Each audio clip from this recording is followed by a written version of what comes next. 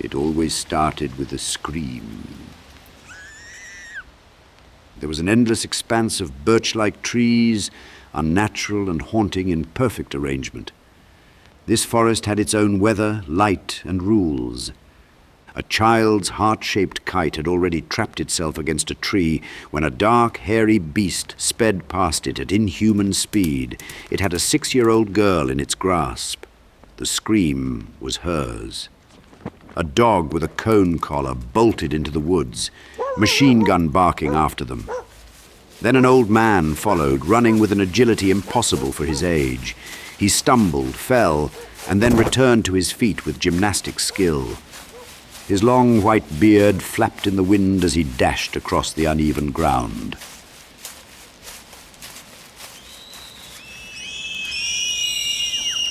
The scream became screams, and the beast became beasts, soaring through the forest left and right, whipping around trees with whirlwind speed. Children, boys and girls, pleaded for rescue. The old man followed the screams to a clearing where the dog was perched on a rock in a sea of ankle-deep leaves, barking madly at a giant oval mirror floating 5 feet in the air like an alien totem. The mirror's frame was bewitchingly ornate. Thin branches, woven together, 8 inches thick, agreed to hold the looking-glass against gravity. The children were now stuck in the mirror as if it were a window and not a reflection. Their pleas could not be heard. The man looked to the dog, and it barked back at him as if to say, "Break the glass, you fool!" The man raced to the back of the mirror. It was solid, smooth metal, like the back of a pocket watch. There was no visible way to get inside. He returned to the front. Inside, they could see him through the glass, and their panic grew with his indecision. "Break it, smash it open, get them out," the dog barked. Wrinkles faded with his growing panic as he searched for something to break the glass. He rifled blindly through the ankle-high leaves, and he found no rocks. There were no tree limbs low enough to break off. The dog's barking changed, and the man whipped back to the mirror, a grotesque trench club. 2 feet of scarred wood, crowned with an iron monkey skull in a nest of nails and barbed wire, floated next to the mirror. He approached the nightmarish weapon. An oversized label with calligraphy dangled from its handle. It read, "Use in case of lunacy." He cautiously grabbed the club out of the air and gestured for the children to step back from their side of the mirror. With all his might, he struck it at the center, but it had no effect. Another swing, as hard as he could, did nothing. The club was real. He could feel its weight and shock waves of impact in his bones. It was like hitting concrete, only worse, for no matter how hard he swung, the surface would not even scratch. The dog barked at his impotence. The children suddenly became more terrified. Something had arrived behind them in the dark on their side of the mirror. They crowded against the glass. They screamed, but he couldn't hear them. They cried. He had to get them out. The 6-year-old girl he was chasing pushed to the front, ignoring the presence behind them. She had beautiful dark hair and piercing green eyes which looked directly at him. She calmly pressed her hands against the glass, which compelled him to meet her hands on his side of the mirror. His heart, at first paralyzed, was then jolted. A full dose of rage gushed into his muscles, and he bashed at the mirror with blinding fury. As if to only torment, the mirror finally chipped, but it was obvious there would never be enough time to free them. He moved to the other side and swung at the metal. Superficial dings and scratches. It would take just as long. Inside, a viscous black sludge appeared at the children's feet. It jellied and bubbled past their ankles to their knees. It belched and dirtied them, threatening to drown them in less than a minute. He gave more swings, so rapid fire, it tempted his heart to give out. Each impact rang through his bones. The muck rose to their chests, and their faces twisted in terror. The dog's scolding changed to a beep. There was no time left. Age vanished with his strength. He could not swing again and fell to his knees, drooling, gasping for breath. The black slop reached the tallest nose. All were submerged. The last struggling fingertips disappeared. The hands lower on the glass vanished. Wrath fueled him to his feet for a final swing. The mirror chipped one last time, then the forest dimmed because the show was over. He had failed again. Beep, beep, beep. Someone shut that dog off. "Can I play outside, Dad?" A curtain was pushed aside. Morning sun blared into the bedroom, burning away the nightmare. The same man, not old nor white-haired, retreated deep into the covers. Waking felt worse than the nightmare. It was a nightmare he had every night. It evolved, but the plot was always the same, and it always ruined his sleep. His body ached badly. The raven-haired 6-year-old girl who had just drowned in his nightmare was Alice, his daughter, and she moved between the harsh sun and the bed to make sure her presence was known. She didn't wait for an answer, because she knew better. "It's nice out, Dad. I'm going outside and play." Once she was gone, he turned on his side, away from the window, and opened his bloodshot eyes to the unavoidable day. Eventually, he got up, still fully clothed, coat, shoes and all. He didn't undress for bed anymore. The mattress was just a landing pad. During a much-needed shower, he braced against the tiles and hoped that the throbbing behind his eyes wouldn't grow into a migraine. After, he dressed in relatively clean but tired clothes and ate a standing breakfast in the kitchen. Burnt toast was all his stomach would allow in the mornings.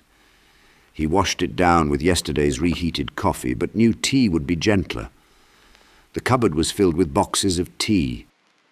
He knew there was a box of stomach soother or hangover cure in there, but the wife preached tea, and he hated it before he hated her.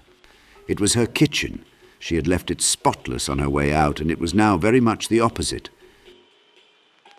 Arthur Blakey, or Art to anyone that still cared, was in his early 40s, but could have passed for mid-30s if he wasn't so drained and out of shape. His mess of black hair and beard blurred his features, emphasizing his intense and tired eyes.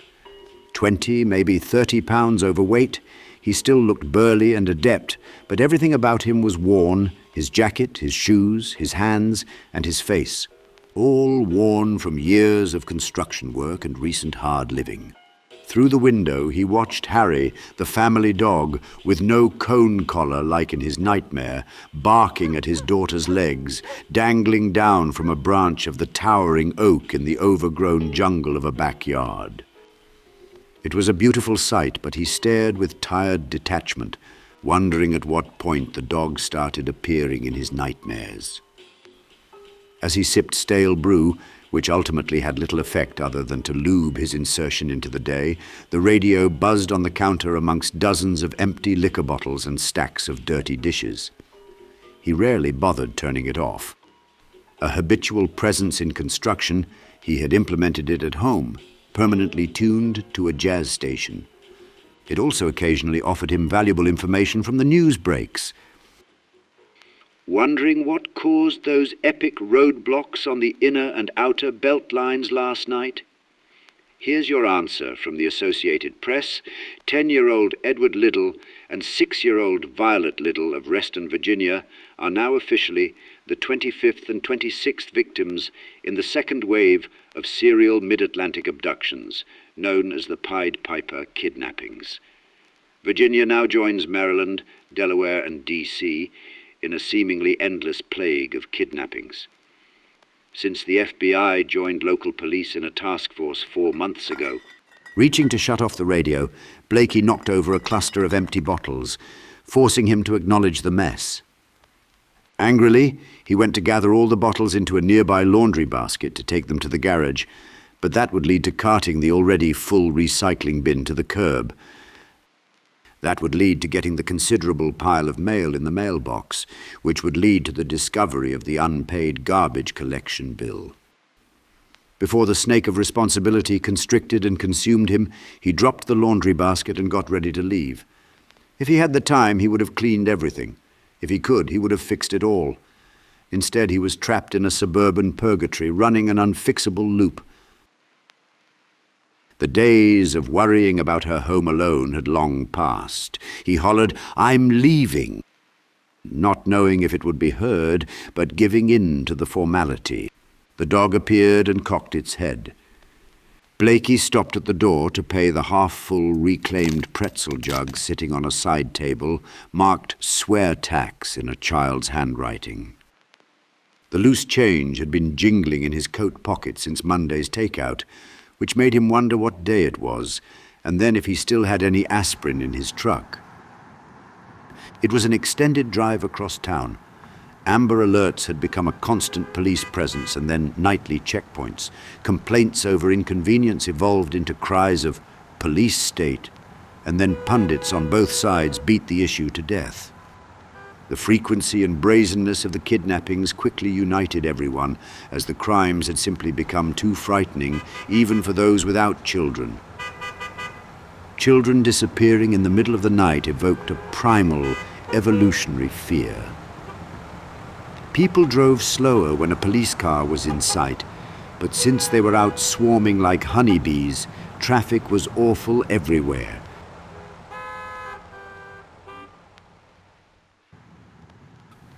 An hour later, Blakey arrived at his only task for the day. It was in a neighborhood of 2-acre, impeccably manicured lots, each house an attempt to outstyle and outstatus the other. His phone directed him to a 5,000-square-foot colonial spectacle in one of the many cul-de-sacs bordering conservation land. His 20-year-old pickup truck sputtered to a stop and moaned when he got out. The beater was all he could afford at first, and once he could afford better, he had grown too loyal to its resilience. The faded decal on the driver's side used to read, "Blakey Builds." Blakey hiked his droopy jeans. His belt was either too loose or too tight, and there was no space left for an in-between hole. He gave the house a long, qualitative stare. To the average eye, it would simply be a house that most could never afford, but to Blakey, it was a patient awaiting diagnosis, and he could already tell this one was ill. It was as if the structure were too heavy, like something was pushing it down into the earth 1 millimeter at a time. Blakey removed his jacket on the way to the truck bed. Although it was October, and despite a steady breeze, he was already sweating. He retrieved a long object wrapped in a ratty and sun-bleached towel from the truck's utility box. He kept it wrapped on the hike up the driveway, a quarter-mile, 20-degree slope that fashionably weaved through the front of the property, like the line to a theme park ride. Keep your arms and legs ready and your eyes open at all times. That throb behind his eyes returned. At the door, the keypad lock reminded him to check his phone for the code. The last message in the thread read, "Thank you so much. Payment on the fridge. Door code 217237. Text us when all is clear." This last part lingered with Blakey. All is clear, Ollie, Ollie, oxen free. It made him feel useful, and he straightened as he punched in the numbers. The door politely beeped him in. There were no lights, no standout smells, and no sounds, but he called out just to be sure. "Hello? Anyone home?" On the left was an expansive living room of marble and mahogany, centered around a nearly wall-sized television screen. To the right was the dining room, filled with furnishings probably worth more than his entire house. He whistled, testing the echo in the 30-foot ceiling of the foyer, and then headed to the kitchen. 2 animal head magnets held an envelope on the fridge. "Mr. Blakey" was scrawled across it, barely legible and clearly hurried. He counted his money. Fee settled. He peeked in the fridge. Most of the food was specialty, organic nonsense, but in the freezer he found gold, ice cream nutty cones. The wrapper depicted a cartoon-haunted house with bats flying across a full moon and a goofy Frankenstein's monster running away with an armful of the same treats. It made him smirk at the realization that he wouldn't have to fight with his wife over Halloween decorations this year. She always thought he went overboard. He toured the kitchen, a typical happy-looking home. There were children's drawings, notes of accomplishment, and scraps of encouragement on a bulletin board on the wall. Even the clutter was in its place. The house was filled with candid, non-posed family photos. Large black and white prints, triple-matted in heavy wood frames, adorned the walls. Not your average shutterbug. Someone had talent. Everything was stylish and classy and made him a little sick. Mostly because of the history of joy on display. A certified happy family, just like his used to be.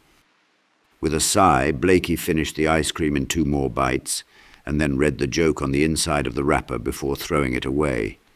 Which monster loves disco? The boogeyman. He tossed the remnants and dutifully headed upstairs.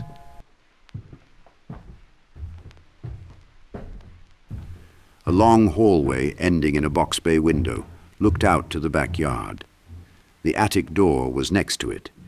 He knew it was the attic because there was a dresser stacked on top of a heavy desk pushed against the door. To his left were the 3 perfectly decorated kids' rooms.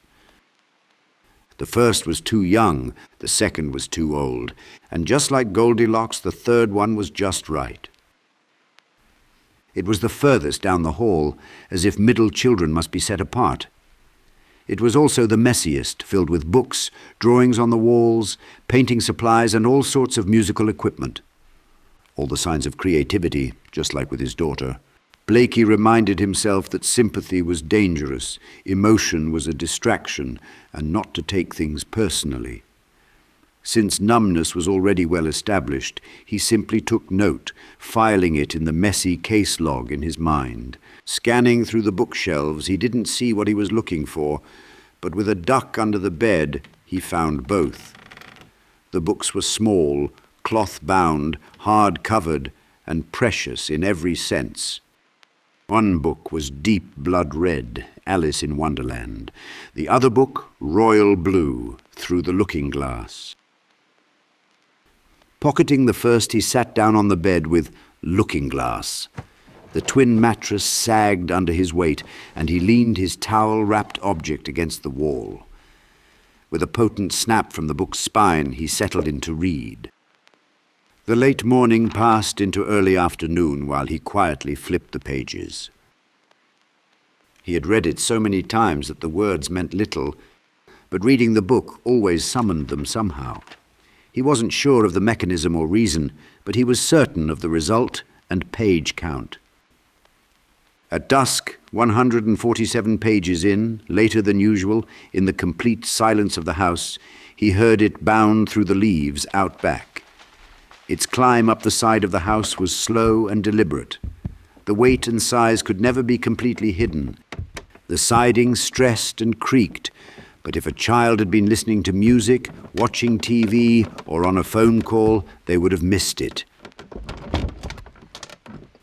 The precise pop of the attic window latch was followed by pieces of metal bouncing across the attic floor. It might have been clearer this time, or he was too familiar with their process, but he could hear it move into the attic and quickly find its place to hide. Blakey glazed over with disgust and set aside the books. He rose and did some torso stretches as if he were going to lift a couch. He then finally unwrapped the object from his truck. Inside the towel was the trench club from his nightmare. Like the improvised weapons of the First World War, the threat of form was frightening, but it was made worse by its attention to craft. The metal monkey skull on top, adorned with a crown of barbed wire, gave the club a vaguely talismanic quality, making it impossible to determine which era it belonged to. Every time he unwrapped it, he gave his memory a chance to spark, but there was no memory of its origins. He found it in his garage some low day after. It had been in the wood scrap collection in the corner near the workbench. He could not even remember how long ago that was. Immediately suspicious, he became absurdly convinced someone had put it there for him. Eventually, he reasoned that it must have come with the house along with the rest of the wood. Both excuses were soft, and his mind never settled on the object, even though it was his most trusted charm.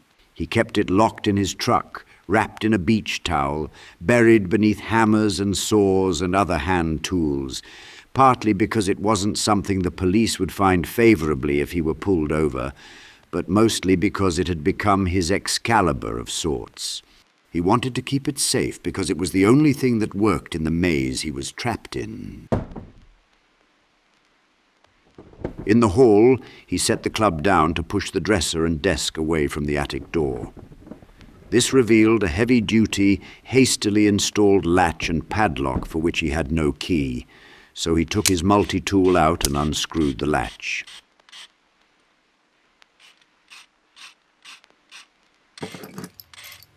He then slowly turned the knob and let the door open towards him on its own as he braced for what might be inside. There was nothing, just unpainted attic steps leading up into the obscured dark. There was a light switch, but when he flipped it, it illuminated nothing. He waited a moment before starting the steps, his breathing already deepening. Testing the first stair for creaks when there were none, he proceeded up into the dark. This attic was another floor of the house, albeit unfinished. Dust thickened the tight beams of late-day sun cutting in from the window at the opposite end of the space. There were 2 light banks, but both were broken. The glass littered the raw plywood floor and crunched under his feet no matter his path. It had come through the window, but it was closed. He could see the broken lock from where he was standing. Ductwork snaked around archived possessions, a crib, toys, old clothes, heirlooms, and obsolete sports equipment. It was all dark spaces where something could hide.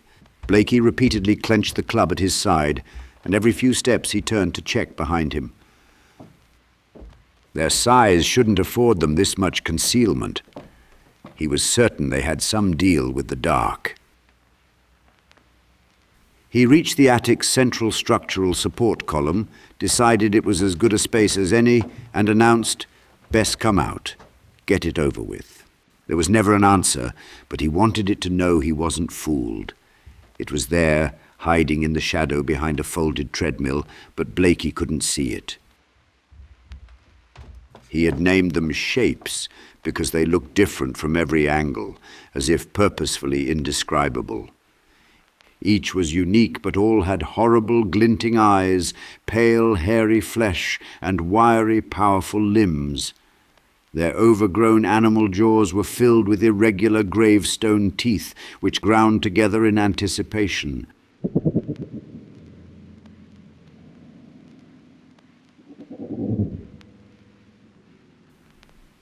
He had once wondered whether that noise was a language or even a form of echolocation, but he had never encountered more than one at a time. Their behavior during a confrontation was also never the same.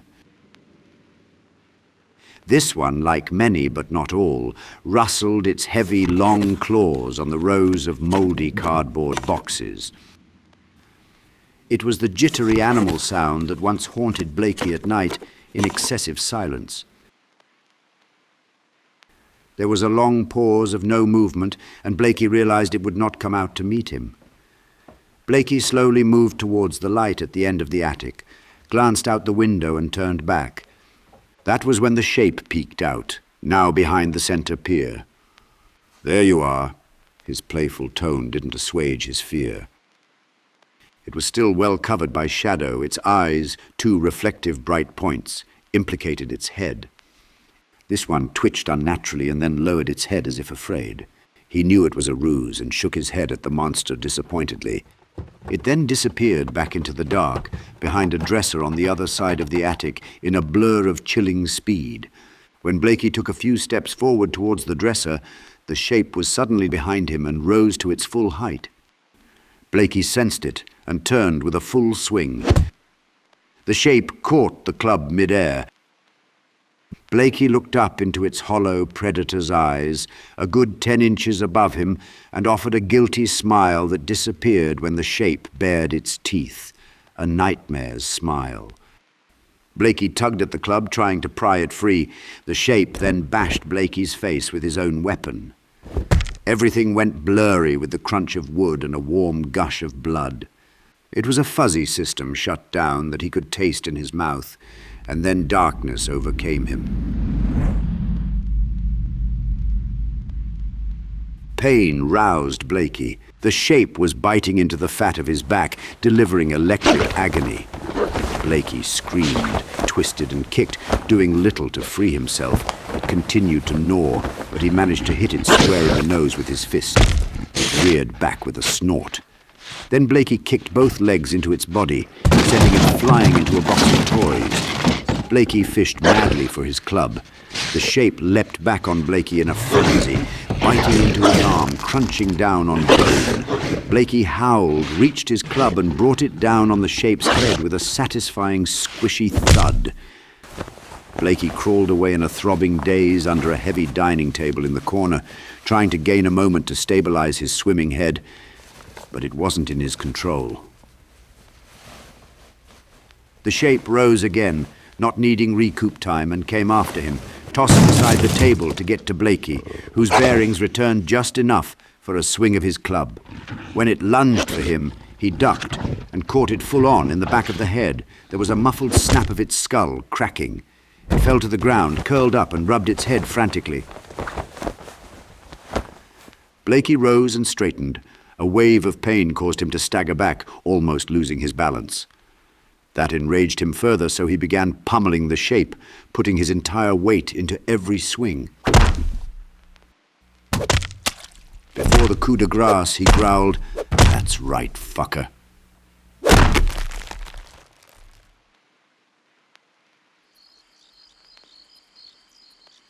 Later, well after sunset, Blakey stood over his kill, the shape's lifeless body in the bed of his truck. It appeared so completely fabricated from imagination, he looked around for another witness to verify the flesh and bone, mauling phantasm he had bagged.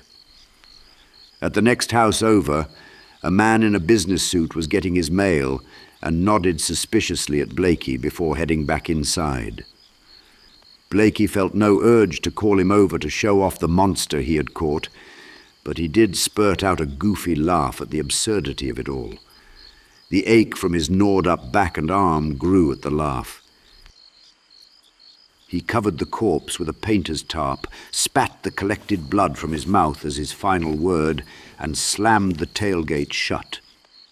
Sliding into the driver's seat gave him a full shot of pain, and he could feel his shirt sticking to his back. Time to call the doc. He retrieved his phone and texted, "Hey, Doc, do you have time for a quick fix?" By the time he reached the ornamental front gate of the neighborhood, a reply dinged on his phone. "Hurry up. Only here for 30 minutes more." He replied, "Will do." He began to formulate possible explanations for the doc, but realized they were all bullshit. Maybe the first time it had worked, when the injury was more believable as a construction job accident, but after that it became an obvious lie. Blakey popped a bottle of water and drank most of it. The woozy feeling was building now.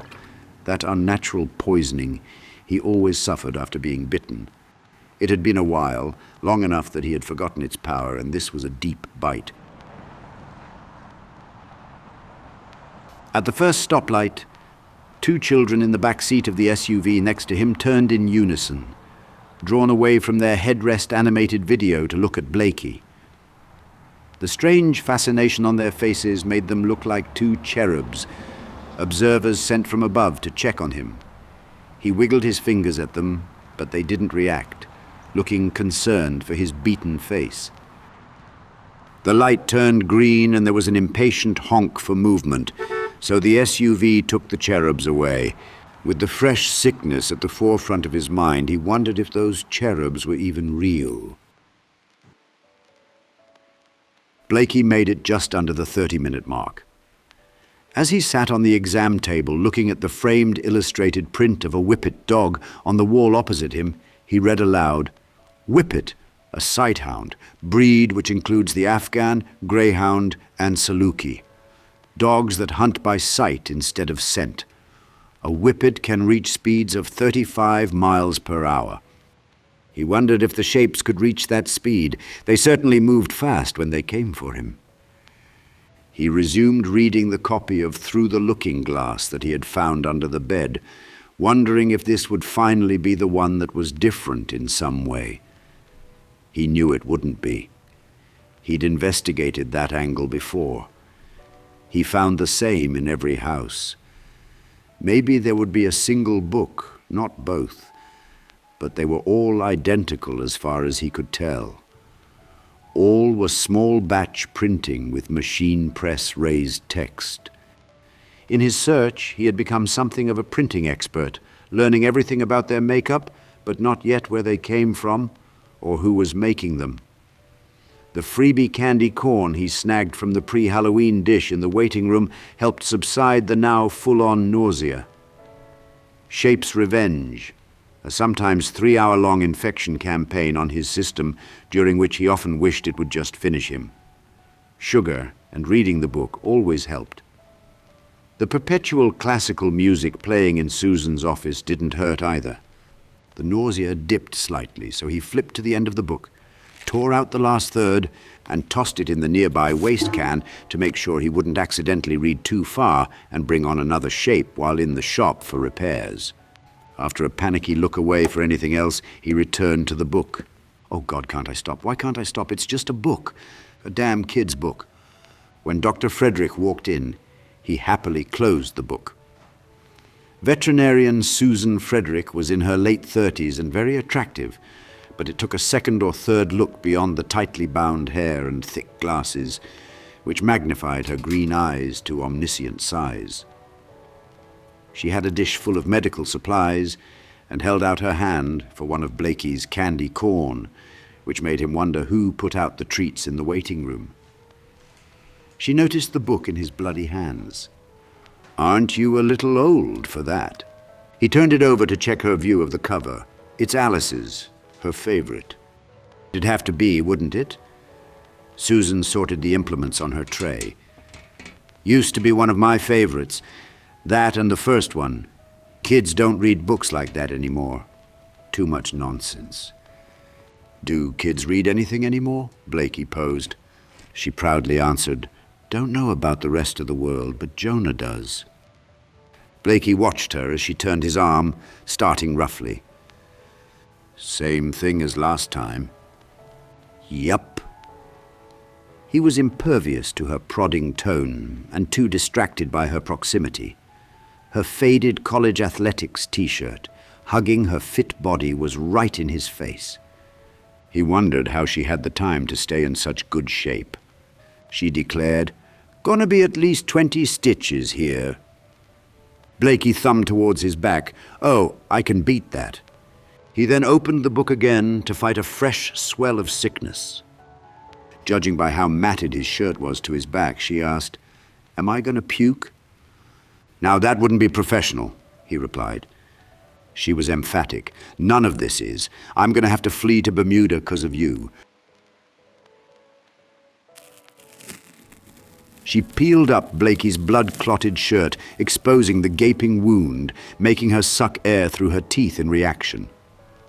"Oh, what the hell, Blakey?" she exclaimed, stepping back in disbelief. "Doesn't this hurt?" He flipped to another page. "Only when I move." She cleaned the wound and jammed in some Novocaine bluntly, angry with what their friendship had become. "So?" she demanded. "So?" he offered back. She mocked, "What was it this time? Should I get the rabies vaccinations?" He would only add to the mystery, "Little white rabbit with a case of the Cujos?" Seriously, what did this? She readied the staple gun. Blakey never budged. Seriously, couldn't say. She popped in the first staple. "Couldn't or won't?" "Pick one. They both work," he replied. "You know I could lose my license for this." "It's all self-inflicted. I flog myself to sleep." The curiosity is killing me. Blakey hoped to lighten the mood. Don't they have a pill for that? She groaned. Finished with his back, Susan moved to his face to inspect the swollen flesh around his eye. You should have a real doctor look at this, you know. Your left zygomatic looks fractured. Zygo what? He asked. She answered as if it were obvious. Your cheekbone. Someone should look at it. He didn't even look up. All those diplomas, I trust you. She scoffed. When you walk on fours, then I'd feel qualified to do all this. He chuckled. I'll walk on fours any time you want, Doc. She ignored the crude come-on and reasserted concern. Could be brain damage. He said rather sadly, not much left to damage. She returned, You know any blow to the head can lead to mental illness? You could go nuts and then hurt people? She then had a very dark thought and added, You aren't hurting anyone, are you? There was a brief pause before his expected sarcasm. Only myself. I absolve you of all liability, okay? She then began to clean up the mess. So, how's Harry then? Fine. He flipped a page as punctuation.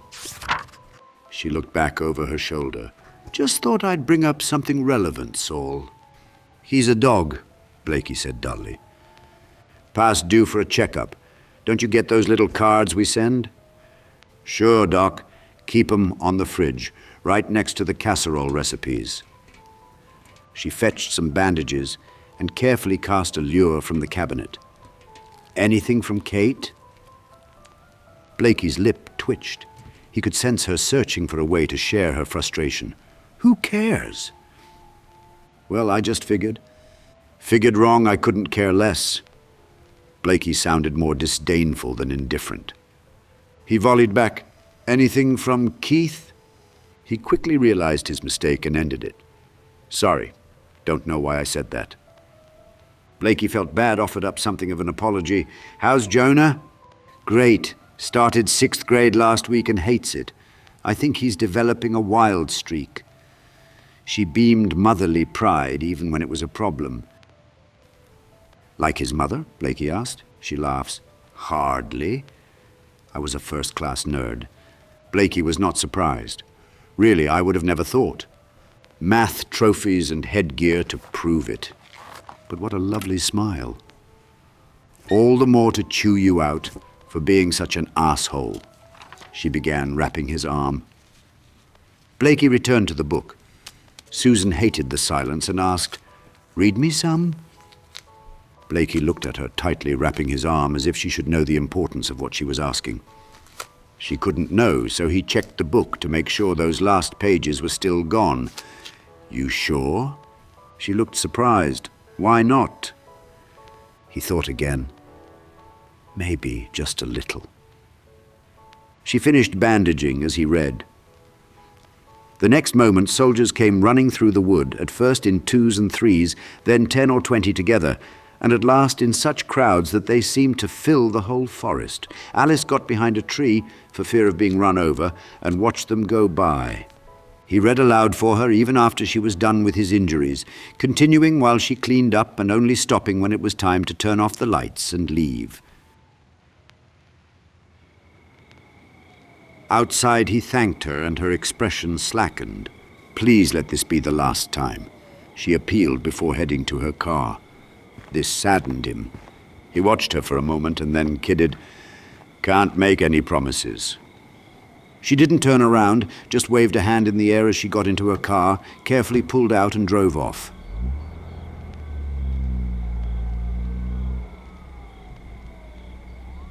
It was then the guilt seeped in, and he had to leave before it immobilized him.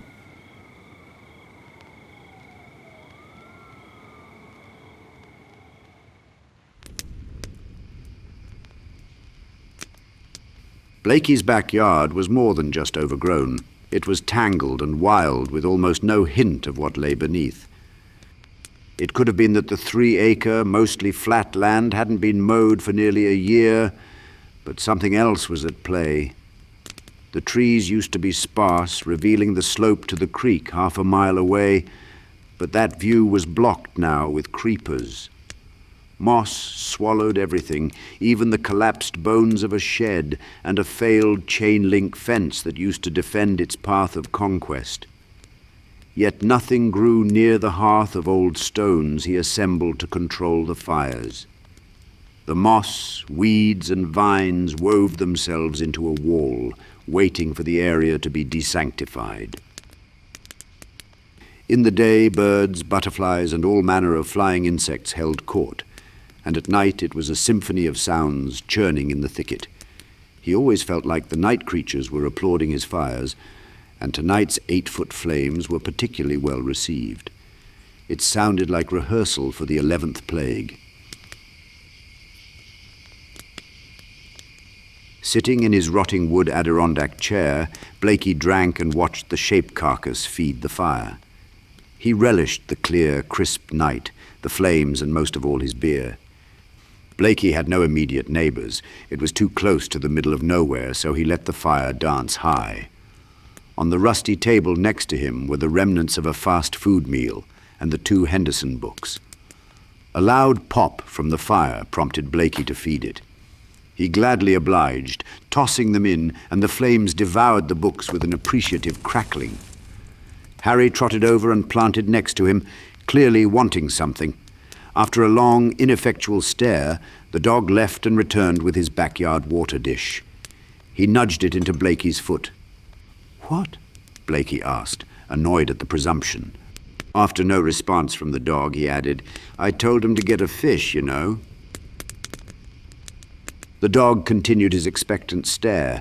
Blakey gave in and tossed the dog his bag of soggy fries. The dog scarfed the food in a few shakes and then focused back on the fire, the true source of tasty smells. A juicy part of the shape made a startling pop, and it snapped Blakey out of his trance enough to hear the pot rattling on the kitchen stove. Ah, the art project calls. A perfect excuse for another beer. In the kitchen, the steaming crock-pot was topped with a brown, foul-looking foam. He stirred lazily with a pair of tongs until the foam calmed. The TV was on in the living room. His daughter was sitting crisscross with her back to him, watching a nature special. She loved sitting on the blue sea of fuzzy shag. As soon as the pleasing image drew a smile from Blakey, he was immediately reminded of the surrounding disarray. Newspapers, pizza boxes, and mail were everywhere. One card pulled and it all fell down, he thought. He knew the wife would never allow this mess. Clutter or not, she would never come back. She was also a blind believer in hope. He had hope, but kept it close, balanced, realistic. The mirror over the couch was covered with a bedsheet and didn't help the mess. It wasn't for Shiva. He had gone to a few funerals when he married his wife, who was Jewish, and he had to ask why the mirrors were covered. This was not to cover physical reflection. He was more terrified of what was in the mirrors than of the shapes. The nature special Alice was watching was about snowshoe hares. There was a cage full of them waiting on a flatbed truck in the snow. The host, an overly enthusiastic British poser in a red parka, escorted the viewer and his crew to the truck, crunching the snow under their boots. A biologist laid one hare out on the bed of the truck. Blakey looked from the TV to Alice with his blunt, intoxicated stare and wondered where the remote was, but then remembered it hadn't been seen for months. "It's all right, Dad, they don't hurt 'em. They're safe," she pleaded. This repeated in his ears until the boiling pot began overflowing and sizzling on the burner. He turned off the gas and stabbed the tongs in to fish out the shape's bright skull. He looked at its dripping vacancy and couldn't decide which was more frightening, the alive or the underneath. He had tried several times to unmask them by carving them open and up, hoping to find some secret buried in their guts. But there was only ever muscle, tissue, and bone. Harry appeared for a sniff, hoping there was more food to be had. Blakey drained the skull over the sink and presented it to the dog. A cracked hole snaked from the top of the bowling ball-sized cranium to mid-snout, defining the path of destruction. The skull triggered a low growl from Harry. Blakey chuckled and lunged his prize at the dog, eliciting a snarl and defensive jump. Calm down, just playing. Blakey opened the basement door and headed down into the dark. The basement retained a damp, musty smell no matter how tidy things were. He didn't understand why he maintained this part of the house, but he knew he didn't like basements or being underground. It fogged his mind with a low-grade urge to flee. Blakey flipped on the lights, revealing an entire wall lined with shape skulls. There must have been at least 30. An art installation of perfect rows. He even used a level bar for the nails. All bright and clean, they gazed at Blakey with dead sockets. He joked, "Hello, boys, how's purgatory?" He could imagine them singing in response, Arthur Blakey, getting shaky. On too long with the same old song. Nigh high noon. He'll be hanging with us soon. They then rolled into laughter at a pitch that sharply disturbed him, sinking his pride in the project's completion. Blakey headed back upstairs, having to call the fixated dog away from the wall before closing the door. On the couch, drinking what he had promised himself was the final beer of the night, he read his own copy of Through the Looking Glass. He pet Harry's head, which was resting on his lap, and was at momentary peace. The nature special about snowshoe hares was over. Alice was lying on the floor and drawing. 10 p.m., bedtime was hours ago. Bedtimes had never been trouble with her. Blakey munched from the half-filled sand bucket of peanut M&Ms on the end table until he reached the end of the book. Not the true end, but the last page he hadn't torn out. After the final line of text, he declared, "And that's all he wrote. Well, at least that's all we can read without drumming up trouble, isn't it? A fine line, heal and hurt. Knowing your limits is what it's all about, right, Harry?" The dog wagged its tail when it heard its name. Blakey fearfully looked over to Alice, kneeling on the floor, finishing a drawing. She whipped around, brandishing the colourful image for him. It was a crayon Mad Hatter and March Hare standing together in flat 2 dimensions. She hopped up and went to the kitchen to put her drawing on the refrigerator with some of the many magnets. She then disappeared down the hall, just as the front door opened and 2 dark figures entered the living room, snickering and ushering in a foul smell. This made Blakey's head swoon as if a barrel of paint thinner had been spilled. His vision blurred, so he buried his face in his hands. Then he realized the shape infection might be winning. He peeked through his fingers and saw the Mad Hatter placing his tea set on the coffee table before sitting down on the couch. He left a generous space between him and Blakey. This Mad Hatter was frightening, nothing like Alice's or other countless illustrations of him. He was depraved, perverted and ugly with rotting gravestone teeth, glassy, sunken eyes, and a drunkard's nose. He slinked too comfortably into the couch, savouring the feel. He then spoke to Blakey like an old friend. "A truly unhealthy fixation you have here, Arthur. Alice, Alice. Everything is always Alice." The March Hare planted himself in the armchair next to the couch, giving a sycophantic snort in agreement. He was equally alarming, if not more so because of his animal head. Twitchy, deprived, mangy, and most of all insane. One ear pointed up, the other was crooked and lame, tied to the healthy one in a messy brace bouquet. Both the Hare and Hatter were outfitted in perfectly maintained, high Victorian fashion, which clashed with their hideous faces. Their tea set on the table was old smudged silver. The Hare filled his cup from the pump teapot, rattling everything on the tray as he clumsily dispensed the tea. He then questioned Blakey. "You think she'd want this? Daddy sitting there miserable, wasting away?" The Hatter hurled back. "Well, he's hardly wasting, ain't he? Right porker he's become. Like a blubbery whale with whiskers. Lush mecks and sweets, so never wholesome." The Hatter's blistered lips pursed in mocking disappointment. The Hare snickered through broken incisors. "It's embarrassing, really." The Hatter crossed his legs and assented. "It's pitiful. a gluttonous fool.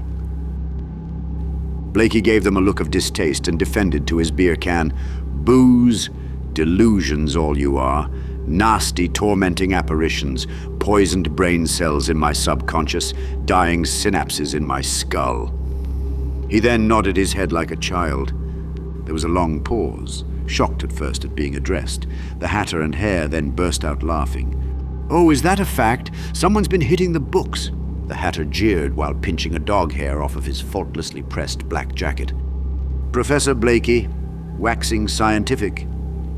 The Hare leaned in, his uneven whiskers prickling like spider legs. "Apparitions, are we? Then why are you talking to us?"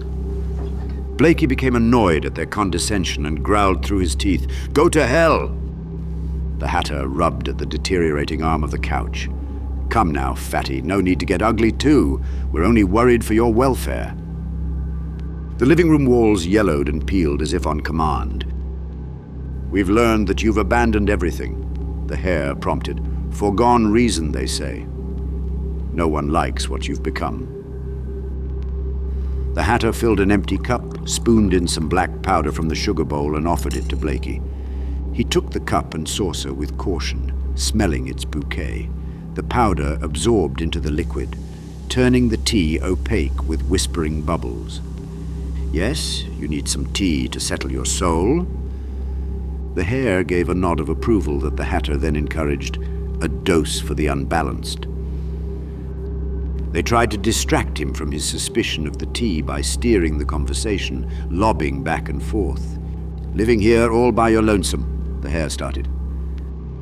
"If you call this living," the Hatter answered, "biding your time with drink and deeds. Questionable deeds. Dubious in deeds.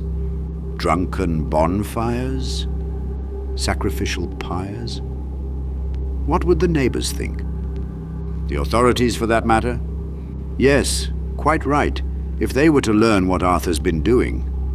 The Hatter took a cookie from the tea tray and stuffed it ungracefully into his mouth.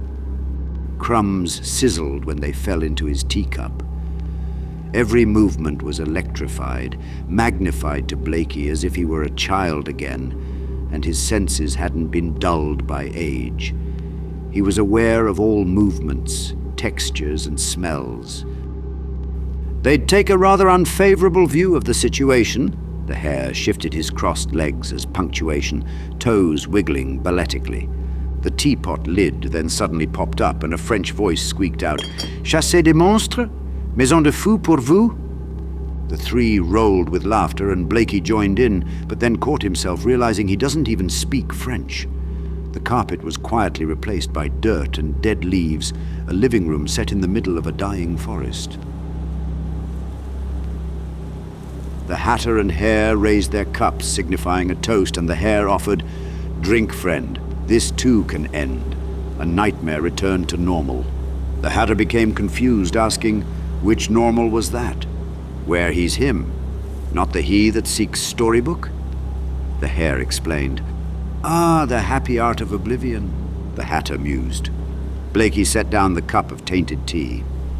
"I feel sick." They fussed at his rejection. Arthur, fictitious fights of fancy. "Oubliez de se rappeler?" The teapot rattled. "Keep this up. People will think you mad, and they lock 'em up here. The mad ones, arrest them, dope them, rewire them. Carve out little pieces of your brain, put it in jelly jars and label them, ranged in order of how daft you are. Right to left, or what was it, left to right, of how diseased the meat is." The Hare mimed, sorting a row of jars. "Do they really?" The Hatter was surprised. "They do, and old Blakey would be strictly top shelf," the Hare certified. "Would she want that, Daddy in the shop, drifting on forever, medicated, happiness of nothing?" The teapot lid popped again. "La tristesse durera toujours." This caused another wave of laughter from the trio. Suddenly Blakey's phone rang and the room vacuumed back to normal. The Hatter and Hare shushed each other as Blakey answered the phone. "Hello?" After an extended moment of silence, Blakey looked to the pile of mail next to the phone. He fished out a large legal envelope, cascading the rest of the mail to the floor. "I got it. Yeah, no, I've been busy. What do you care?" He tore open the envelope and began reading. "Petition for dissolution of marriage." Blakey's face glazed over. "I'll sign it, of course. Put in the mail tomorrow. Yeah. Right. What do you care?" Blakey ended the call. The Hatter and Hare shared a worried look in the silence. Blakey then raged and threw the phone across the room, causing a loud crash into a glass picture frame. Harry sprang up, worried at the violence. Blakey sank into himself, wanting to fold into nothingness, until the Hatter, Hare, and the two rodent hands sticking out of the teapot began to applaud as if it were the finest performance they had ever seen. Blakey tightened and glared at them. The Hare offered the teacup again, but Blakey instead declared, "I'm hungry. I'm going out."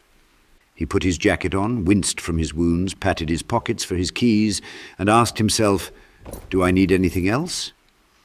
Tea from the Hatter, tarts from the Hare, treacle from the teapot. Another round of laughter, and Blakey ignored them. Harry got up. "Sorry you're not coming, but you can sit in my chair." Blakey thumbed to where the March Hare was. After retrieving his cracked screen phone, he looked back to the Hatter, Hare, and Dormouse before leaving. They were gone. He didn't know if any of that was real or not, but something was very wrong inside his head. He wondered what really happened when he blacked out during that fight with the shape in the attic. Blakey was in a fog the entire way to his favorite Chinese takeout. Even though his wife had left almost a year ago, the failure of his marriage felt official. He caught himself losing time in the parking lot. The graffiti crocodile on the wall outside the restaurant had come to life and recited, "How doth the little crocodile improve his shining tail and pour the waters of the Nile on every golden scale?" It then told him to wake the fuck up and stop chasing windmills. The visions continued on his way to the front door. He could swear he saw a sheep driving a scooter through an intersection 2 blocks away. He stumbled into the restaurant and slumped to the bench near the door, activating his back like it were a poison pump. His vision blurred, and he looked up to find the looking-glass lion working in the kitchen. The beast's mane dangled out of its hairnet like pad thai noodles. Its fat, well-fed belly stretched his blood-stained apron out to an obscene tightness. Emphatically chopping with a fiendish, satisfied expression, he watched Blakey the entire time. He winked when he tossed a foot-long, spiraling unicorn horn into a soup pot. Amid the lion fry cook and the clanging, sizzling and chattering of the kitchen, Blakey didn't hear his ringing cell phone. The cashier, a polite but bored teenager, pointed at Blakey and pantomimed phone call. Lost in reflection, watching the late dinner patrons, Blakey finally fished out his phone by the time it chimed, notifying him of a new message. The wife was his unexpected call for the month, so at this time of night it could have only meant business, and he was in no mood. He tried to remember how he got to this point, receiving desperate calls to battle at 9 o'clock at night. As fuzzy as his memory had become, he could always summon the very first call. That abyssal night 8 months prior, end of winter, sitting in the basement, slumped in his easy chair, gun in his lap, debating the act of blowing his brains out. The phone had rung, and he blindly answered as if it might be the deciding voice. "How did you get this number?" It was the only thing he could think of in response. "Looked it up. Your name after I saw you on the news," the voice responded. He wondered if that call ever actually happened. He seemed to fly to that first house, his brain not able to keep up with his body. A dreamy muffle on everything, all the voices he met, the greetings, the family details. They led him to the backyard, a fenced-in quarter-acre with a shed in the corner, mostly hidden by a droopy sycamore tree. Only when he entered the deep, cluttered shed did his senses fully return. The musty smell of wood rot couldn't mask the presence of something worse. When those glinty eyes stared at him from behind bags of potter's soil, adrenaline broke his trance. At first thought, they were raccoon or possum eyes, but when they slowly rose to 7 feet, not blinking or looking away, but tilting slightly to accommodate the ceiling, he knew that he had just crossed the threshold to a new world. That's how the families all found him. Just searched his name. You could find everyone now except the missing. The calls began exactly when he could no longer deal with the construction business and the triviality of everyday life. Cancelled utilities forced him to accept the payments he had refused at first. They never asked for a price when they called, but always had their checkbooks out with humbled, appreciative faces upon completion.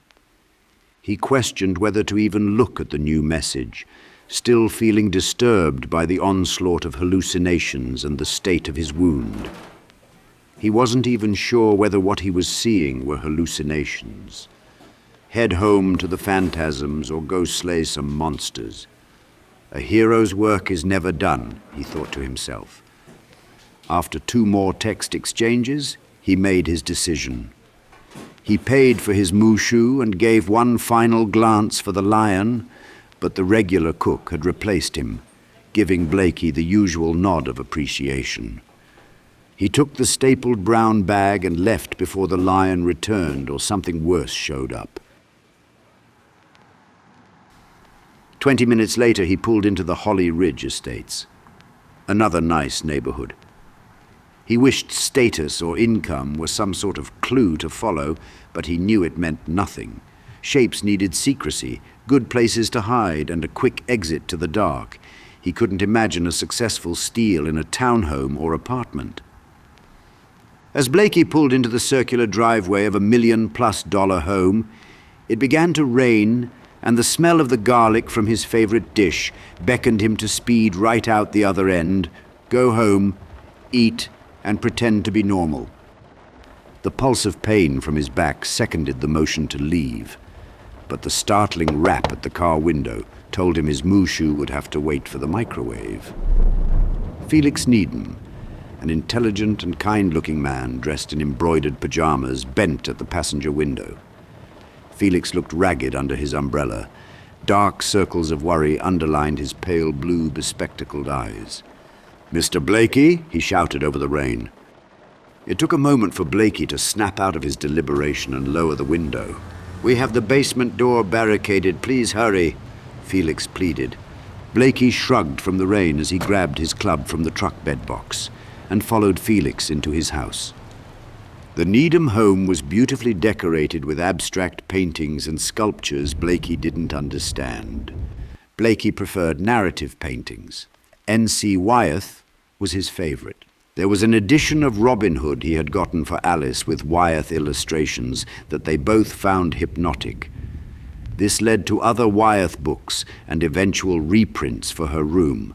An ornate cast-iron mirror in the hall to the kitchen caught Blakey's eye before he reflexively looked away, repulsed by his reflection.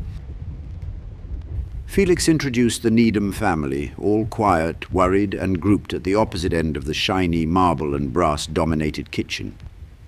There were twin 5-year-old boys, Benji and Lucas, both in one-piece pajamas, dark-haired and clinging to their mother. The wife was Claire. Despite being terrified, Claire appeared attractive and kind-looking while wearing string-tie bottoms and her husband's old dress shirt, which was hastily misbuttoned. The daughter Ruth, fairer and firstborn, stood in front in a sweatshirt and jeans, having not gone to bed yet, and not afraid like the others. Felix started in. "The police, of course, won't come anymore, if you can believe it. They won't come. We've had them out here 3 times. Last week was the final time. They've seen nothing. They don't hear or see anything. Looked at us like we're crazy, and I'm beginning to believe them. I called them tonight. They said, and I quote, 'If you really think your house is haunted, then move.'" As Felix tried to offer the entire history, Blakey's eye drifted to the living room TV, where that same snowshoe hare nature special was on. The host and biologist were frisking an 18-inch rabbit, standing like a human criminal, patting down its fine black dress coat, confiscating its pocket watch and valuables. Blakey shut his eyes to the vision and hoped for a reset. When he looked again, the TV animal experts were tranquilizing a normal hare, tagging it with a GPS tag.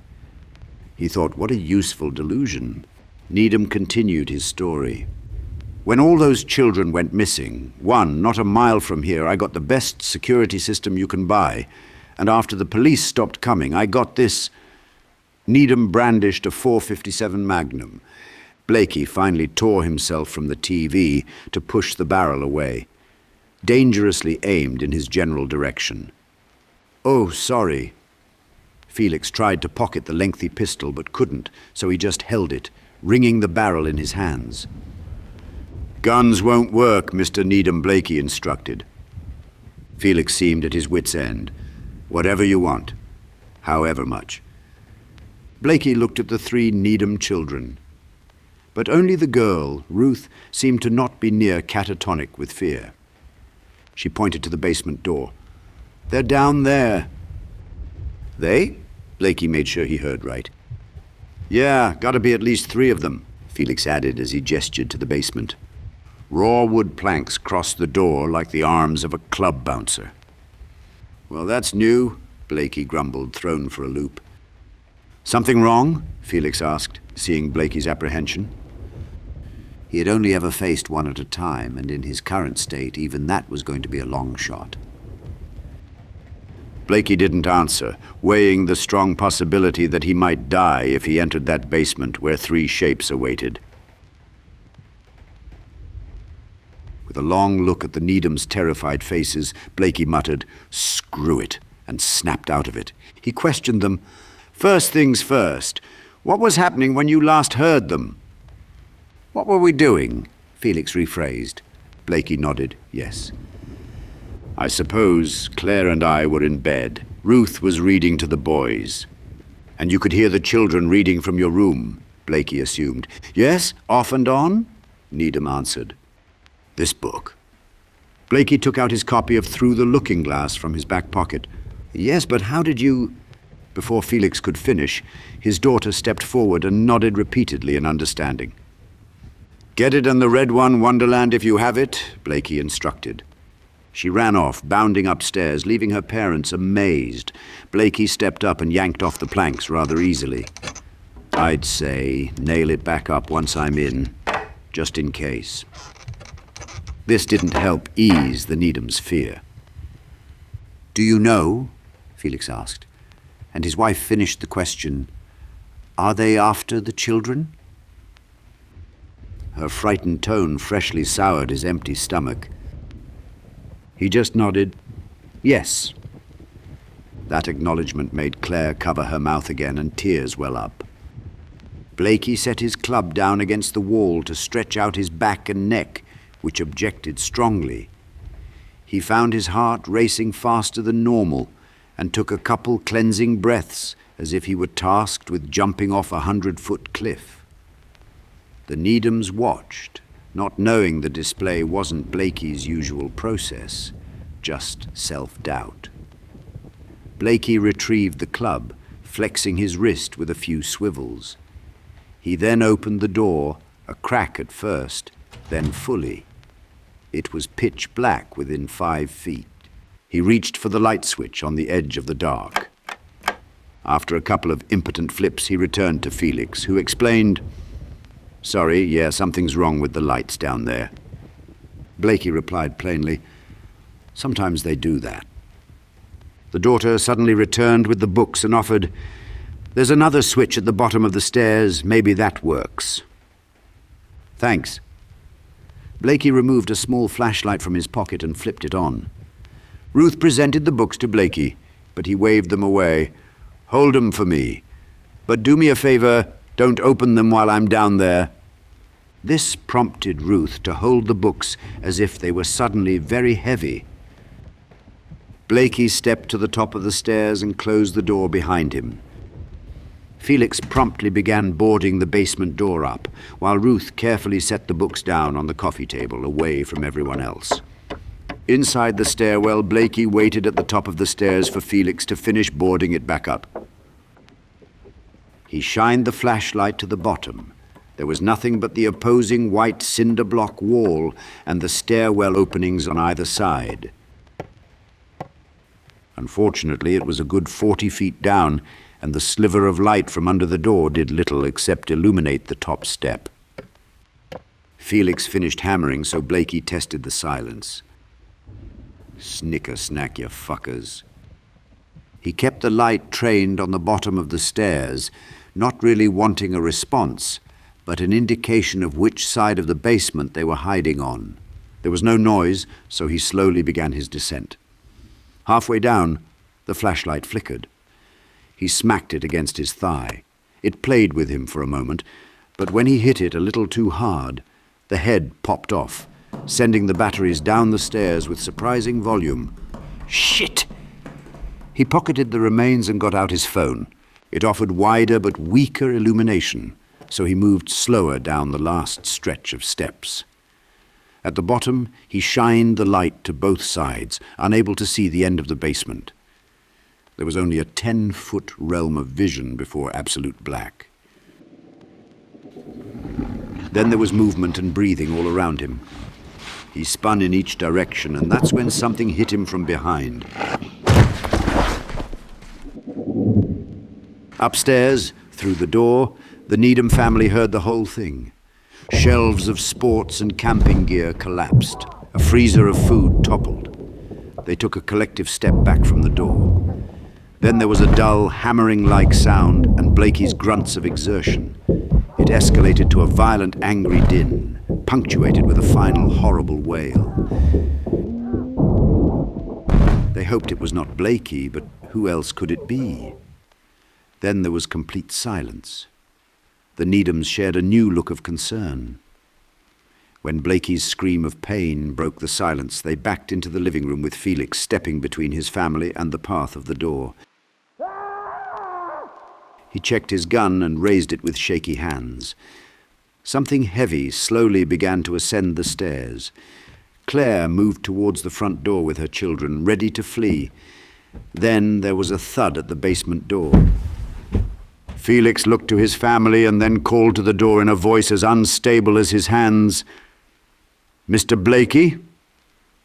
The two boys were already out on the lawn, and Claire was in the doorway pulling at her lingering daughter, when Blakey finally replied, muffled through the door, "Open the door, please."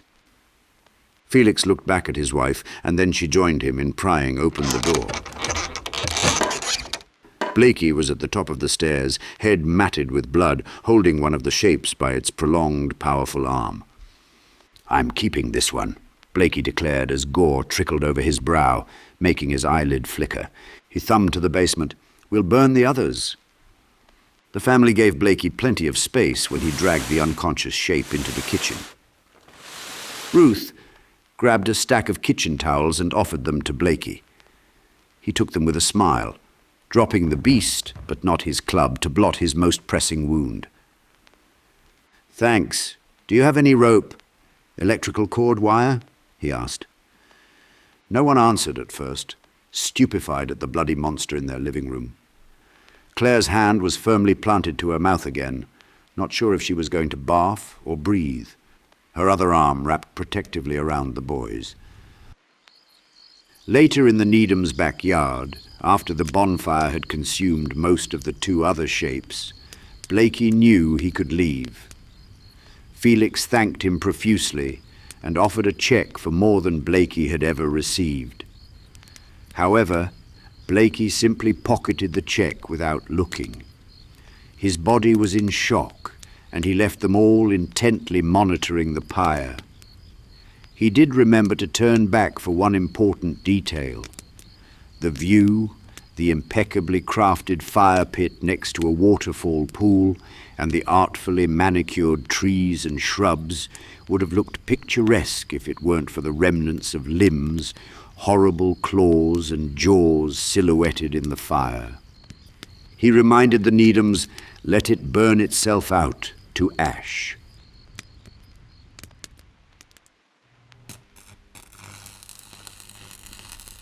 It took a good 3 hours to put together the cage he had sketched out in his head.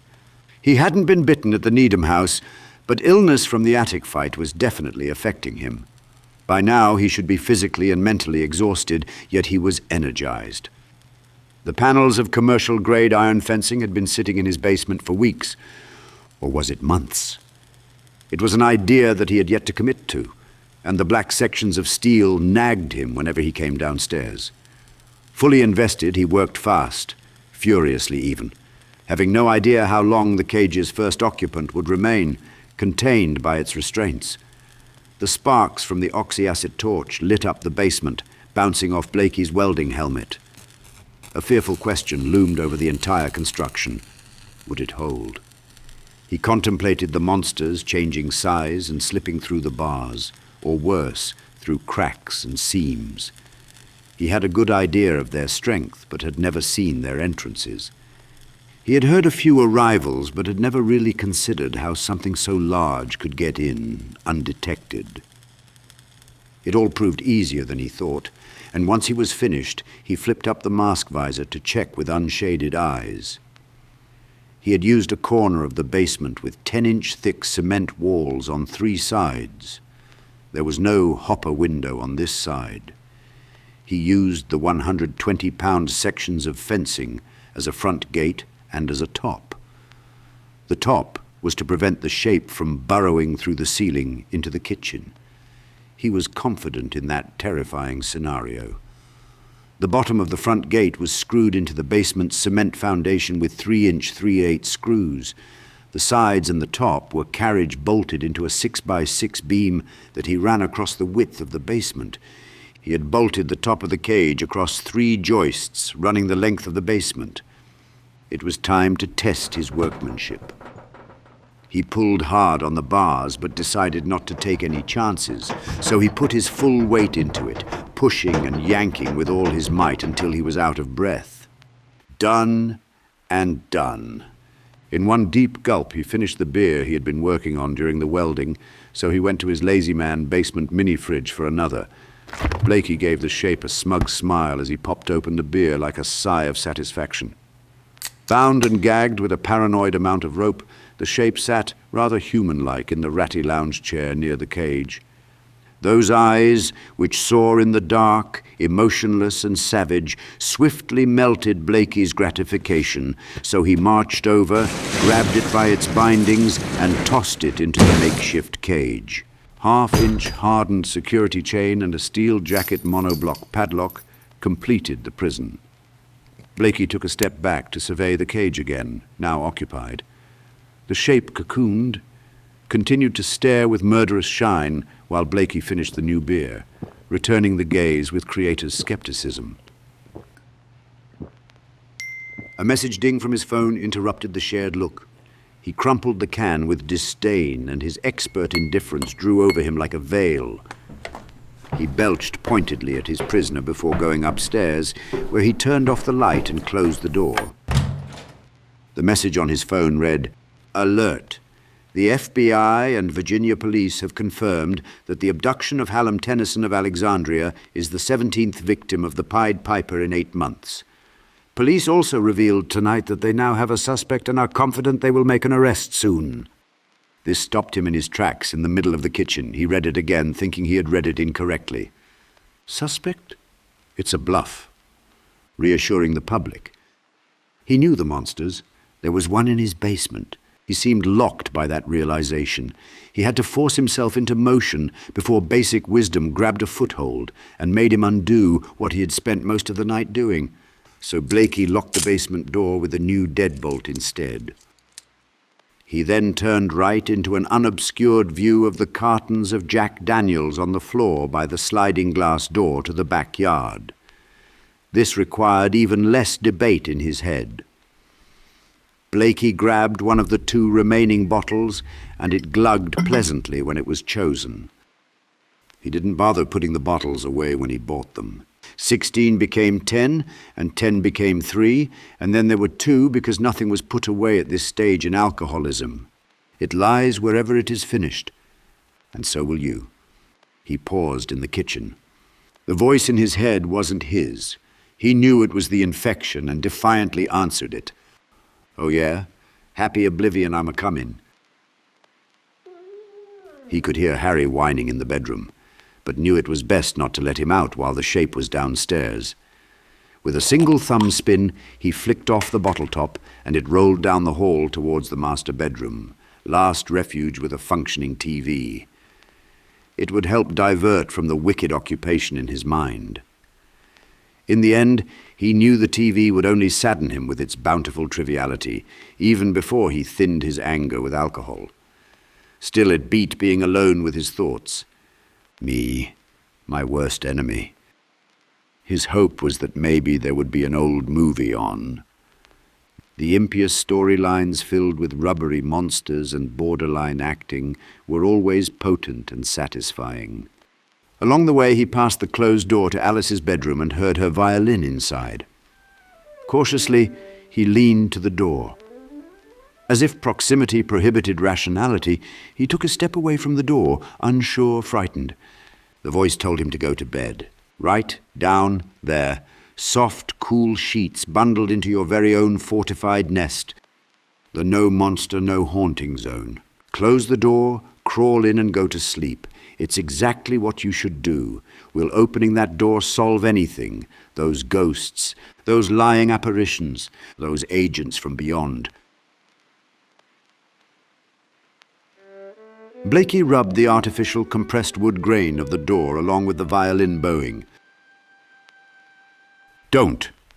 Yet I will. Pushing the door open elicited the final disapproval, a hearty creak of neglect. The room was dark. More afraid than when facing a shape, Blakey stepped in with his eyes closed. His chest heaved, unready to turn on the lights. Little man, dragon slayer, why are you so afraid? The memory replayed in his mind just as it had done hundreds of times before. The high, shrill scream made him jump out of bed with his heart lodged in his throat. Storming to her room, he found the door locked. He turned it so hard the knob broke off in his hand. When he kicked the door open, a horrible beast held his precious daughter in the moonlit bedroom. It stood like a thief caught in the act. Time then slowed to a standstill as the curtains danced in the night breeze. Alice's face was frozen with shock and confusion. Then in a blur, the horrible creature burst straight out her window as if the night were fishing for children and it was the hook being reeled back in. Gone in an instant. Gone before he could do anything. Gone before he could even process what he was seeing. Sometimes in his imagination he would finally get to move and reach for her before the unchangeable outcome. Sometimes he wrestled with the demon before it vanished along with his daughter into shadow.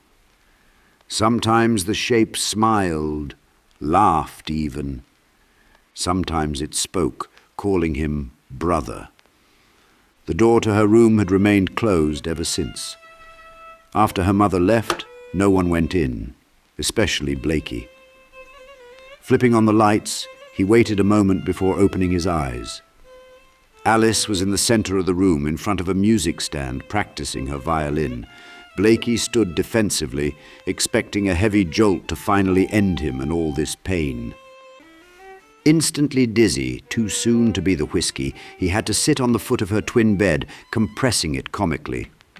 For a childish moment he refused to look at her, smiling as if everything were fine. He instead looked to the folded clothes on her shelf. Her mother had done that. Every item of Alice's clothing was washed and folded, waiting for her return. They were soon covered with dust. Alice played the piece of music beautifully. He didn't know the composer, having never paid enough attention to the constant shuffling of music assignments to distinguish one from the next. He regretted that. There we go.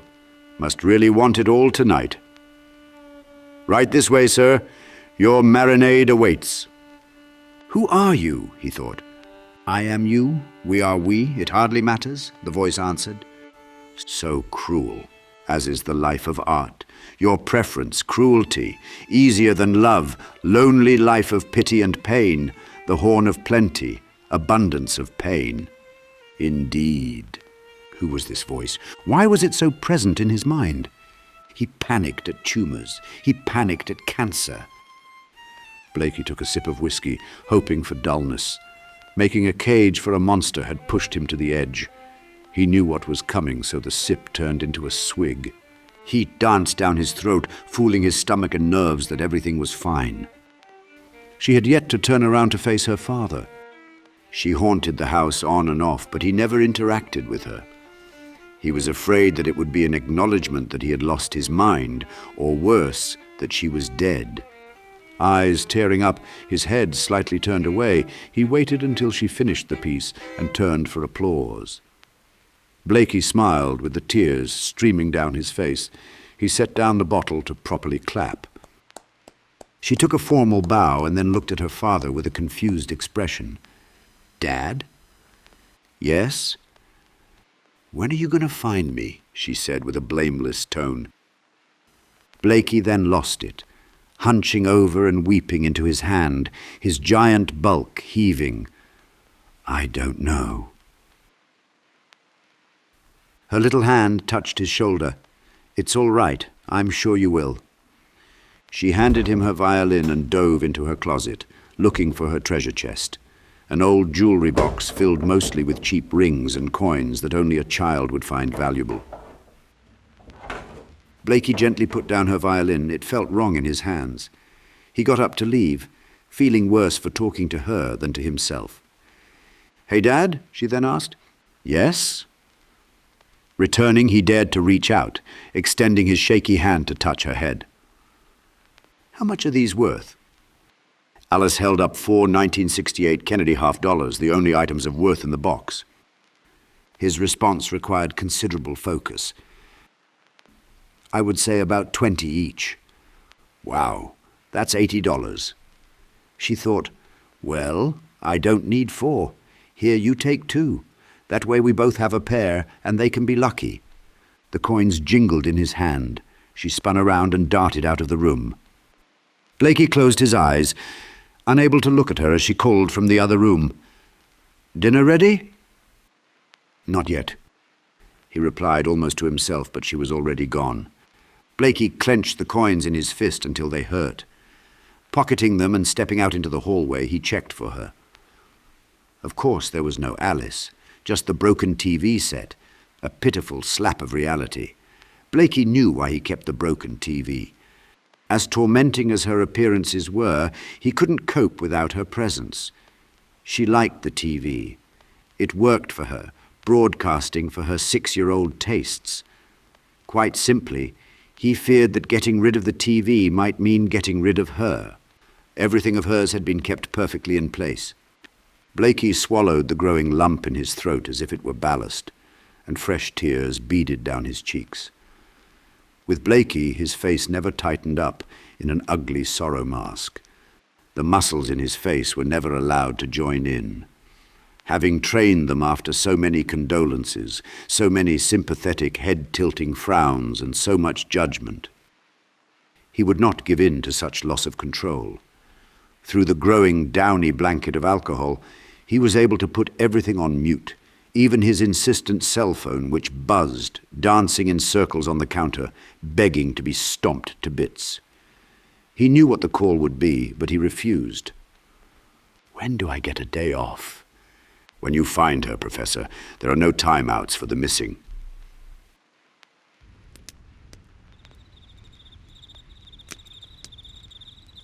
Later, the fire in the backyard was underwhelming, waiting for a monster carcass to fuel it.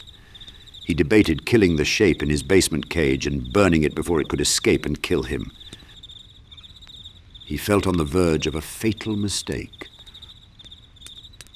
All the king's forces and all the queen's tens can't stop Blakey from going nuts again.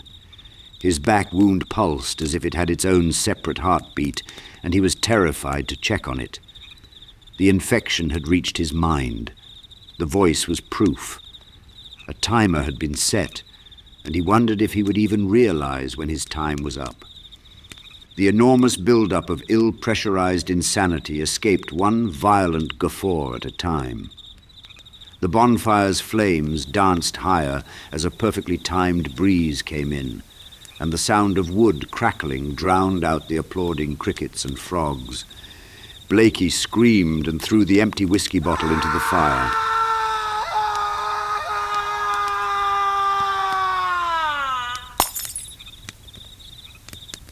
Smiling to himself, chuckling and sputtering in growing fits, he swayed his head like a radar, searching for relief. Then he laughed, primarily because he knew that if he didn't, he would crumble. So he stood there for hours, mesmerized, waiting for signs of a victor in the battle within his mind.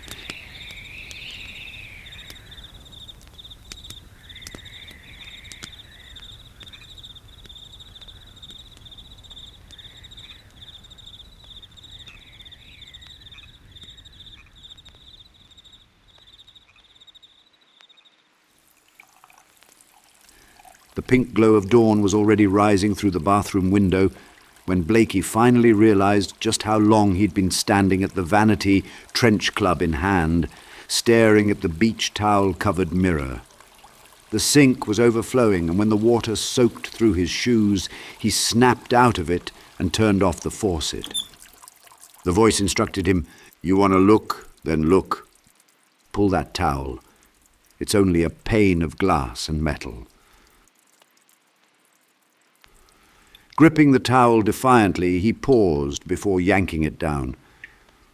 Not at all sure he wanted to see. Since Alice was taken, he had seen many bad things in mirrors. Like in a carnival funhouse, his face would shift and bend, but also the image behind him would change as he moved. It had been months of showering, dressing, and shaving without looking. With a doubtful scoff, he yanked the towel down. Blakey was surprised by his face. It was rounder, and his hair was streaked grey.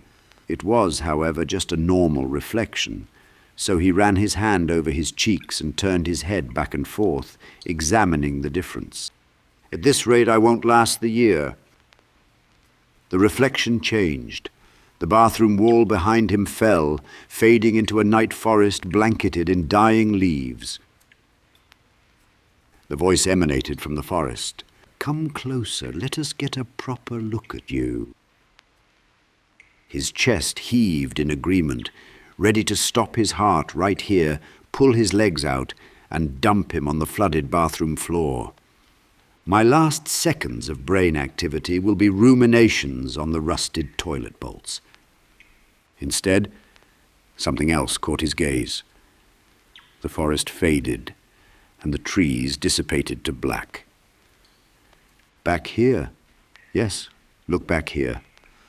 We've got something special, a table right up front."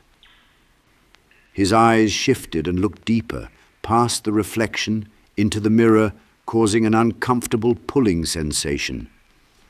It was somehow familiar, like a vision from childhood, buried far out of his conscious mind's reach, irritating like a splinter under the skin.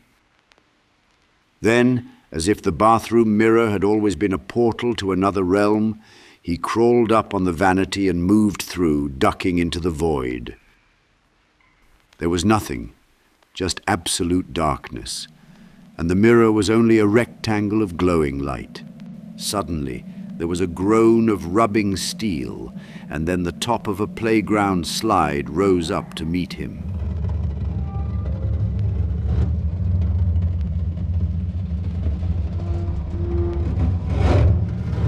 He could not see far down the slide, only as deep as the light from the bathroom could reach.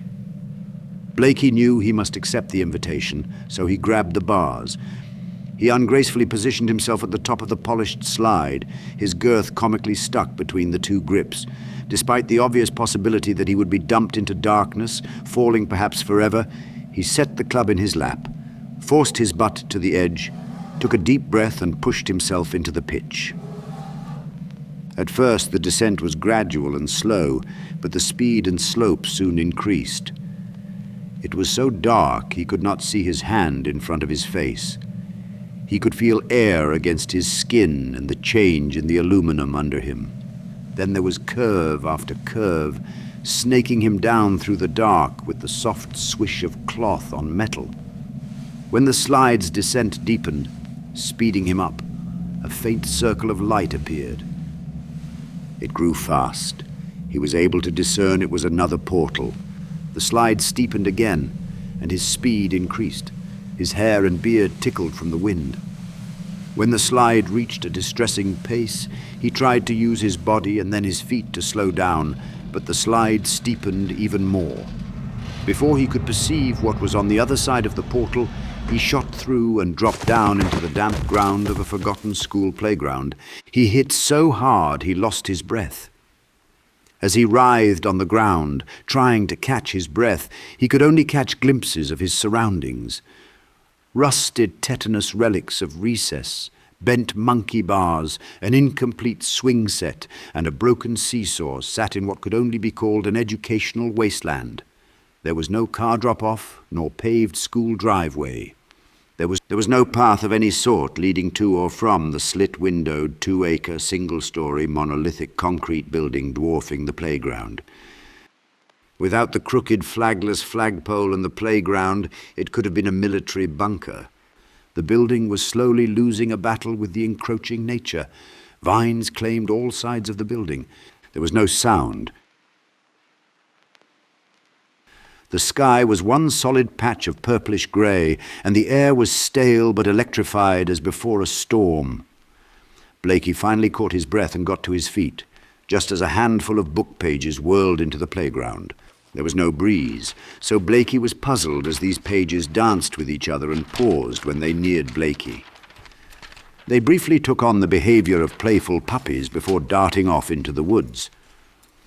A creak of rusted chain made Blakey turn to the swing set.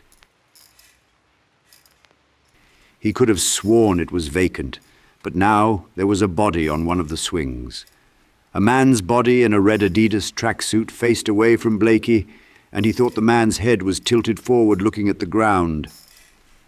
Blakey cautiously circled the swing as the creaking continued. But then Blakey saw that the body was decapitated. Its severed head sat in the body's lap. There was something vaguely familiar about the face, but the ghastly sight prohibited his mind from figuring it out. The severed head was bandaged, but sloppily as if to hide a wound, not treat it.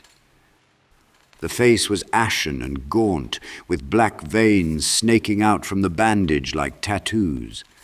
The eyes, staring into nothingness, suddenly spun to life, and the mouth immediately began to speak. "Hey, brother, can you call me a crow?" Blakey blankly looked to the sky for birds. "I too tried. I tried and failed. I tried, but tired, retired am I?" The jaw slackened as if out of batteries, but not finished. Then it exploded again. "Forgive me if you please. Forgive and tell. Tell and pay. The supreme worthinesses, all worthy of none. Hell to pay when you see 'em, see 'em and raise 'em, tell 'em I fold. Just a glocky gonoff I am, never expired to be creamy. So not capital it, I hope. Brother, brother, will you please call me a crow?" Before he could answer, a whistle blew, startling Blakey. Now there was another man. This one in a suit and tie constructed out of newspaper, standing in the school's gaping maw doorway. He was holding a clipboard with nearly a ream's worth of paperwork. He spat out the whistle, letting it dangle from his neck with a drip of spit. He then screamed at Blakey as if he were a tardy student. "Mr. Blakey, what are you waiting for?" Blakey was compelled to approach, first retrieving his club from his landing spot. The man in a newspaper suit and tie impatiently rapped his clipboard with a pencil and hissed disapproval at Blakey's slow pace. The man in the newspaper suit barked after consulting what looked to be blank pages. "Room 217. No, wait, they're full. Room 237. First on the left. Get a move on. What? Blakey softly questioned the newspaperman as he approached him. Blakey could now see the newspaperman's face. He had ferocious eyes buried under a deep brow, crowned with 2-inch upward curled eyebrows. His pale face was harsh, finely wrinkled, and angular. There was nothing kind or understanding in any of his features. He looked at Blakey's puzzled expression, and then rolled into a preemptive string of reprimands which hypnotized Blakey into feeling like a child being lectured. Just do what you're told. Do what you're told. Do your job, your part, your role, your post. This has all been decided, discussed, deliberated, determined. You do this, we get this, suppliant and demonoid. Think you've something to add? Genius, are we? Know you better? Master Mundle? Better than I? Sharpened are you? Prodigy? Special ed? Some bright book indente? The star knacker? You differ from the 1,000 before? A million after? Just do what you are told. That'll be best. Comprenez-vous? Is it chalked large enough? Phoneticus? Blakey snapped out of the trance and blurted out like regurgitated soup, "Alice!" There was a tense pause as the newspaperman eyed him suspiciously. "What did you say?" "Alice?" Blakey repeated. "Just what of her?" The newspaperman made a dismissive sound that boiled Blakey's blood. Blakey threatened the newspaperman with a poke from his club. The newspaperman looked down at the club. "Come, come, recess is over, room 237. He then snatched the club away with frightening athletic speed. "Do you need a nobbling?" The authoritative tone compelled Blakey to go where he was told. Blakey lowered his head like a scolded child and continued inside, looking back at the newspaper man who tucked the club under his arm and returned to flipping through the clipboard of blank pages. Inside, the school's front hallway was barren. Twisting roots broke apart the avocado-colored concrete floor. Lockers were dented and bent as if some gargantuan student had had a historical fit. Vines punctuated with dyed silk fabric flowers sprouted from the guts of a water fountain. Sun damage tattooed where the missing room numbers used to hang. In their place were new numbers written in charcoal with uncultivated script. He approached the first room on the left, labeled 237. Blakey pushed the door open to a poorly lit, decrepit classroom. There were at least 51-piece wood desks waiting for children, and only a dozen were filled. The desks seemed to retreat from the darkening vortex at the back of the class. A ferocious-looking goat-headed man sat at the instructor's desk, wearing the beginnings of a fine suit marked with tailor's chalk. Its jaw was crooked and filled with jutting, uneven teeth. One eye was missing, and the other bugged out at Blakey with a devil-slit pupil. The goat spoke with an abrasive Scottish brogue. "Psh! You, miserable little bam, find your seat, the one marked marginal. Sit, get to work." The creature pointed at Blakey with one of its human hands. Blakey did not have to move and found himself immediately at a desk. That was all it took. He was then a child like the rest, but in jumper pajamas with a vintage cowboy and Indian print with plastic soles. To his newly young eyes, everything became instantly sharper. Everything was more tangible, louder, more odorous, and infinitely more frightening. He fought back the overwhelming urge to weep. All the other children, the only things with any life or color in this drained place, huddled over their desks, furiously drawing with thick, crude pencils. Blakey's desk had one too. The writing implement stood upright on his desk, at attention, on its tip. Taking the cue, he gripped the fat, hard-to-hold pencil. He shifted his leg, rustling the drawings covering the entire floor 3 inches deep. He looked around, not sure what to draw or what to draw on. All the other children had paper. "Draw? Draw!" the goat growled when Blakey didn't immediately begin. Blakey shrugged, so it bellowed again, whipping a pointer down on the desk with a piercing smack. "Draw what you have neglected, A piece of paper butterflied down to his desk, so he looked up for the source. The old plaster ceiling was infected with roots and vines, and above each child hung a bird cage with an origami bird inside. "Draw! Draw! Draw!" The pointer smacked the desk on each word. The goat was near foaming with impatience. Its jaw flexed back and forth, grinding its teeth. "Draw what?" Blakey defiantly asked. The goat's body became ramrod straight. Blakey could hear the animal's disgust through its nose. It slowly pushed away from the desk, rose, and cocked its head with a snap. One arm went behind its back, the other pointed to a pull-down chart at the front of the class. The chart was lithograph illustrations of early Victorian weapons, war machines, submarines, and tanks. The goat pointed to each one, exclaiming, "Draw!" With each point his bleats grew louder.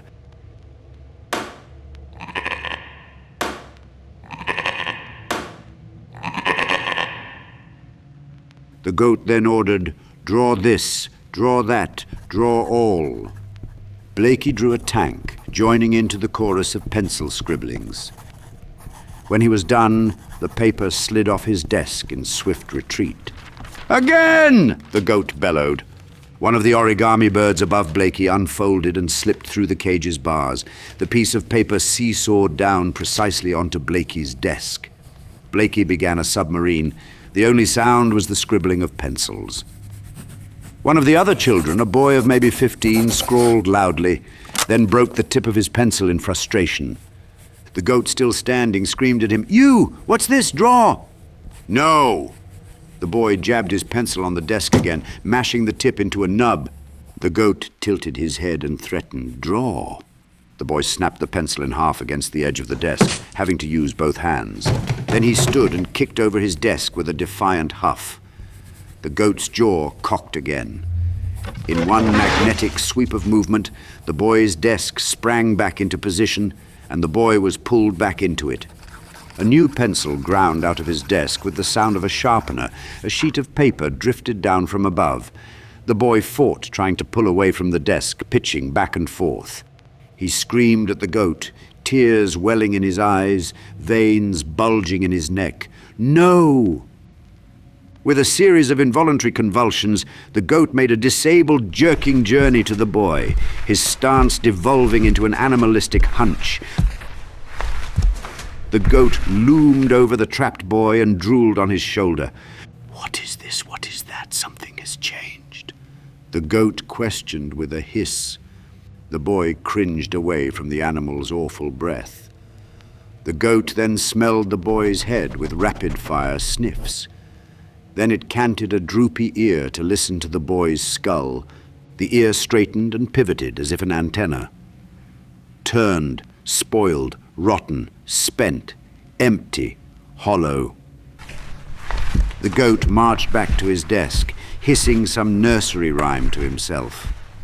With his masculine, dexterous hands, the goat twisted the melon-sized, crudely carved wood apple that was bolted to the desk. Blakey watched in horror as the children's desks shuffled like a ramshackle amusement park ride. The rebellious boy and his desk went swooshing through the page-covered floor into the back, disappearing into the classroom's vortex. His scream faded with him into the dark. All the other children cringed but refused to watch. Only Blakey looked to the goat, already staring back with the one bulging devil eye. "Got something to say, Greenie? Draw!" The goat smacked the pointer repeatedly, bleating in between each strike. Smack, smack! Piercing sound made the children flinch at each blow, burying their heads further into their drawings. Blakey resumed the next of endless drawings he would have to do. Smack, smack. His rendering of the submarine was primitive, not as good as Alice's drawings, but it didn't matter. Aesthetics wasn't the goal. Smack, smack. With each drawing, whenever he lagged, the pointer smacked down. Every time he thought of something else, the pointer came down again. Whenever he looked up to see if the goat was still watching, he found the devil's slit eye menacingly trained on him. Blakey wrote, "This is hell," under his last drawing. "No, this is Wonderland," the goat declared without seeing Blakey's note.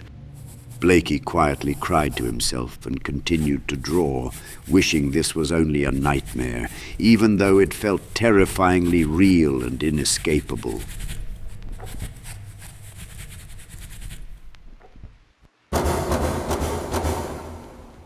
The knocking at the front door awakened Blakey with a start. He was slumped in his ratty, comfy chair, so disoriented it took him a moment to even figure out where he was. He was thankful the nightmare was over, but greatly disturbed by how real it felt being tortured by a goat-headed man in some ghastly wasteland. Alice's submarine drawing was pinched between his grease-stained fingers, which only deepened his confusion. As he tried to piece together how he ended up in the basement looking through a catalogue of pain and regret, he heard the delivery truck engine starting up and driving away. Her shoebox of drawings was spilled from his lap onto the floor, a kaleidoscope fanning of child color. Bending to pick up the drawings, pain shot through his body with such electricity. There was no doubt the wound had gotten much worse. His blurry vision drifted from the drawings to the photos that trailed to the shape in the cage, which held one in its claws. Blakey sprang up in a fury. "What the hell do you think you are doing?" The shape had gotten itself out of its constraints and snatched a photo album from a shelf 6 feet away. Most of the photos were ruined. Blakey's anger mushroomed. "I am gonna kill you." Blakey kicked the bars, shifting them. It growled back at him. His temper exploded as he kicked the bars again, shifting them further. He grabbed a heavy rubber mallet from the workbench and the key to unlock the cage. He planned to pulverize the shape or die trying. "You're done, pal. You're so finished. Gonna play knick-knack all over your head." Fumbling the chain and padlock, Blakey had a moment to realize what was happening. When he looked up at the shape awaiting him in the corner, he saw the intent. "Oh, you clever thing, smart, almost got me there." The voice snuck in. "Blasphemy, that beast committed blasphemy, desecrating your holy grounds. You must make it pay in pain." Blakey calmly backed away, replaced the mallet, and began picking up all the pictures. When he came to a photo of him and Alice still intact, he stopped. Blakey was almost never in the pictures. He was always the one behind the camera. The photo was crumpled. He gently straightened the image of Alice when she was an infant, wrapped up in a bath towel, Blakey's arms around her, a grin across both their faces. He slipped the photo into his shirt pocket and secured the rest in the gun locker facing the steps.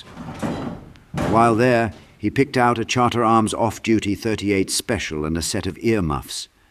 After Alice was taken, he had developed a disturbing gun fetish, readying for a vengeful battle with a foe he didn't even know. What he did know was that he needed to buy weapons to satisfy the expanding impotence he was left with. Blakey loaded the gun in front of the shape. It didn't flinch or react, only stared, waiting for the violence. Probably plotting. "Don't you worry, gonna come back after lunch and kill you for keeps." He fired a couple rounds into the shape. It collapsed, twitched briefly, and then seemingly died. Blakey tossed the earmuffs, pocketed the gun, and went upstairs, his temper temporarily appeased. Blakey retrieved the package from the porch, giving a cursory check of his property. There was no one in sight who could have heard the gunshots. He took the package back inside and opened it. It was a set of GPS tracking tags, a package of glow sticks, and some bike lock cables. The tags were large and industrial-looking. The box hyped their features: long battery life, waterproof, global tracking, and 2-second unlimited updates. Blakey didn't remember ordering them. He got his phone to check. Apparently he did order them sometime last night and paid for expedited shipping. Blakey then saw his voice message notification. There was a series of messages from the same number. He listened to the first. It was exactly the call he expected, another request for his services. The third in 2 days was a level of escalation Blakey knew he couldn't handle. He wondered if he had somehow provoked the surge. Blakey scribbled down an address, got his keys, and hopped in his truck. The message was the emergency type, but Blakey was too distracted by the GPS tags that showed up on his porch to hurry. He knew instantly what to do with the tags and bike cable, but couldn't own the idea's conception, which made him both suspicious of the purchase and concerned that his memory was in bigger decline than he thought. At a stoplight, he took out the photo of Alice from his pocket and hoped it would give him some clarity. He pressed the picture down lovingly, as though wrinkles could be rubbed away. The image of him and Alice is instant recall happiness, and it made him smile. When Blakey pulled up to the scribbled address, a typical split-level suburban home, his mood sank. Several police cars, an ambulance, and a crowd were in front. Blakey didn't need to double-check the address. The hysterical father, dried blood on his face and shirt, was certainly the one who called. The father violently pushed 2 harping cops away. "Why won't you listen? It wasn't a man. Who could do this?" Fuming at the audience of paramedics, officers, and nosy neighbors surrounding and trying to calm him, the father lifted his bloody, sticky shirt to illustrate. There was a gaping wound running along his rib cage. Skin hung in a pancake flap, exposing fat and muscle. It was painful to even look at, but the man was pure adrenaline, and he wouldn't let anyone touch him. When a gurney was wheeled from the house, he ran to it. A gore-capped sheet covered what must have been the man's wife. He immediately started bawling, screaming at the police, "You have to believe me! You have to get my son back!" The father completely broke down, falling to his knees as they closed the door of the ambulance. The paramedics wrapped a blanket around him and tried to help him up. He chanted to himself over and over, "Oh God, my boy, my boy!" Blakey knew it would only get worse as the police tried to lay blame. They'll end up charging him, gaping chest wound or not. Lack of evidence doesn't quell the need for guilt. Blakey watched the scene from his car, parked half a block away. He wanted to listen in on the conversations amongst the police. He wanted to get out of the car and shout in the father's defense. "Explain it, FBI! Explain, all you rational heads! Explain the science! Tell us all what mortal thing did that!" Blakey was grave. He hadn't let one slip in a while. He had sudden trouble swallowing, his mouth twisted in frustration, telling himself he should have answered the phone, that it was his fault, and that he shouldn't have drunk himself into an otherworldly nightmare. The voice asked, "Are you sure it was just a nightmare?" Blakey drove away rigid with frustration. It was a slow abandonment. He couldn't tear his gaze from the rearview mirror. He wondered if this was the same scene after Alice was taken. "No. You had been silent, much to the suspicion of the authorities," the voice reminded him. When Blakey was back in his basement, he set to work figuring out the tracking tags. He held the tag in one hand while reading the directions in the other, wondering what was the best way to collar a monster. The knock at the front door, upstairs, interrupted his solution. Blakey immediately worried. No one came to his house. He lived too far away for solicitors, and his unruly front lawn screamed, "Go away." Even in winter, he could barely see his neighbors. They were so far away, and now in one morning, a delivery and a visitor. Blakey held the doorknob for a moment before opening it, expecting that his infected mind was playing tricks on him, and another character from Wonderland would be waiting. He took a deep breath and cracked the front door to find a small, patient but unhappy-looking man. The man flashed a fraudulent smile. His out-of-date suit and tie seemed purposely unnerving. "Yes?" Blakey looked past him to check if he was alone, because he knew when they came for him it would be many, a legion. "Remember me, Arthur? Detective Lusk?" The man looked Blakey straight in the eyes. "Detective?" Blakey repeated back with a squint. "That's right. Can I come in?" Lusk opened his wallet for a business card. pointedly revealing his badge. He then stepped inside, not really asking for permission. I was just heading out." Blakey tried to bury his growing panic. Lusk walked through the living room, filled with beer cans, pizza boxes, and the broken TV. "Oh, of course, I'll make it quick." Blakey then realized how shameful his house looked. Lusk, mildly amused at the state of things, snooped further, peering into the kitchen. Blakey then remembered the gun in his jacket pocket. He didn't know what to do, so he picked up the nearby sand bucket of M&Ms, offering Lusk some. "No thanks. Bad for the teeth. Just another genetic deficit of mine. Whole family. I've already had 2 root canals. Ever have one of those? It's the worst." Lusk mocked a congenial tone as he continued to snoop. Blakey never had a problem with his teeth and crushed a handful. "Your daughter, Alice, was taken a year ago, right?" Lusk's tone remained casual, making the question seem particularly heartless. "A year?" Blakey stopped chewing. "August, last year. So that's about, 14 months? Lusk looked at Blakey critically. Blakey tried to chart the time in his head. 14 months. Oh God, has it been that long? A photo appeared in Lusk's hand with a magician's skill. In the photo, with a bandaged head, lying in a hospital bed, the decapitated man from Blakey's dream looked at the camera with an absolutely vacant expression. Lusk handed Blakey the photo to examine. The image was blurry, but it was undeniably the talking head on a swing from Blakey's dream. "Can you call me a crow?" Blakey mumbled. "Excuse me?" Lusk turned from probing down the hall. "Just an expression," Blakey tried to explain. "Never heard that one. But that turd in the photo is Vincent Rackham," Lusk declared. Blakey asked, "What happened to him?" "I shot him," Lusk announced proudly. "Shot him?" Blakey was now afraid. The detective made a pop sound with his mouth, right in the head. "Did you know 5% of people survive being shot in the head? I would have lost money on that one. Lucky ducky, go figure. Anywho, he takes all the children." The statement was so blunt that it sounded like he was announcing the winner of a horse race. He then walked into the kitchen and scoffed in disgust. Blakey shook his head, thinking he could not have heard right, so he asked, "Took the children, all of them?" "Yup, that's him. He did it." Lusk was unshakably certain. Blakey stared at the photo, stunned. "Haven't proved it yet. But what's proof when you know? Sixth sense, really. I can smell guilt like washing machine mold. I've been following him, and a few days ago he busted that mirror. You know, your mirror. Followed him back to his nest. Not unlike this." Lusk picked up a chopstick and poked at the stacked newspapers. He tapped the empty beer and liquor bottles and shook his head before returning the chopstick.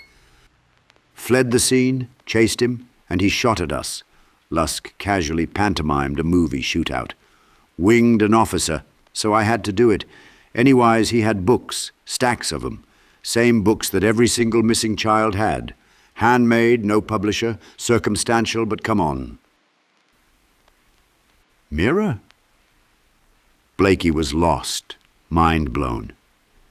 He looked up from the photo with helpless eyes. "Yeah, you know the Halton mirror, the one you were arrested for busting at the Smithsonian. Naturally, I had to come see you, see if you two were known associates or something." Lusk then popped a stick of gum, and that triggered Blakey's memory. Blakey could remember Lusk and his satisfied smile, but couldn't remember anything about a mirror in a museum. "You arrested me?" Blakey questioned, but Lusk didn't buy the memory lapse. Before Lusk could answer, there was a noise from the basement. "What was that?" Lusk perked up, moving a hand under his coat and stepping towards the basement. "Is he here?" Lusk held out his other arm, motioning for Blakey to give him space. Suddenly the gun in Blakey's pocket felt unnaturally heavy.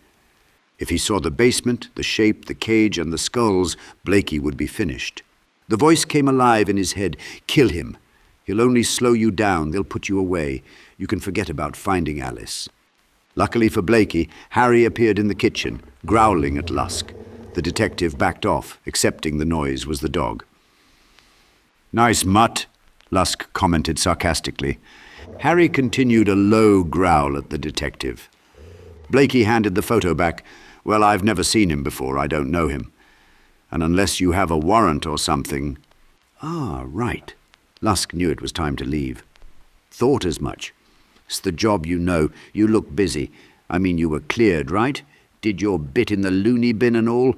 Just thought I would see if I could rouse anything in that rotten pumpkin of a head." Blakey soured at the insult, straightened his posture, and opened the front door for Lusk. Blakey towered over the detective, making Lusk rethink how much backup he'd actually need to bring in Blakey. "Just kidding, yeah. Doing good these days? Here's a question, nutters. At what point does this happen?" He fanned out his hand at the living room mess. "Seriously? At what point is this okay? When does garbage lose its meaning? I guess once you become it." Lusk smiled prouder than ever. Blakey handed back the picture. "So this guy—" "Vincent Rackham," Lusk interrupted. "You got him? He's the one? He took my—" Blakey could not even finish. "Oh no, we had to let him go." Lusk Air quoted with disdain. "Lack of evidence." He explained with grave regret. "More kids went missing while he was out of commission. Just like with you. But I'll get him. Got a friend on the force, his son was taken. Aaron Platt turned 8 today. Music prodigy, 8 goddamned years old. I've promised, you know, whatever it takes. And I will. Whatever it takes. Well, I really should go, but not even on the case anymore." Lusk's lack of concern in his own impropriety effectively intimidated Blakey. Blakey held the door as Lusk stepped down off the porch onto the derelict walkway. The detective pocketed his hands and looked up at the sky. "Yeah, temporary leave pending investigation. Excessive force, blah blah friggin' blah. Strictly the FBI's problem now. What are you supposed to do with these child-murdering pervs? Give 'em a warm blanket, a lolly. Hold their hand?" Lusk shook his head. "You can keep that photo," Lusk said rotely and walked off. His car, if he had one, was nowhere in sight. Blakey closed the door and on second thought locked it. Blakey couldn't move, having his fragile world turned upside down again. He stood in the doorway for a good 10 minutes, frozen, trying to get his brain to stop spinning. He then had a conversation with the voice in his head. "You know what is taking the children? Monsters are taking the children, not some fool named Vincent Rackham." The photo shook in his hands. He could be involved. How? He could be controlling them. How? Somehow. I dreamt of him. Why? Good question. It's the question. Put it together, Professor. Blakey stared at the blurry picture, Vincent's blank expression staring back. There was nothing. I know him. Somehow. Do you? Maybe. You had better not. Why not? You shouldn't know a kidnapper.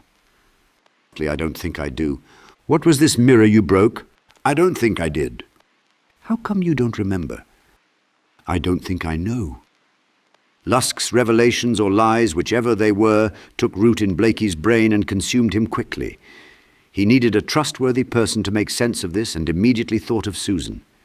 He hated to burden her further, but took out his phone and texted her because he felt like he would soon be unable to escape the growing fog.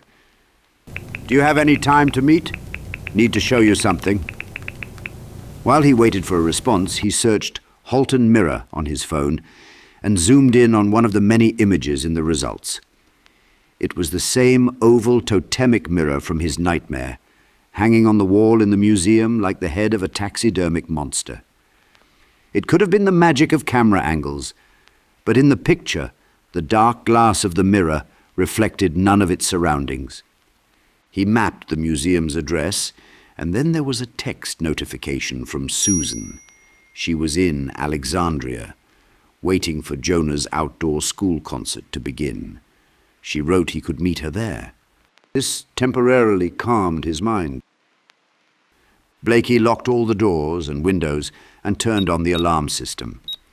At the bottom of his driveway, he looked for any signs of Lusk, making sure the detective wasn't waiting for him to leave.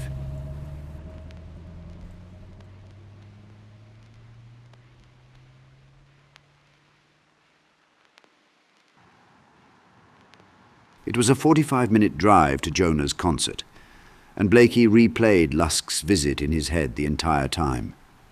It only served to agitate him, and by the time he found parking and was walking towards the outdoor amphitheatre, he felt a little sick.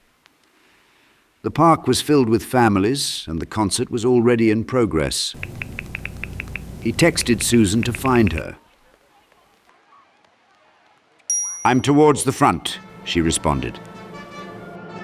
They exchanged smiles but didn't speak, since the music had already started. Blakey's gaze moved from Jonah to the back, where the bulk of a tuba blocked its owner from view. Once the horn shifted, a walrus was revealed playing it. The podgy old bull with two uneven, broken tusks oozed out the edges of his school colours band uniform. His skin was like a vintage, beaten leather sofa, reclaimed and restretched over curdled masses of blubber. His whiskers, all disparate lengths, bristled as he turned his sheet music and fingered brass keys with his flippers. There was no tuba in the next passage, and the walrus's beady, irritated eyes looked out at Blakey from beneath a thick brow of bountiful scars. It then smiled at Blakey as it cleaned out the tuba's spit valve. An unusually thick glob of phlegmy spit belched onto the floor and remained tethered to the instrument as it resumed playing. Blakey looked around to see if anyone else saw the walrus. No one did. It was there for him alone, so he took a deep breath to counter his emerging suffocation. A voice chimed in, "That roly-poly shade is here to stop you from believing, stop you from sharing Vincent, and from getting back on the rails to reality. They want me to believe in madness. He isn't real." The band played one more piece, during which Blakey felt that familiar, queasy panic as he watched the walrus. Susan snapped pictures and then checked them with a proud smile. When the band finished, the crowd stood and applauded. There were 2 more rounds of applause, first for the musicians and then for their teacher. The crowd then dispersed, and in the din of conversation, Blakey thought he could finally tell Susan about Vincent and Lusk. However, a more concerning question popped into his head as the walrus, still seated on stage, returned Blakey's gaze with a dangerous look. "Do you ever feel like you're not really alive?" Blakey asked rather blankly. Susan looked at him confused. "I guess. Sure, once or twice. Fleeting." The occasional passing family greeted Susan, distracting her. "And how do you know you're alive?" Blakey asked further. She gave him a suspicious look. "How do I know I'm alive? What are you talking about, Arthur?" Blakey stared at her, desperately wanting her full attention as she waved and watched passing families. He did not want the bizarreness of his questions to linger. She finally indulged after another greeting to a passing mother and daughter. "I guess 'cause I feel alive. I feel things. I feel like I'm living." He considered her reply and further questioned, "How can you be sure you didn't die somewhere along the way, like when you were 20 or 30? What if you died at birth and this is all some afterlife dream?" Blakey's rational tone vanished, and it sounded worse with all the other conversations happening around them. Susan went from being distracted to feeling almost annoyed as she nodded in approval to Jonah, who was with friends at a food truck. She then refocused on Blakey. "Arthur, what are you getting at?" He suddenly felt very silly, but answered her with a defeated tone. "I think I was killed when Alice was taken, or maybe I killed myself after." This was the easiest thing for Blakey to imagine, because he had come close several times. Being dead lurked in his mind as the go-to excuse for any lack of cohesion or grievance. "I don't feel real. This isn't real. Maybe I was a sucky father and this is my hell. Hell for dads who fail to save their children." In the long pause that followed, Blakey's crumbling expression finally raised concern with Susan. "You aren't a bad father. This isn't hell, it's just DC."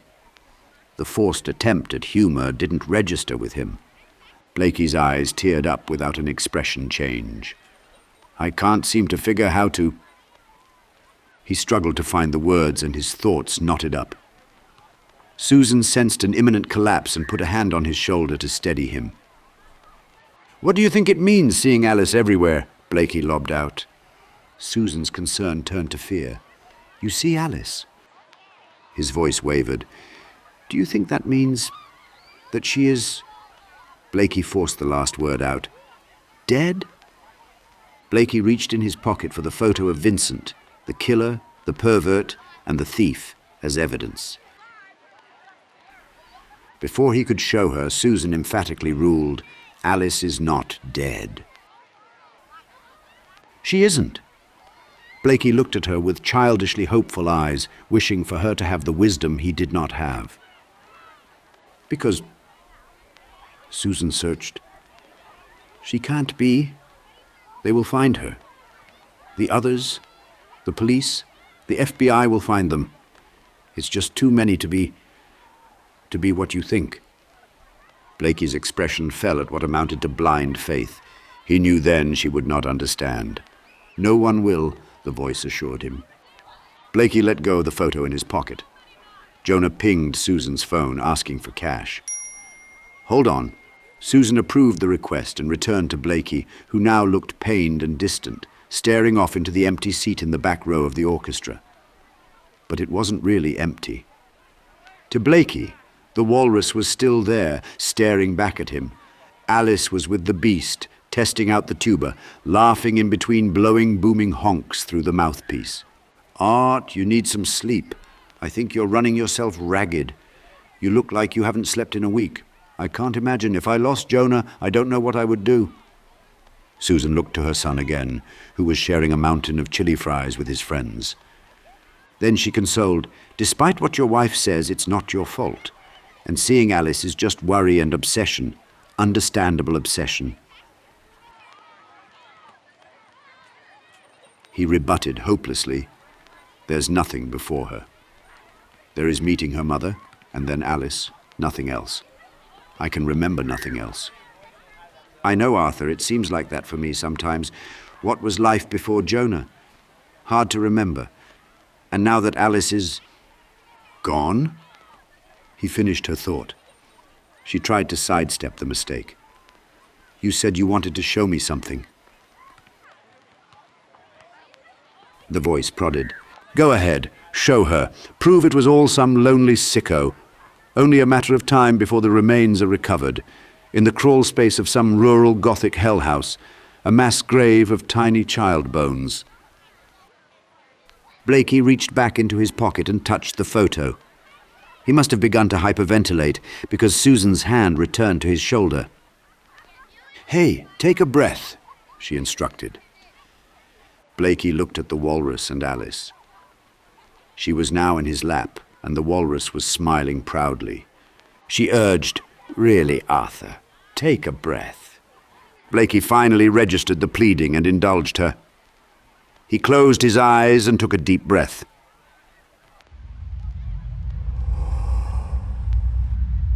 In the moment of darkness, he could only see Alice sailing, gliding effortlessly out her bedroom window and then down the street into the void. He had replayed this haunting image in his mind countless times since her abduction. Only now he rewrote the vision. She was not afraid. She stared ahead with a dutiful expression, gently resting her head against her captor's fuzzy bulk. This was so much worse. Blakey guffawed loudly and everyone looked. "Better?" she asked. Blakey nodded, but it was so far from better. "Now, what did you want to show me?" He had to smile, and the smile was big like a crack in a damn wall. "Nothing. I've got nothing." She looked at him intently, finally noticing his pallor. "You don't look good, Arthur. How's your back? Let me look." She moved to examine him, and he shirked away. "It's okay, I'm fine." He put on an assuring smile. "Really, I'm fine." It took more than a few assurances from Blakey for Susan to let him leave. As he walked to his car, passing by the happy families, he regretted having placated her. He did not get what he needed. He knew doubts of Lusk and Vincent would fester and eat at him. Blakey got in his car, and when his back met the seat, his vision blurred. Nausea swelled, and he vomited into the only available receptacle, a large coffee cup from the center console. It filled, and the smell of coffee and mostly bile caused a chain reaction. He opened the door and finished vomiting on the grass. Once his stomach was empty and he caught his breath, he looked up, right into the faces of a gawking family. Spittle dripped from his slack, ashen face. He sheepishly offered an apology and wiped his mouth. Before another round gathered, he got back in the truck, closed the door and braced on the steering wheel. The voice then barraged him over swells of blood pressure. "You've been poisoned. Their evil is in your system. It will take over. You'll be one of them. You'll be roaming the night stealing children. You won't even know why," Blakey muttered in the solitude of his truck. "That's impossible. What part, the monsters or you turning into one?" The voice had a point. "Stop! I need a moment," Blakey declared. The voice faded with a final jab. "Take all the time you don't have. We will all wait."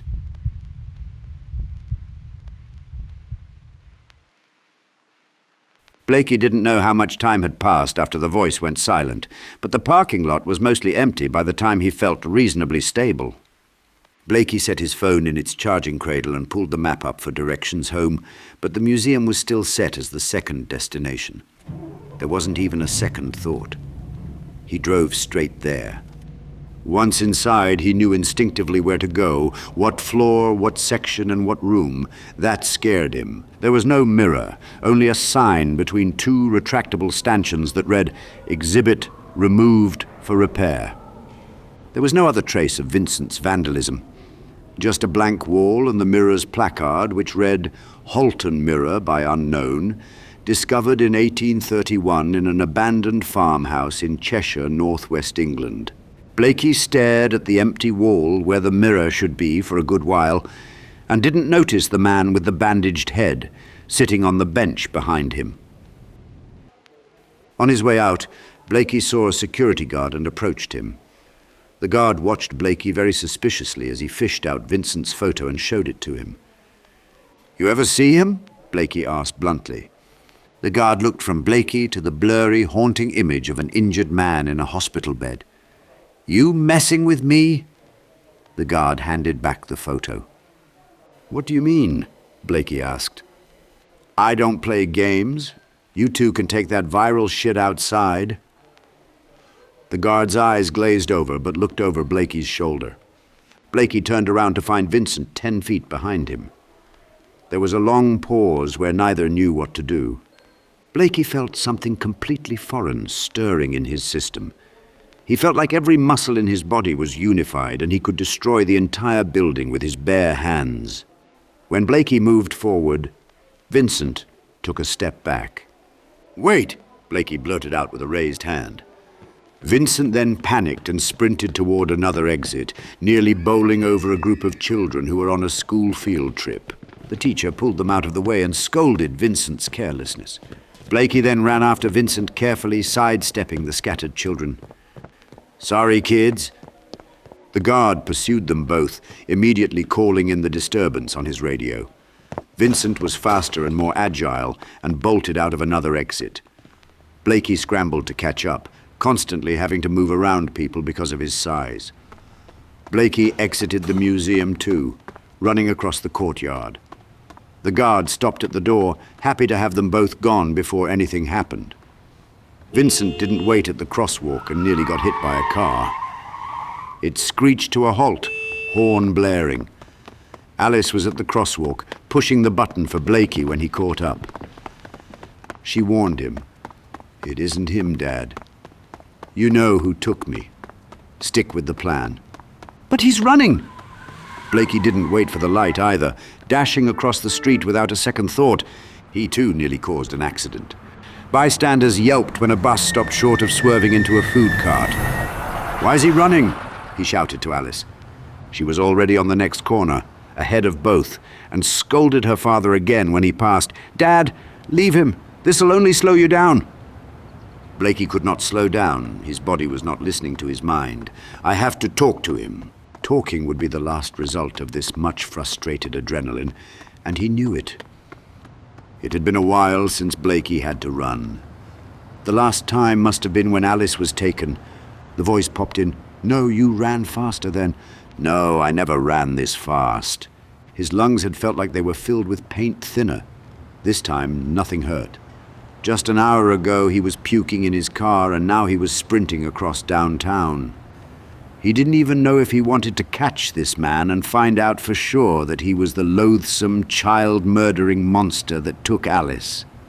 The voice asked, "What happens then? Will you take out all your rage on him? Will you beat him to death? Will you murder him? Will you squeeze the evil out of him like a giant pustule?" When the chase reached the metro entrance, Blakey caught his breath. He pushed through the crowd, following Vincent down below the street. The escalators descended steeply and were far too crowded to push through. Vincent was about 30 people ahead, unable to get farther without starting a fight with the already annoyed commuters. Blakey was caught behind a mother and her stroller.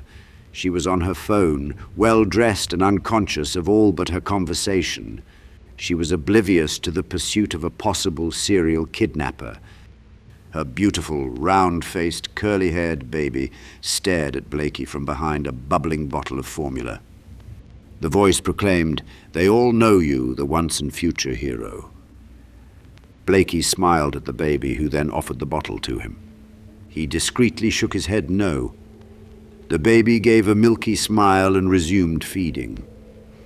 When Vincent reached the bottom of the escalator, he paid and hurried through the turnstile, skillfully slaloming through all the people to reach the front, where he waited for the train. Blakey was frustrated at the bottom, where the crowd made it difficult to move. He got to the turnstile empty-handed and deliberated jumping it before seeing a metro officer off to the side.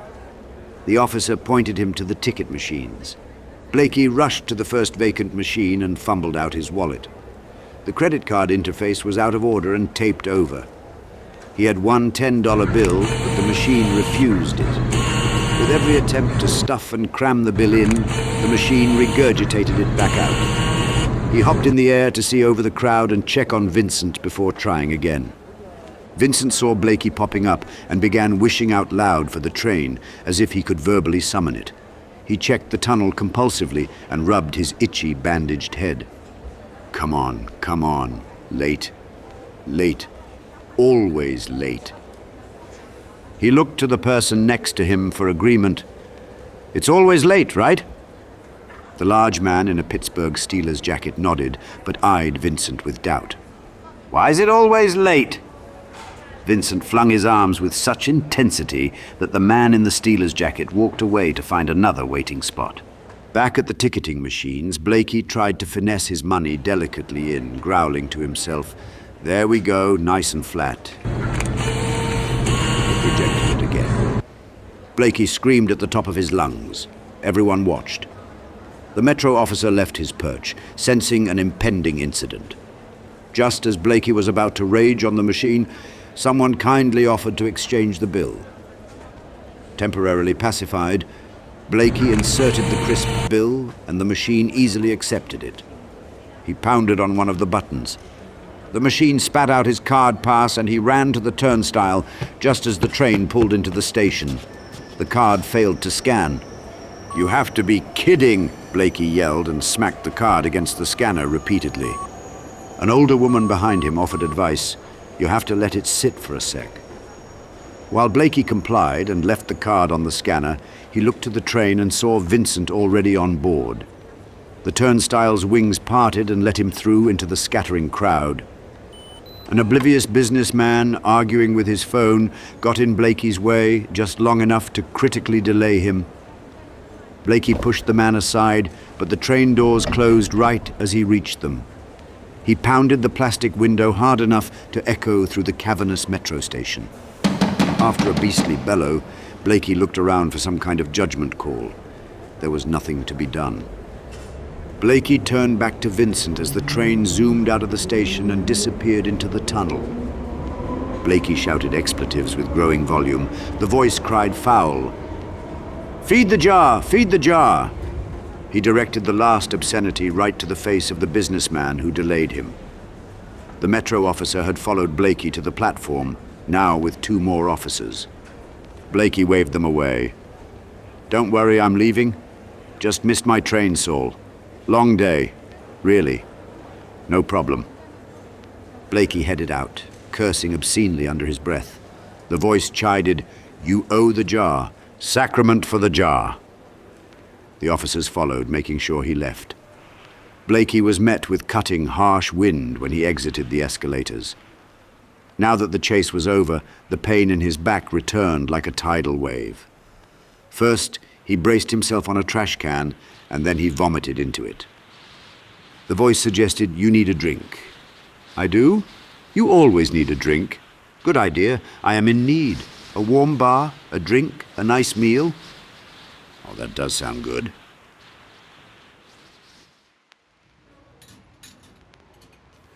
Blakey sat at the bar of an upscale but mostly empty Georgetown open-front restaurant, staring at the shot glass of tequila in front of him. He closed his eyes and drank, savoring the warmth of alcohol as if it were an antidote for the possession of his mind and body. The voice spoke freely now. "That's right, burn the infection out. Another 2 or 3 of the good stuff and things will tighten nicely. I thought we said beer. Did we? 6 beers, half a dozen shots. What's the difference?" "Another?" The bartender had returned. "Yeah, leave the bottle." Blakey already didn't like him. He sensed he'd be cut off before reaching full fruition. The Switzerland of alcoholism, Mr. Above Addiction, go back to your waiting pen. The next 2 shots of tequila went down as smoothly as the first, satisfying the strange craving. Tequila was never his weapon of choice. The yellow glow and unusually shaped bottle on the shelf had called to him. "Why tequila? I hate tequila." A mechanical voice spoke to him. "Drink. Thirst." Blakey looked around for the source and saw Alice was standing on the bar, drawing butterflies on the specials board. He looked at the shot glass and thought, "I've made a mistake." The mechanical voice spoke up. "The insatiable craving. How can they expect anyone to function up here with all these glorious temptations?" Blakey thought it might be the bartender, but he was busy making a blended drink and the blender wasn't audible. 10 feet away, an older couple were moving their mouths, but Blakey heard no words. He looked to the vintage jukebox, where he had just heard someone select some 80s pop hit.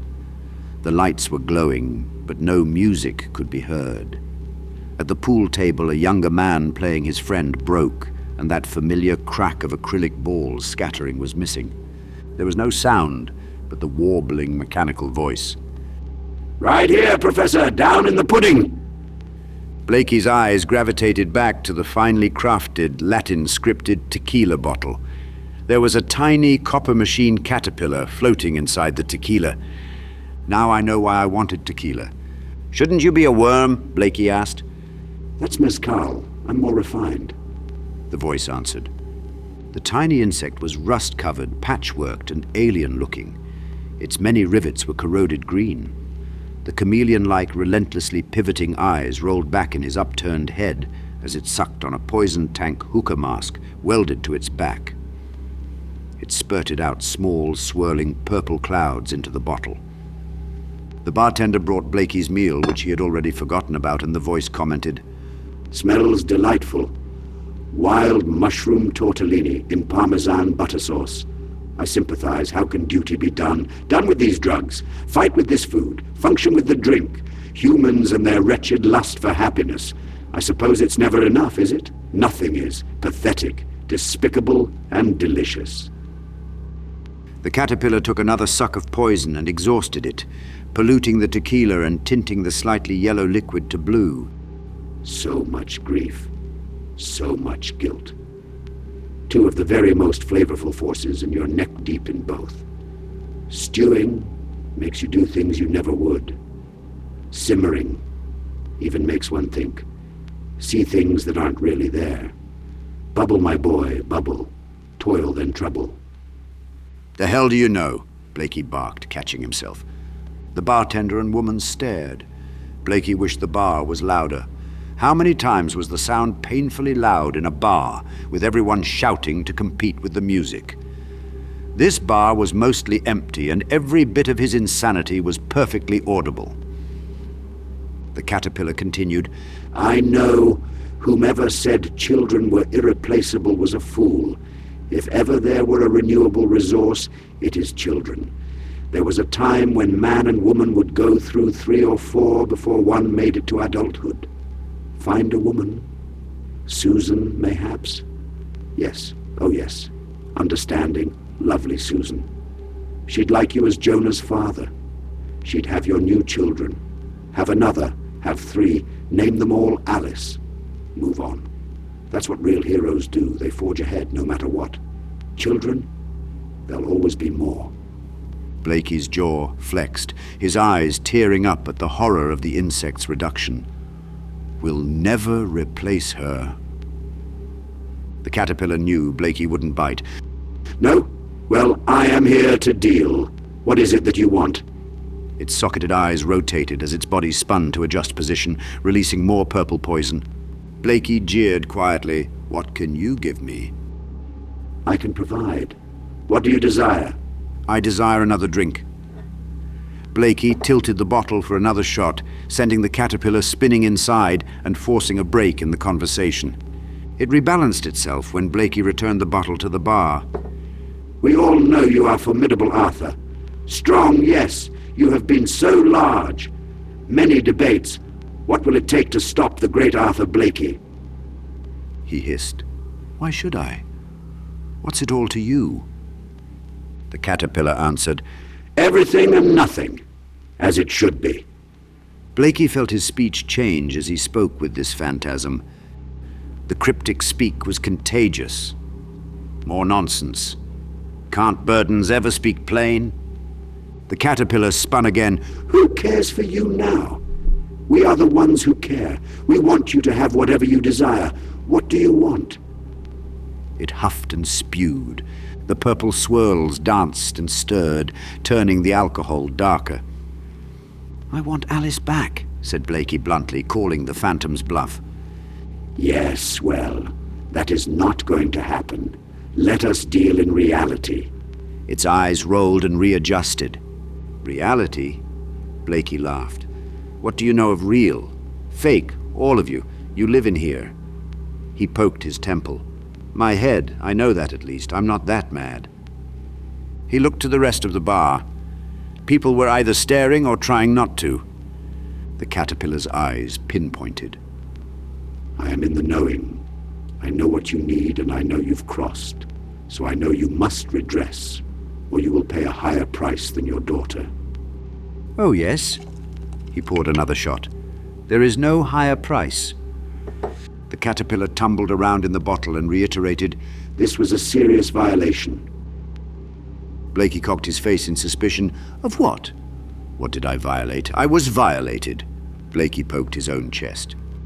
The children, the mission you started, finish what you started.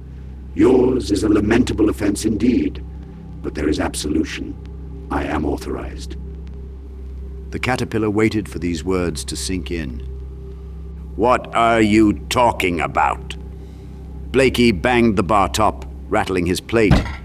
He didn't bother looking around, knowing everyone was gawking at the freak show of a man talking to a tequila bottle. Sorry. Blakey knew he'd be kicked out soon, and he was frustrated that he couldn't even function in public anymore. The caterpillar swirled for a plot.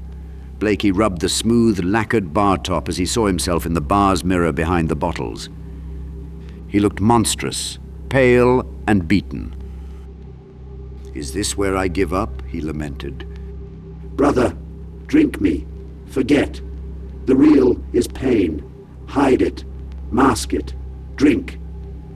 The machine insect adopted a sympathetic tone and pulled its own plug. The propulsion pack on its back bloomed like an effervescent flower cloud, turning the tequila entirely purple. Forgiveness. A sip away. A session. And you'll be left alone here. The bottle's gorgeous, sparkling purple enticed him. The caterpillar dissolved with the opacity. For a long, pulsating moment, Blakey was tempted. Why run when you can hide? Why try when trying won't be enough? Why fight when the fight won't ever end? But he declined with a soft but emphatic no. The caterpillar's voice faded with its final proclamation. A man of misery. How fabulous. If the sting of tragedy is what you crave, believe in the detective. He'll give you the real. He and his serial Vincent have plenty real. Blakey pushed away the bottle. The bartender put it back on the shelf. I think you've had enough, buddy. I think you're right.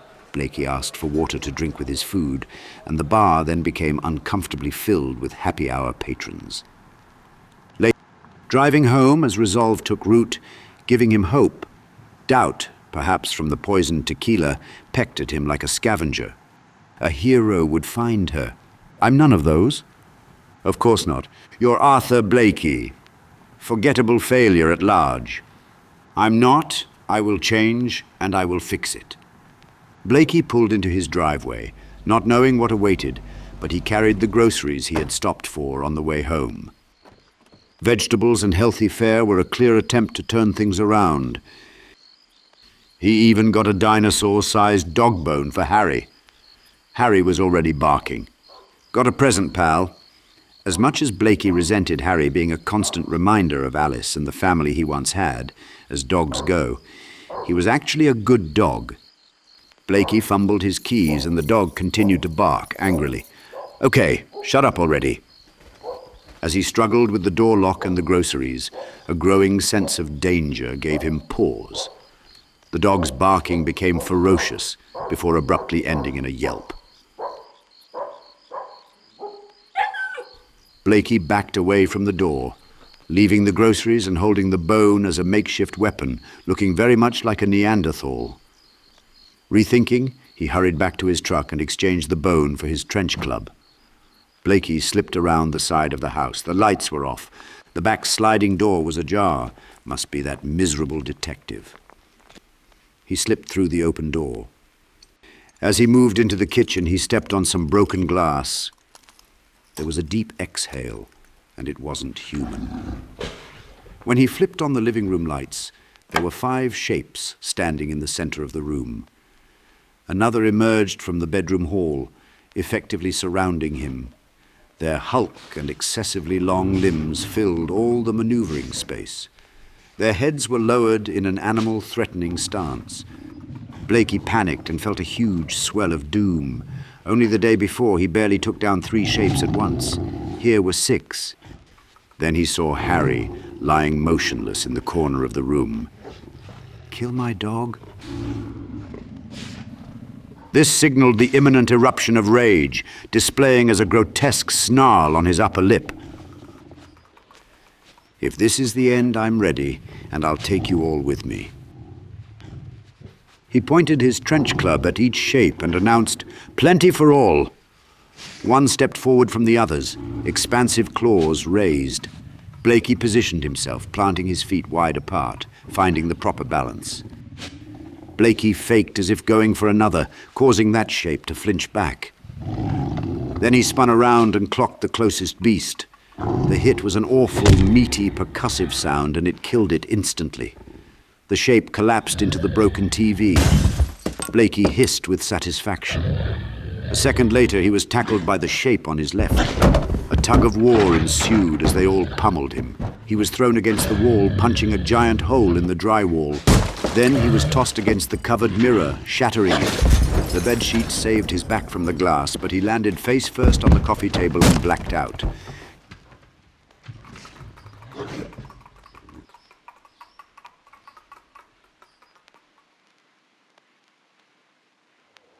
Before the break, we had just spotted a large male snowshoe hare, a big sucker, at least 15 pounds, and we've followed him to what we think is his burrow. Blakey in a parka, heavy gloves and silly winter hat addressed the TV audience, pointing to a snow-covered mound below a fantastically gnarled white-capped tree. Blakey, now the host of the Snowshoe Hare Nature Special, paused when he saw a 10-inch high mailbox outside the burrow. He looked to the camera crew, quickly losing his smile. He then bent down to look into the burrow and continued his professional TV enthusiasm. Let's see if he's... Yes, I see him. He's definitely in there. Hold on. Blakey became frazzled by what he saw, stood up, and looked to the camera crew again for help, asking, "Where's Bill? We might need our producer, Bill." He looked to the camera operator and the sound man. "No, Bill."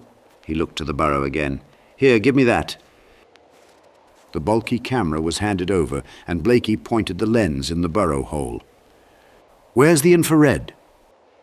Night vision flipped on, and the burrow became an unpleasant monochrome of green and black. The burrow contained a tiny living room set, a chest of drawers, an armoire, a table and chairs, and even a chiming grandfather clock all stood on a root-entwined dirt floor. A grave, mature voice asked from somewhere, "Where's my iron? Has someone moved it? Mary, that bitch, she's always moving my things." A rabbit appeared, not a snowshoe hare. It was standing upright, dressed in a fine shirt, tie, and suspender pants. There was a large blood stain on his white shirt, which read as black in infrared. The rabbit unwrapped something from an embroidered cloth. Then there was the sound of a gun cylinder loading. "Never me, never, not alive." The rabbit cocked the hammer and raised the service revolver to its own head. A topping for this. A proper topping. He fixed his desperate glare directly on the camera. "Don't let them get you, brother." Pop! The muzzle flare caused a blinding flash in infrared, and the flashes wouldn't stop in Blakey's head. He was still alive, but something had been knocked loose. He could barely remember bringing Harry in, or much of anything before sitting in Susan's veterinarian waiting room, with an ice pack on his ballooning face. Susan was talking, but Blakey only heard muffled honks. Blakey's lip was split wide like a sausage and pulsing in sync with his head. He fingered it, and Susan pushed his hand away like a mother and a child's skinned knee. The shred of a yellow fast food napkin, presumably from his car, was still stuck to the clotted gash on his hand.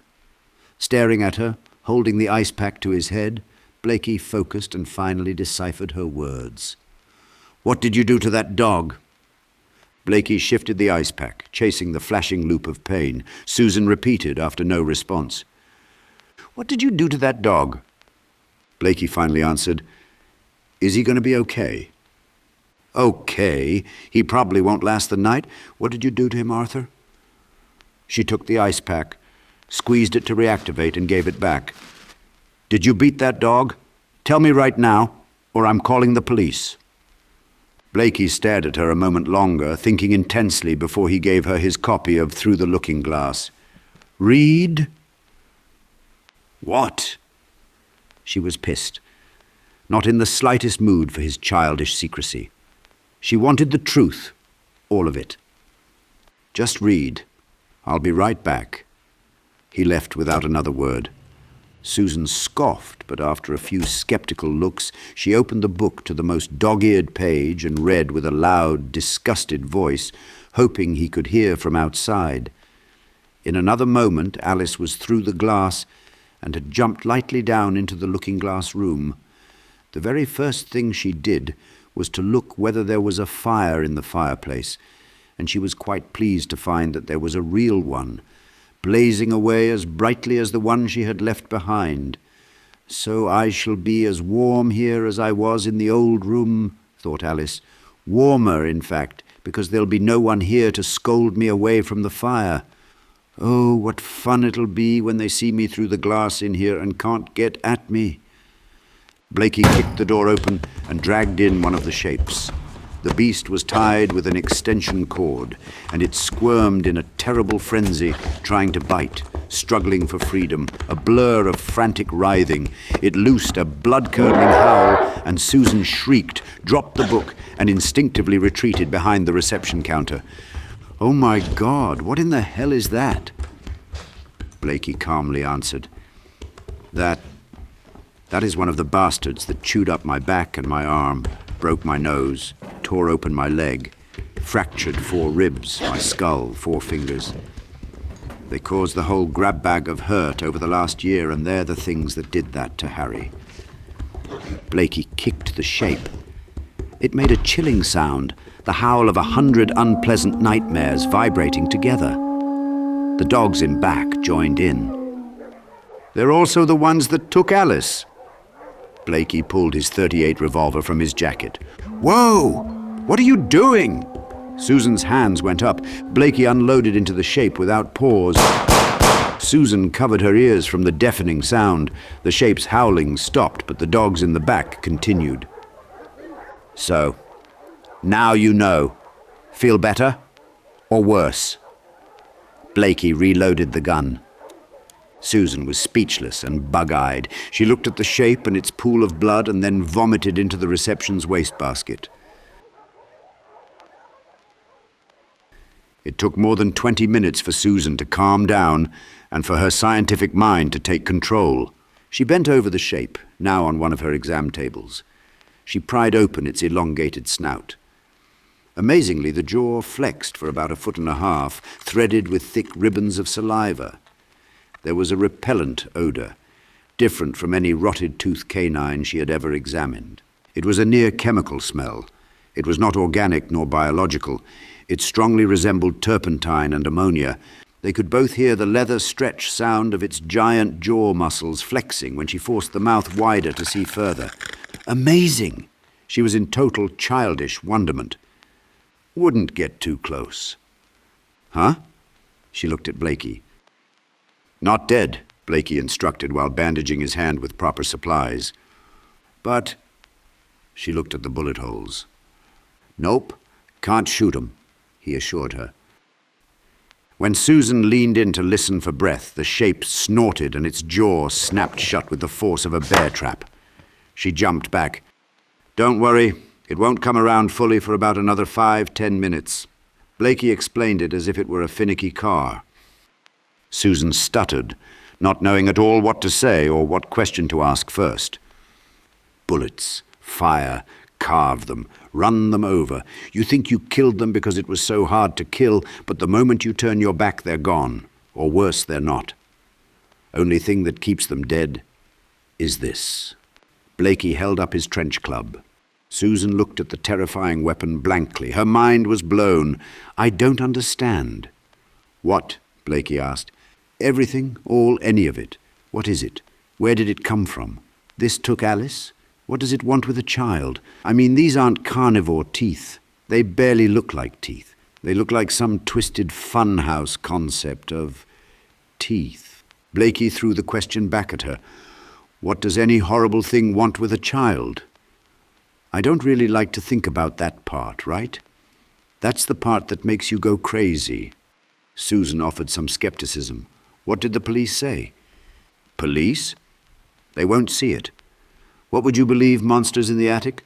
Or greasy perverts and the everyday evil of men? What do you mean, I see it? Right now, lying there on my table. 'Cause you read some of the book. And 'cause you still have some kid left. If you read, if you have imagination, if you're ready to believe, you still have some of the child's mind left in you, then you can see. At least that's what I figure." Blakey held out the copy of Through the Looking Glass. "That's not the way things work," she protested. "Snot? Says who?" Blakey defended. "Says the world, science, physics, biology. This is obviously some undiscovered—" "Undiscovered what?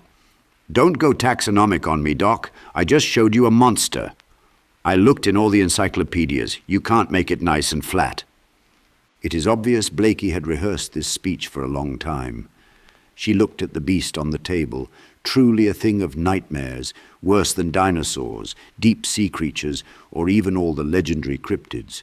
It was wholly unnatural, yet real, and in front of her. "You have to show the police." Blakey related the first and only time he did just that. He told her that he had persuaded a couple officers to come to his truck outside their station. It had been hard. They were very cautious. Lifting off the sheet, as if a great magic trick, their reaction was completely unexpected. They saw nothing on the truck bed, a handful of dirt, a smear of grime that could have come from anywhere, but nothing else. It was the worst sort of disappearing act. The look of pity on their faces was maddening. He had slain a flesh and blood monster, just like the one that took his daughter, but these men didn't see it right in front of them. These officers, whose job it was to find Alice, could not and would not see it. It had gotten ugly after that, his frustration exploding into violence. Doctors were called with endless documentation and observation. The pity continued, enough of it to choke a nun. It contributed heartily to the downfall of things with his wife. Blakey began to feel guilty for sharing his horror-filled world with Susan. She didn't need a tour of the hell he has lived with for so long. "This is only the second one I haven't killed. They don't exactly like being kept. And of course, after a month in the nut shop, raving about the boogie monster who took my daughter, I learned to keep a lid on it. People like to believe in the impossible, but they don't want it to come true." Just then, the shape woke up, swiped at Susan and opened her arm. She screamed and recoiled. Blakey sprung up and finished the monster off with one brutal swing of the club to the head, spattering blood in Susan's face. She took a pale turn for the worse. Oh, Lord. While Blakey bandaged her arm, she tried to get a grasp and regain composure. "Oh, Arthur, Arthur, I need a drink." She pointed to a drawer behind him, never taking her eyes off the thing on the table. Blakey was surprised to find a small, half-empty bottle of Maker's Mark whiskey. He opened it and took a swig for himself before passing it over. Susan took 2 heavy pulls and handed it back with a sigh. She examined the trench club. "Is this a monkey skull?" "Don't know. Found it in my garage. Not a damn thing special about it either. Just wood, bone, and metal," Blakey answered. "You found this in your garage?" She gave back the club and took another swig from the bottle. With her empty stomach, the whiskey was giving her a buzz. "How did you figure out this could kill them?" she asked. Apparitions surfaced in his head of being attacked by a shape for the first time. He told her of that one quiet, cold night when the Charter Arms pistol he had kept on the nightstand finally saw some use. A creak of the loose floorboard in the bedroom doorway had awakened him. The image was permanently burned in his head. It was as if it were an illustration from a dusty book of ghost stories. A frightening silhouette loomed in the doorway with shining eyes and unnaturally long, sinewy limbs. It went from perfectly still to violently lunging for him, from the doorway to the bed in one leap. Blakey fired 6 shots into it. 2 were mid-air, and the last 4 bullets came as it continued to scramble towards him from the floor. The ear-piercing cracks of gunfire and the heavy body collapsing on the carpet were followed by a startling silence. The sheets, balled up in the beast's grasp, slid almost gracefully off the bed. It had seemed dead, lying on the bedroom floor. Except 10 minutes later, while Blakey was still staring at the impossibility, holding Harry back by the collar, it had snorted back to life with a violent spasm. The gun was empty, and that was when he learned how fast they were. He dashed for the basement and was able to close the door behind him before it could reach him. The brief momentary delay was just enough, but he was moving so fast that he fell down half the steps. He had no chance of getting the gun locker open in time to reload, so he went to the tool bench. Grabbing a hammer, he looked for something bigger, and his eyes immediately looked to the club. He had just found it in the garage and was admiring it under the mounted magnifying glass on his tool bench. The moment he turned with the club, the beast was there. The blood was so loud in his head, he didn't even hear the basement door being pulled off and tossed through the kitchen like a box top. To Blakey, it seemed the shape had known the danger of the wood, because it had stopped and even backed up when it saw it. It circled Blakey, waiting for a swing, and then a chance around the wood to his flesh. Again, it was luck that Blakey's first swing met the side of its head. Without any prior practice, Blakey's initial attempt should have failed, yet it succeeded, sending the terrifying creature to the cement floor. Blakey didn't know better back then, to finish them off. It rose for more, opening Blakey's arm with a single swipe of its mighty hand. Harry appeared and kept the shape distracted long enough for him to return to switch grips. Blakey delivered a strong blow to its shoulder, breaking bones, tearing flesh, and knocking it down. He then raged on the beast. Some ancient switch, deep inside of Blakey, clicked on. There would be no mercy and no measure. Blakey beat the monster to death in a vicious surge of violence that left it a blob of splintered bone and pulverized flesh. The shape on Susan's exam table looked pristine by comparison. Susan felt the grain and heft of the club. "It's really heavy, isn't it? Maybe there is a metal core attached to that skull." Blakey agreed. Susan fished in her purse for her phone. She began snapping pictures of the shape. Blakey shook his head. "That doesn't work either. They don't photograph." "What do you mean?" She checked the screen, and everything but the shape was in focus. The area on the table where the body lay looked like a Francis Bacon smear of motion and light, a spastic ghost image. She tested a few more. She even took one of the room and of Blakey to make sure the camera was working. Every image was fine. Blakey was a bit blurry, but the pics of the beast all looked like the result of violent camera shake. It was a crippling blow to her scientific mind. She moved to the book. "What about this?" He explained, "They all have a copy. That or Alice in Wonderland. Kids only have to read. Adults usually have to read the whole way, get fully into it. Children much less, a few pages in, and these things will come running. Ever since, I would say that time I came in here with a busted rib, I tear out the last third of any copy I keep." She flipped to the missing third. "Where do they get the book?" "Bookstores, handmade, local printer. One guy delivers them. It's all I could ever find out until—" Blakey paused. "Until?" she prompted. Blakey recalled the day's earlier ordeal in his head. "I think I might have followed him today, lost him in the metro." He debated telling her more, telling her about Lusk. "This is just incredible, Arthur. Where could they have come from?" Susan was clearly excited. "Don't know, but I'm about to find out," Blakey announced. "How?" She looked up from a closer examination of its hands. "Got a GPS tag and one of his pals locked up at home. Gonna tag him, let it go, and follow." "That's a good idea, Arthur." She was a bit surprised. "Saw a nature special on snow-something rabbits." Blakey strangely felt the need to disown credit for the idea. "Snowshoe hares, I saw that. What if it doesn't run? What if it just tries to kill you again?" she posed. "Either way, I need to get rid of it. I knew I couldn't keep it long. I knew another would come. But I didn't expect 6 and not that quickly. Maybe now they know where I live. I better get back and let it go or kill it." Blakey got up to leave. "Where's Harry?" Susan pointed to another exam room, unable to take her eyes off the shape, clutching the club when Blakey left. Harry was lying on the table in exam room 2, heavily sedated. His breathing was labored and shallow. He looked pathetic. Blakey sighed and gave Harry's head a gentle rub. "You did a good job, pal. You're a good dog."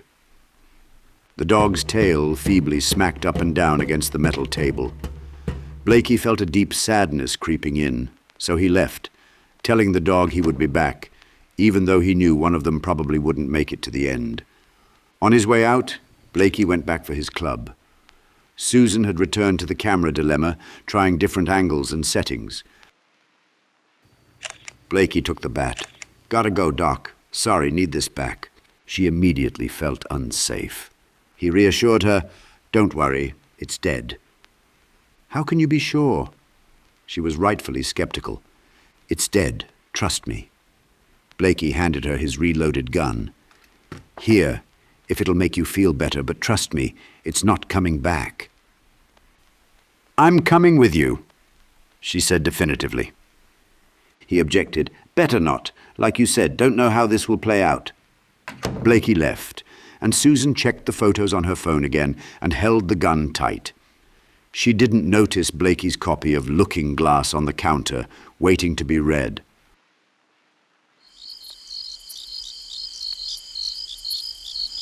Go on, get the hell out of here. Blakey waved his arm and shooed the freed shape from his backyard. He remained inside the sharp pool of illumination created by the severe floodlight. He had his club raised and was defensively poised for retaliation. The shape gave Blakey a long look and tugged at the bike cord lock around its neck, which held the GPS tag and about half a dozen glow sticks. Shapes looked frightening enough, but this one looked so much worse with its head underlined by a green glow. It didn't fuss or freak out about the collar. It knew it wasn't the time. Now was the time to escape, if given the chance. So it backed away, glancing around briefly with its see-in-the-dark eyes, before disappearing with lightning speed into the tree line. That's right. Go find your buddies. Go home. When it was gone, Blakey got his phone from his jacket pocket and watched the app screen. The tiny one-circle graphic moved north through a map with increasing speed. It looked like it was as fast as a car. Soon the map was scrolling like a video game. Look at that sucker go! Blakey ran to his truck. Within seconds, he was peeling out of his driveway and speeding out of his property, one eye on the road and one on the screen. Blakey could barely keep up. Evil son of a bitch can run, he mumbled to himself. He tapped the voice icon in the app and it started telling him the distance and direction. He wasn't on the main roads for long, and the directions changed frequently. 800 yards north, 1,250 yards northeast. His tires squealed as he tried to keep up with the rapidly changing directions. A few more turns, and he had abandoned pavement, his truck rocking wildly on the uneven ground. This had Blakey doubting his plan. It shouldn't be that fast. The voice verified, no animal is this fast. Less than a minute later, the signal was completely gone. Blakey slowed.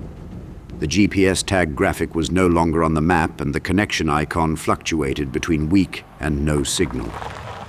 He then stopped the truck, realizing he was lost. Damn! Blakey turned his truck off and got out. The moon was full and hanging low in the night sky. An open field of overgrown switch grass surrounded him. The trees on the edge of the field swayed in the strong wind. Blakey took a seat on the hood of his truck, watching the blowing grass, wavering with its rhythm. The soothing sound of the grass and the cold night air was hypnotic. For a moment he forgot he was chasing monsters. He forgot he was trying to find his lost daughter. He forgot he was Arthur Blakey.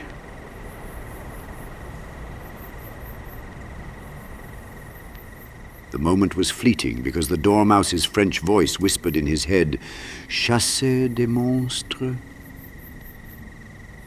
The app began to announce distance again. 10 miles northwest,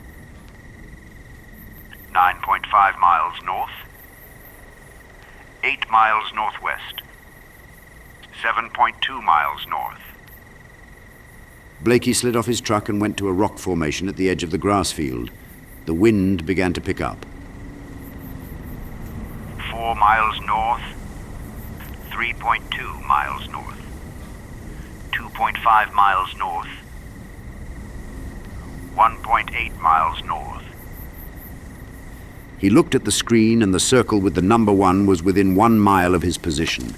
He went to his truck to retrieve the trench club. 300 yards north, 200 yards north.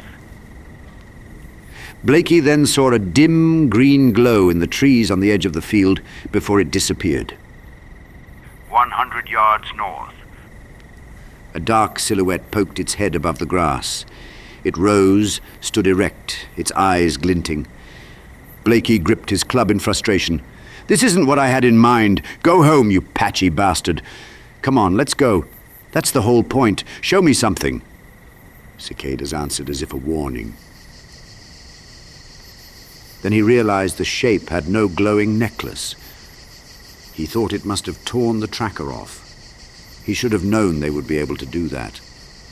The voice nudged him. If it got rid of the tracker, why is it showing up on the app? Blakey checked the phone. Suddenly another shape rose up 10 yards to the left. Then another popped up and then another. Soon the field was populated with shapes. The last one to appear had the glowing necklace, as if rehearsed. "See, I have friends." Blakey backed away, nearly falling off the rock. He jumped in his truck, getting the door shut, just as a shape leapt onto the rock where he had just been. Blakey floored the truck in reverse, kicking up a thick cloud of dirt. The shapes came cutting through, speeding after his truck, which spun around and drove off. A shape sprang on the truck's bed and smashed the back cabin window. Blakey fishtailed, throwing the beast off balance. It tumbled over the side. Blakey sped up, but at this speed the truck was sure to rattle apart. In the rear-view mirror, he could see the shapes chasing his dirt trail. His truck went sailing over the incline to the main road, landing with a thunderous clatter. Once he was on pavement, he gained a good lead, but still couldn't lose them. Another shape hopped onto the bed. In seconds, it had grabbed his coat through the cabin window. If the window were bigger, he would have been dead. He hugged the steering wheel, being pulled back with inhuman strength. His grip wouldn't last, so he pumped the brakes. The force ripped the shape's arm off. Blakey floored the truck and turned hard left. The shape fell off, leaving its arm behind, still gripping Blakey's coat. He pried it away and tossed the twitching limb out the window. When he slowed, another shape was able to grab hold of the tailgate and pull itself aboard. The faulty gate latch gave way and the gate fell open, sending the shape flying down the street for a moment before it recovered and sped after the truck again. Blakey's truck roared towards town. He peeled around the corner of the first intersection and jumped the curb, trying to retain control while losing his pursuers. However, the shapes did not follow him into town. He looked into his rear-view mirror and saw none of them. When he checked his phone, he saw the app had crashed, so he reopened it as he headed back towards the edge of town. The app announced, 4 miles north. The next stoplight turned yellow, so Blakey slowed. There was no traffic at the four-way intersection of Wheelie Avenue and North Shore Drive. The app voice announced, 5 miles northeast. When the light turned green, Blakey moved into the intersection, accounting for a considerable dip in the middle that he knew well. Blakey was checking the app again as another car came speeding out of the night, ran the red and crashed into him full speed. Collisions sprayed glass and metal everywhere. Blakey's truck whirled like a toy spinner, landing on its side in a drainage ditch. The other car slammed into the streetlight on the far corner of the intersection. The 30-foot pole folded on top of the car with a burst of electricity. Then it was absolutely quiet. There was no movement from either car. Blakey was out, but not unconscious because he had visions of being a boy, peeking through a small basketball-shaped hole of darkness towards the light. Even the boy couldn't fit through the hole, so he drew the opening bigger with his chunky pencil, then squeezed through and escaped. There was a shrill whistle blown and shouts for him to return, but he didn't. He had to get away, and the adult Blakey, the one in a crumpled car in a ditch, had to wake up. There was a cold voice. 3 miles south. Blakey awakened and stumbled out of his totaled truck. Groggy and unbalanced, he still had wherewithal to grab his trench club. He dragged it on the asphalt as he tried to straighten the odd angle his body had taken. The voice trapped in his truck chimed again politely. 1 mile south. The other driver finally emerged, holding his bloody head, screaming obscenities before he even had his balance. Then the shapes burst out of the dark and pounced on the driver, rending him into pieces in seconds. He could not manage a full scream as invisible forces silenced him. Blakey panicked for a retreat. He remembered that the town synagogue was behind him on top of the hill and knew it was his best and only option. "Better move fast," the voice warned. He ran and his knee buckled with pain. Blakey slipped out of sight into the trees just as another car foolishly slowed down in the intersection. He could hear the shapes attacking and the driver speeding off. He reached the blacktop parking lot and then heard a shape coming up the hill fast through the trees. He moved as fast as he could for the closest door, still fighting his swelling knee. "Better look behind you." As soon as he heard claws scraping on pavement, he spun around just in time to swing at the shape that sprang at him from the dark. Blakey hit it square in the skull with a deciding crunch. It writhed back into the dark, retreating from the pool of illumination created by the streetlight. He paused, tempted to follow and finish it off, but realized he didn't have the time. Blakey resumed his retreat for the door, but was hit from the side. Tackled to the hard asphalt, knocking the wind out of him, Blakey managed to get the club up, hand on either end, just in time to block the maw of teeth chomping for his face. He jerked the head of the club against the shape, knocking it off of him. He swung on it from the ground. The shape was stunned and scrambled for the dark, but Blakey quickly got to his feet and smashed it in the back of the head.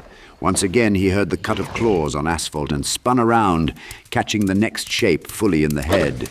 The blow was so powerful that the shape was instantly killed, but the club splintered in collapse. "Now you're done for. Run!"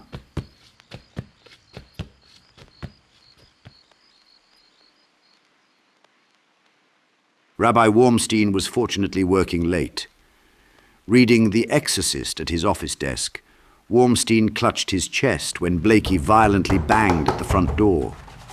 Wormstein scoffed, used a candy wrapper for a bookmark, and shuffled to answer the door, muttering profanities in Hebrew. Along the way, he retrieved his nightly cigarette from behind his ear and lit it. Usually soft-spoken, Wormstein arrived at the door and yelled, "Who is that? And at this time of night?" Blakey beat on the door again. "Come on, Rabbi, let me in." He peered over his reading glasses to the front door. He was shocked but recognized the voice. "Arthur?" Wormstein fumbled at the double lock, sensing something was wrong. Blakey practically bowled him over, deadbolting and chaining the door behind them as fast as he could. "Arthur, what is this?" the rabbi questioned, but Blakey searched madly for something to barricade the door. The hallway bench was perfect. He slid it over and propped it against the door handle. "Thanks, Rabbi." The instant Blakey had the bench secured, a shape hit the door full force. The rabbi jumped back with a hand to his chest. Another ferocious hit popped a hinge off, and it ricocheted down the marble hallway. They both retreated from the door in unison. All the rabbi's confusion turned to fear. "Something's after me," Blakey explained.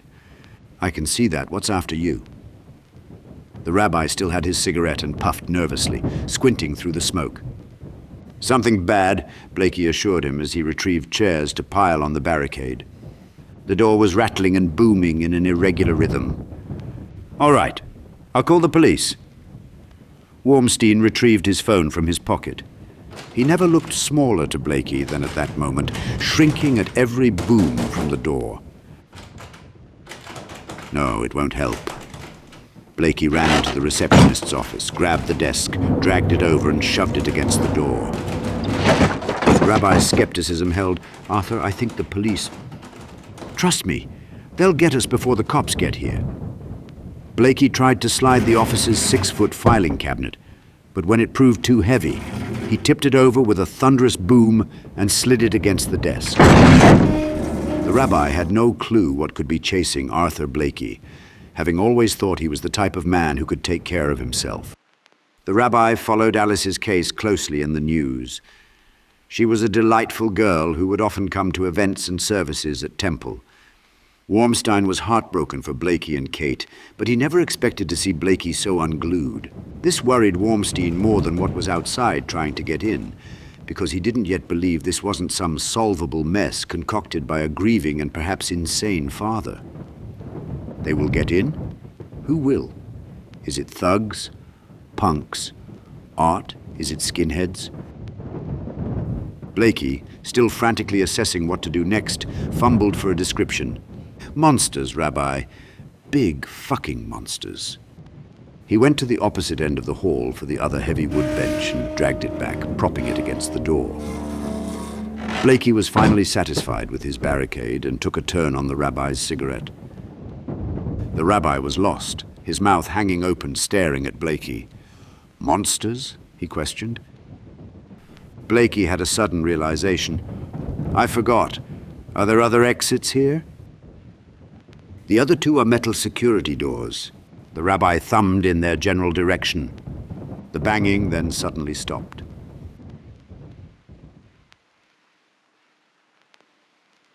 They both looked toward the door. Something landed on the roof. The rabbi followed the scurrying sound with fascinated distress. There's an access door up there. It's been blocked off for years, he explained. Won't matter, Rabbi. They'll get in. Blakey spoke with growing dejection. Who, Arthur? Who? He watched the ceiling, listening to the muffled destruction. I told you already.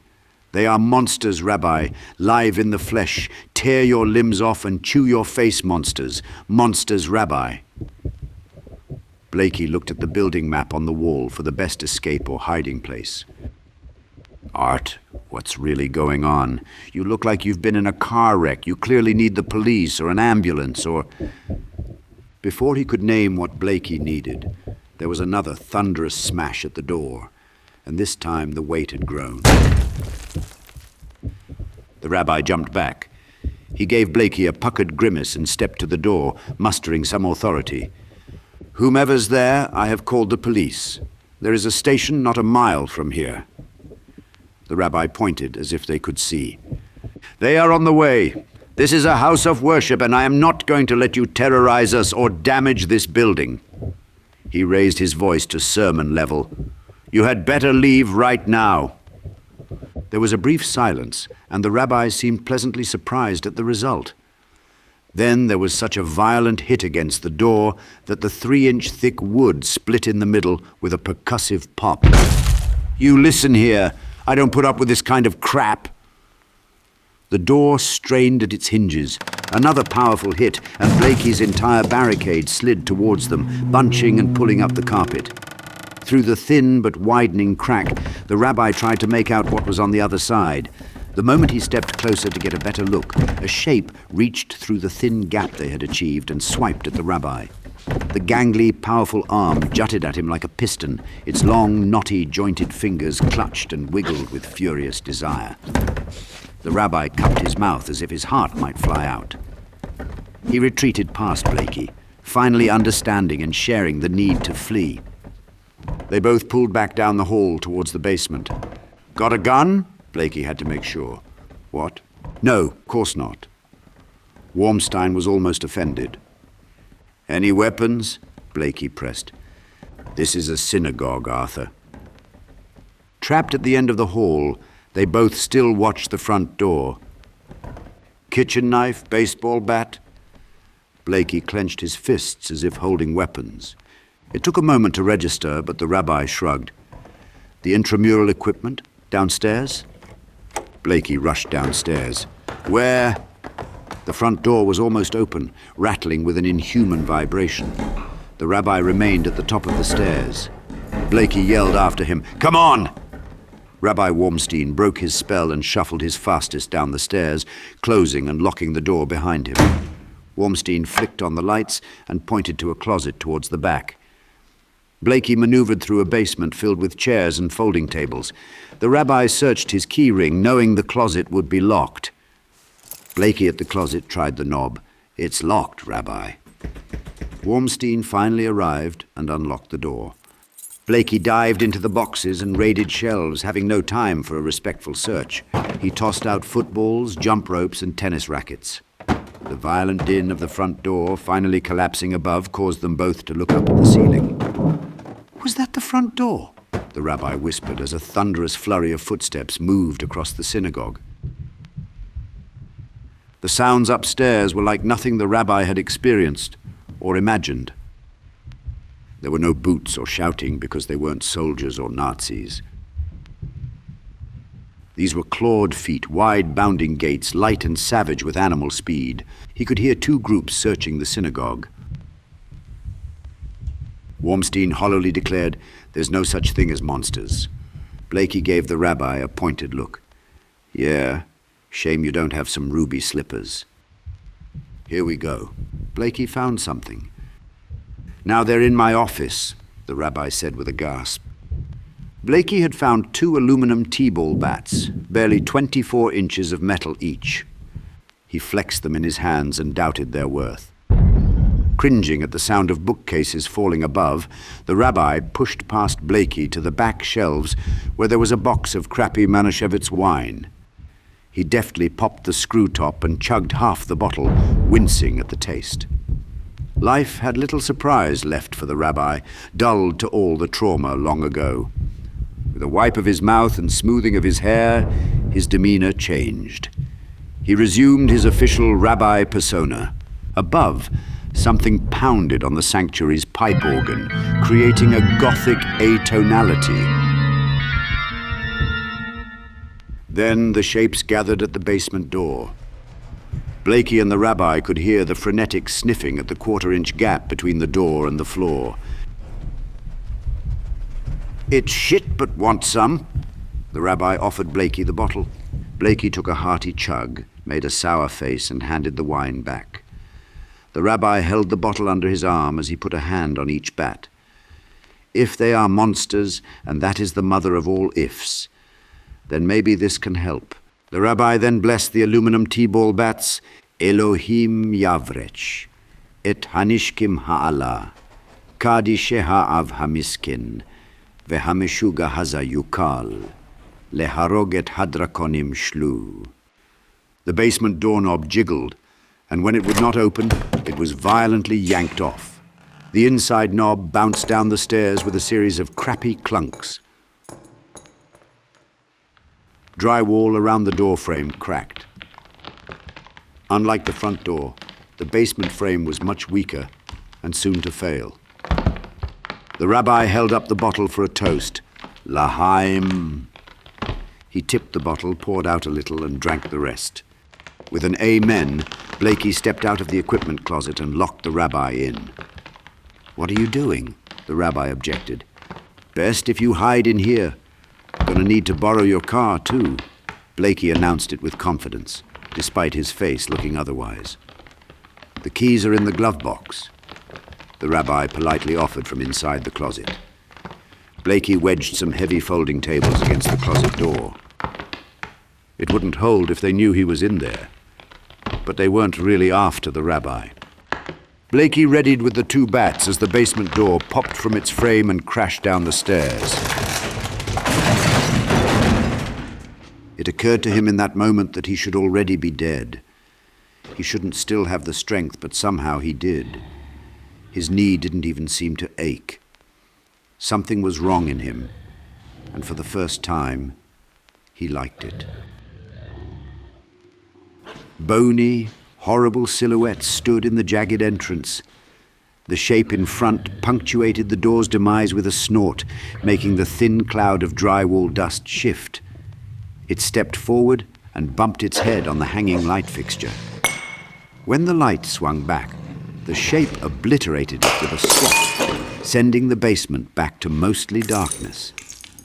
Through the crack in the closet doors, the rabbi watched, terrified. He covered his mouth to hold in any exclamations when the shapes descended into the basement and fanned out around Blakey. They pushed things out of their paths at first, trepidatious of Blakey's new weapons. One decided to test them and lunged at Blakey. The two-club blow started high above his head. He smashed it with all his might.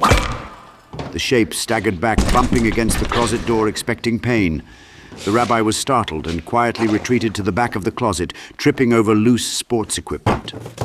Blakey and the other shapes waited for the results of the hit. But when the hit shape rose, shaking the blow off like suds on a wet dog, they all shared the realization that the weapon was impotent. Blakey pivoted for the stairs and beat down the one blocking the way. He was able to get almost all the way up before another caught him by the leg. He threw a bat at the shape on his leg and then gripped the handrail to pull away. Another shape grabbed hold of his other leg. Their grip was painful and frustratingly strong. He gave into helpless panic, flailing, kicking and twisting madly. One leg kicked free. Claws dug into the calf of his trapped leg. Blakey howled at the sudden jolt of pain. Extreme survival rage took over, and he let go of the rail to beat on the shape with all his strength. The blows were relentless, forcing release. Blakey sprang into the hall, grabbed a hall chair and tossed it down at them. He followed it with a couple of planters. He went for anything else as the shape scrambled to get up the steps. A cabinet appeared in the door with Blakey behind it. With a roar, he hurled it at them down the stairs.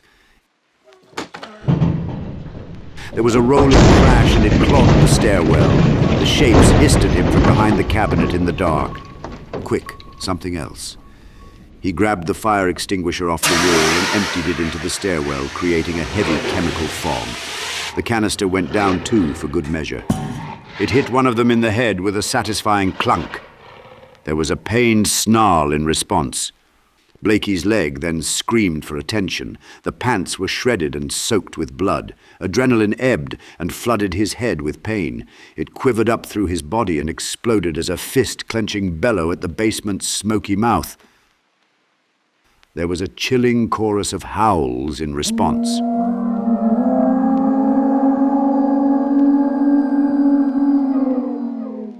Blakey limped away, managing to lock the back fire exit just before a shape caught up. It punched through the small safety glass panel in the door and clawed Blakey's jacket. Blakey hit at the arm with the remaining T-ball bat, but it wouldn't let go. He jerked away with all his strength, tearing his jacket, leaving a memento. Every flex of Blakey's calf brought a fresh zap of pain as he hobbled across the parking lot. The Temple's activity van, a plain Chevy cargo van with Temple Bakash Emet stenciled on the side, was thankfully unlocked, and Blakey hopped in, gasping for breath as he found the engine key. When he tried to start the van, it only choked and coughed in failure. Oh, come on. Pumping the gas pedal and turning the key repeatedly, the engine verged on flooding, but it was all he could do. The van was then violently hit from the side, rocking it up off the ground. A hit on the other side sent it back. Shapes hopped on top. The roof caved. The angry metal scraping became deafening. The engine finally turned over with a revved roar, and Blakey shouted in relief. The hood of the van tore up, blocking Blakey's view out the windshield. He could feel and hear the engine being pulled apart like a roasted chicken.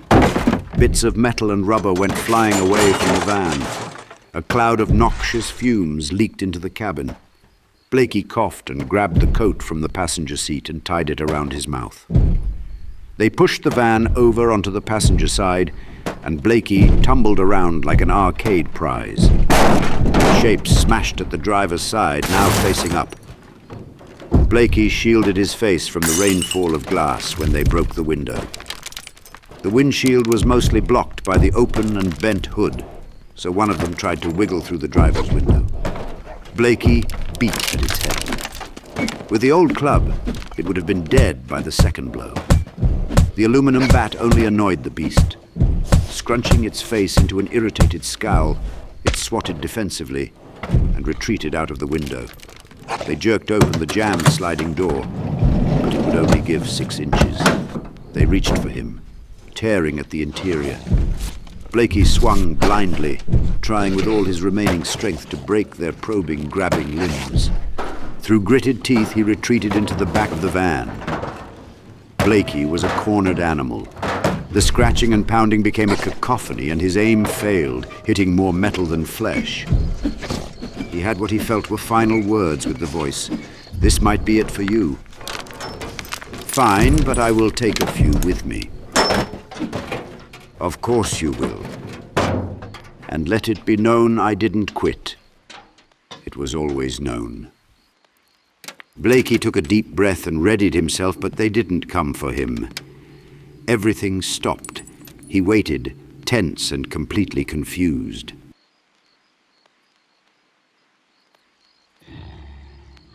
Through the small rear window of the van, Blakey could see the shapes were still there, but they stepped back and looked towards the trees at the edge of the parking lot.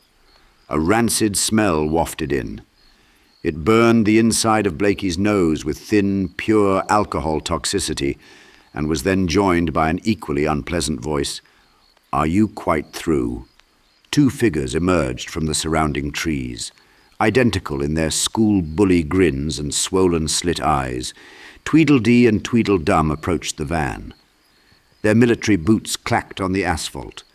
With an authoritative wave, the shapes backed away. These were not cheery, rotund fools. They were grotesquely pale, bloated like Siamese twins plucked from a vat of formaldehyde. Dressed in custom-tailored Victorian military garb, each had poorly arranged rows of odd-shaped medals and commendations. Blakey was not surprised, and lowered his eyelids in defeated cynicism. And here I was just getting my second wind. Tweedledee smiled with teeth like roasted corn. Cheeky. Frightfully pointless. His brother paced around the van in the opposite direction. "What's that?" Blakey played along, looking desperately for a plan. "This," Tweedledee lobbed back. "This," Blakey acted stupid. "That," Dum replied. Dee answered, "Fighting, my brother means." Then they both strung together a list. The fight, your struggle, your madness, your sadness, your futile life, all without purpose. Blakey mocked their tone. If it's to be a meaning of life discussion, then wax on. "Little meaning to your life," Dee corrected. Blakey laughed. "Now you're just repeating yourself." "As are you," one of them answered. "I'll find her," Blakey declared. "What then?" They shared the question. Blakey roared. "Who cares what then?" He knew he was making a mistake in engaging them, but maybe he could buy some time and come up with an exit. "What would you do if you got her back?" Dee proposed. "Would you continue to fight?" Dum added.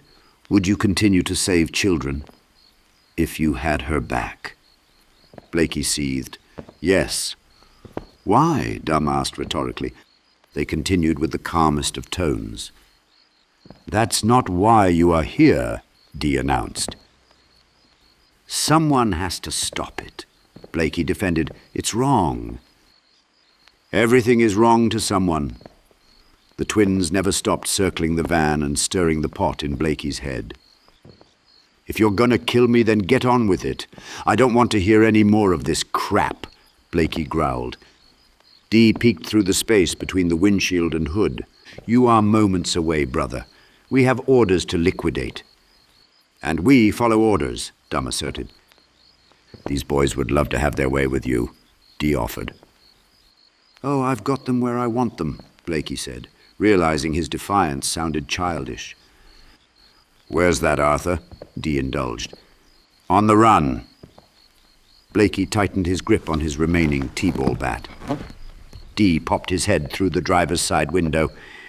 "No, Arthur, you are on the run." Dum called from the opposite side. "Running is all you ever do here, on the run from it all. From here to the end." Now their voices were behind him again. Blakey eyed them through the back window. Their arms were folded behind their backs like scolding taskmasters. "But we can help."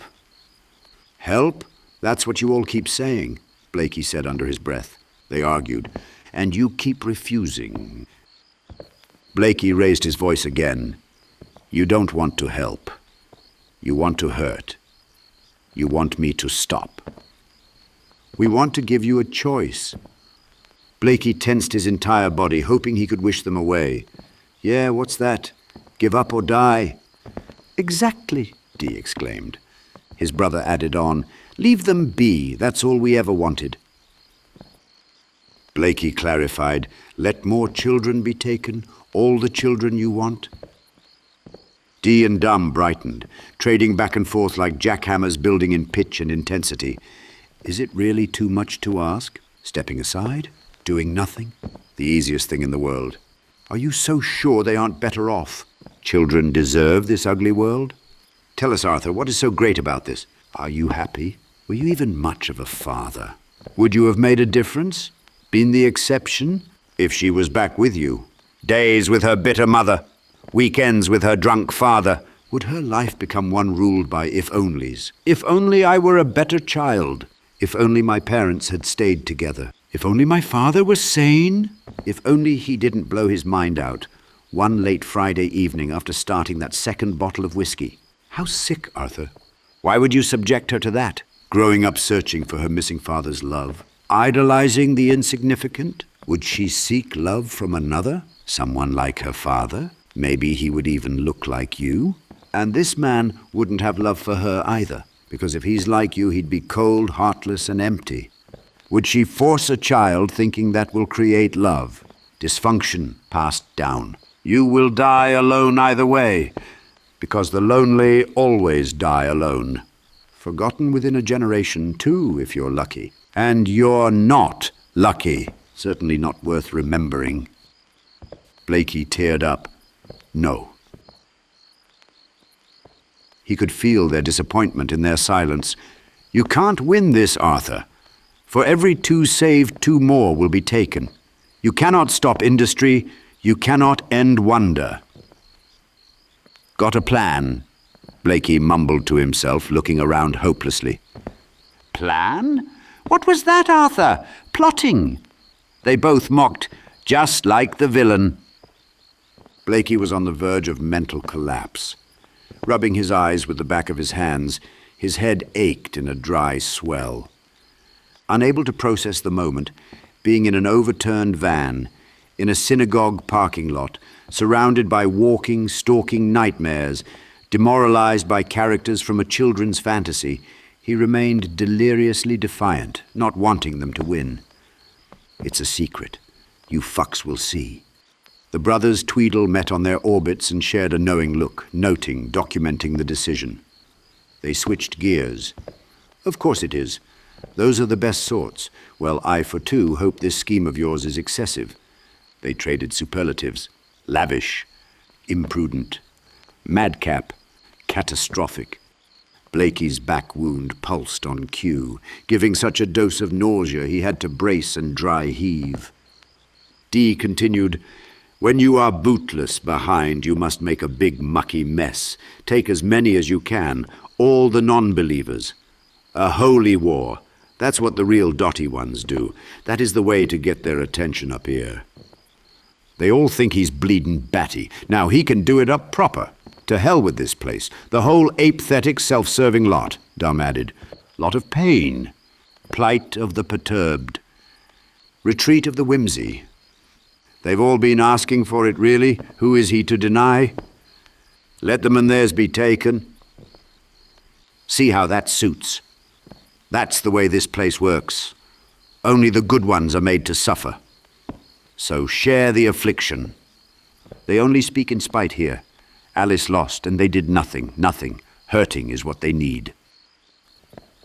A hand peeked in the van window, offering a delicious, perfect heart-shaped cookie with delicate, creamy frosting. Seal it.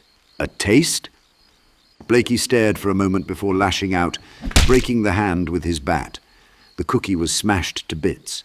Dee roared in thunderous pain. "You'll pay for that!" "No, you will. You all will." Blakey smeared the frosting with his boot like dog shit and returned to his defensive stance. "Will we now? Will we?" Dee seethed with a disgusting hiss. Blakey growled, "Enough of this crap. I'm ready." "If you insist." Dee nodded to his brother, who signaled the shapes to resume. "Give him a full measure." The van lurched violently, moving away from Dee and Dum, who walked back into the trees, shouting over the van scraping on cement. "If you can't better things, make 'em worse," Mum always said. Yes, Mother.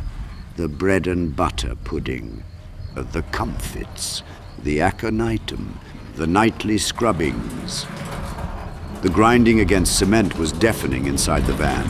It jolted when it hit the curb, tossing Blakey forward. The shapes rolled the van onto the grass and pushed it into the woods on its back.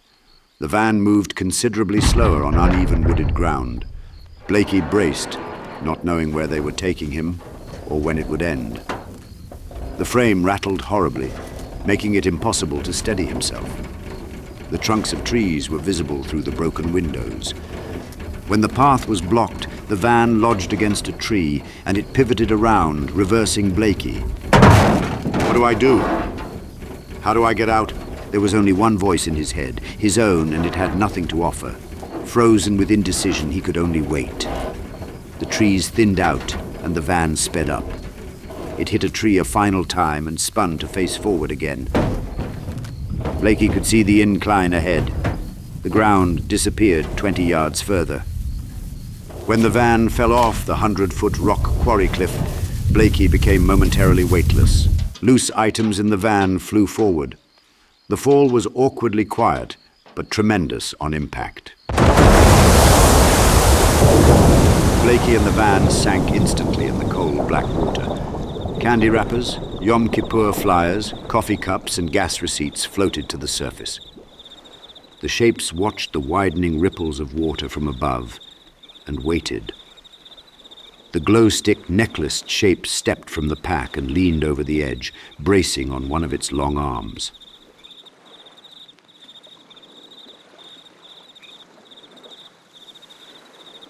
After what seemed like forever, they were certain Blakey had drowned, so they disappeared back into the woods.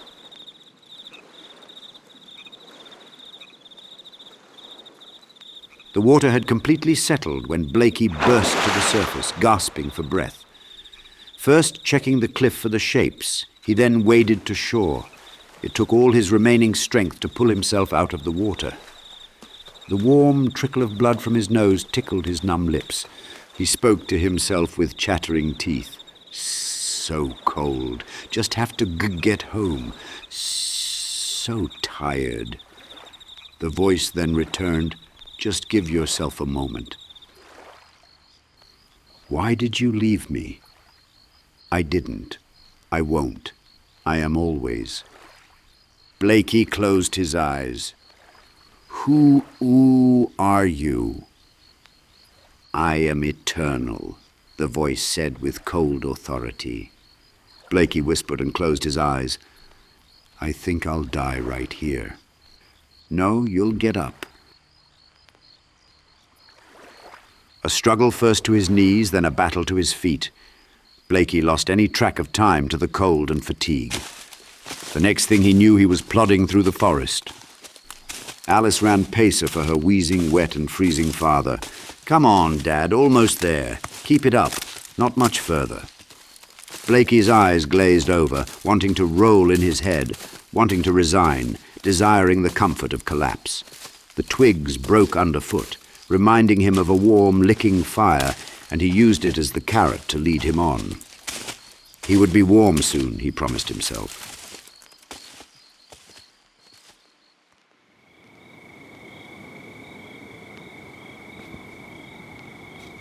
It was so late not one person saw a soaked and shivering Blakey staggering through the quiet suburban neighborhood, muttering to himself over and over, almost there, almost there.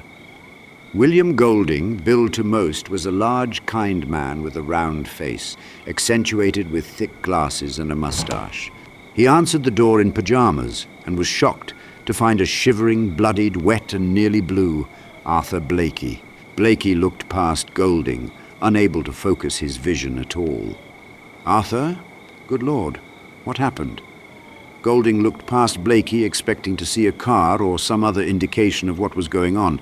Sorry to bother, Golding. Blakey's clattering teeth caused a stutter. A police siren whooped somewhere close by, and Blakey involuntarily jumped.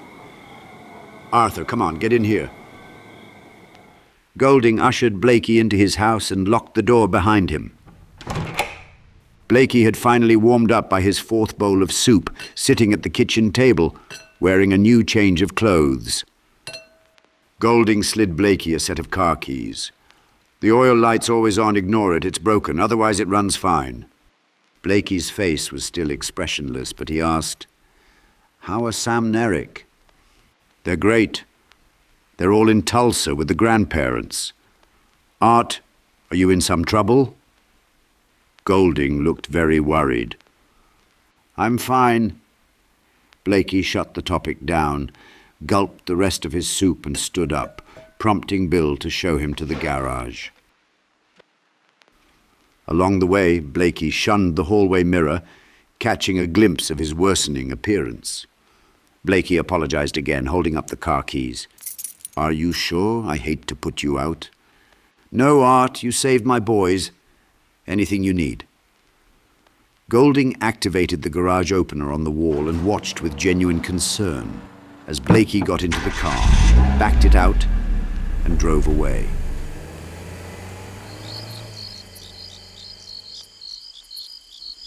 The police were at Blakey's house, joined by what Blakey assumed was the FBI.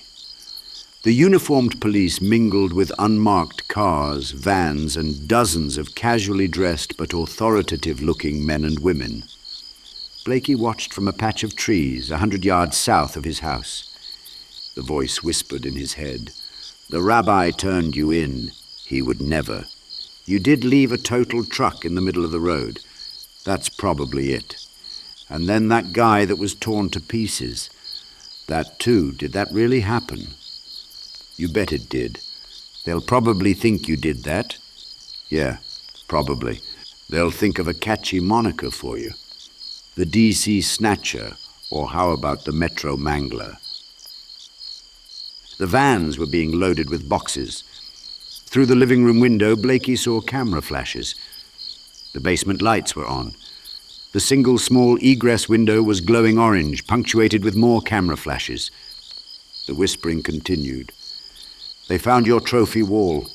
They can't see shapes, no matter if pickled, braised, or boiled. Then why are they down there? Alice, also in the trees with him, joined in the hushed conversation, saying, "They think it's you. Can't go back." Blakey grimaced and retreated from the trees back to Golding's car, which he had parked a mile away when he had seen the glowing police lights from the road. The voice declared, "They think it's you, and here thinking is as good as knowing." As he drove away from his house, perhaps forever, the sun was rising and he heard on the radio, "Breaking news in the Pied Piper Mid-Atlantic kidnappings. 3 more children were abducted late tonight. Greville MacDonald, Alexander Taylor, and Mary Collingwood from Great Falls, Virginia. The FBI has named Arthur Blakey of Ashburn, Virginia, as a possible suspect. Blakey, who has had a history of mental problems, is currently missing and presumed extremely dangerous. If you have any information that could aid in the apprehension of Arthur Blakey, please do not hesitate to contact the authorities immediately. You can reach out to fbi.gov with any tips or leads you may have." Blakey shut off the radio. He felt the world shift. "Am I the monster they are looking for?" Alice answered him from the back seat. "No, Dad, it isn't you." "Maybe it is. I'm talking to ghosts, fighting monsters no one else could see. That is not far from the crazy they need," he suggested. "No, Dad. They want an easy answer, and this will not be easy." Alice's tone became grave. He asked childishly, "It won't?" She looked out the window. "No, it will be hard. The hardest thing you will do." He sighed and then paused greatly before asking, "How do I find you?" When he looked in the rearview mirror, she was already gone.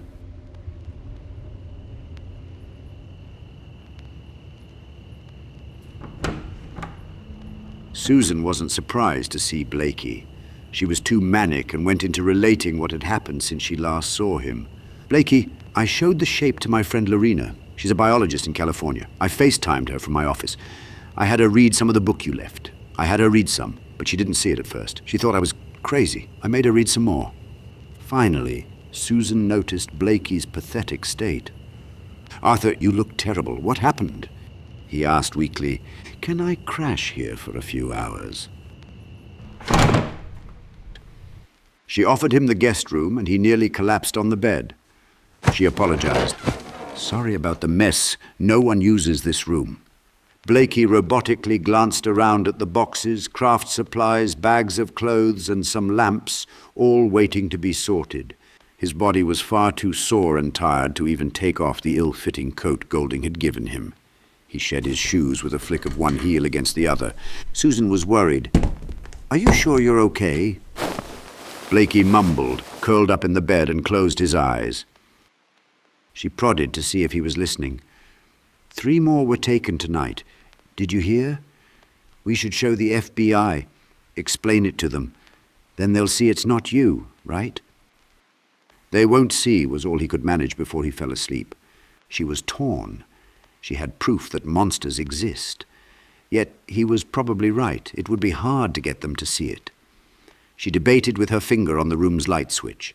She decided to shut off the lights, close the door, and let him sleep. The ultimate skeptical minds would never believe that monsters were stealing children. Standing in the hall, she doubted her ability to just wait.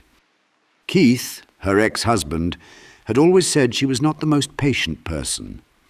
She was also fiercely loyal and hated everything that had happened to Blakey. To her, he had been nothing short of the most reliable man she had ever known, besides her father.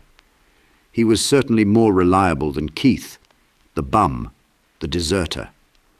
Even before Keith left, if there was anything wrong with the house or car, Blakey would fix it within a day, no matter how much assuring she did that it wasn't an emergency. He never charged anything, and she then refused to charge for Harry's vet care in kind. They had met through Kate, whom she had known since graduate school. They were pretty close friends, or so she thought. When Alice disappeared, Kate left without even a phone call, and that's when their friendship ended. It had been near torture watching Arthur deal with first Alice's disappearance, and then Kate leaving.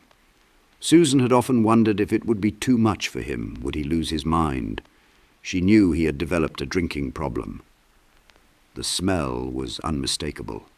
She now understood that Blakey had never stopped looking, that he was fighting monsters to find his daughter. She knew it would be a struggle within herself not to call the police and the FBI and try to fix this. She looked to Jonah's room and saw the light on. She heard music playing softly and him tapping his desk along with the beat.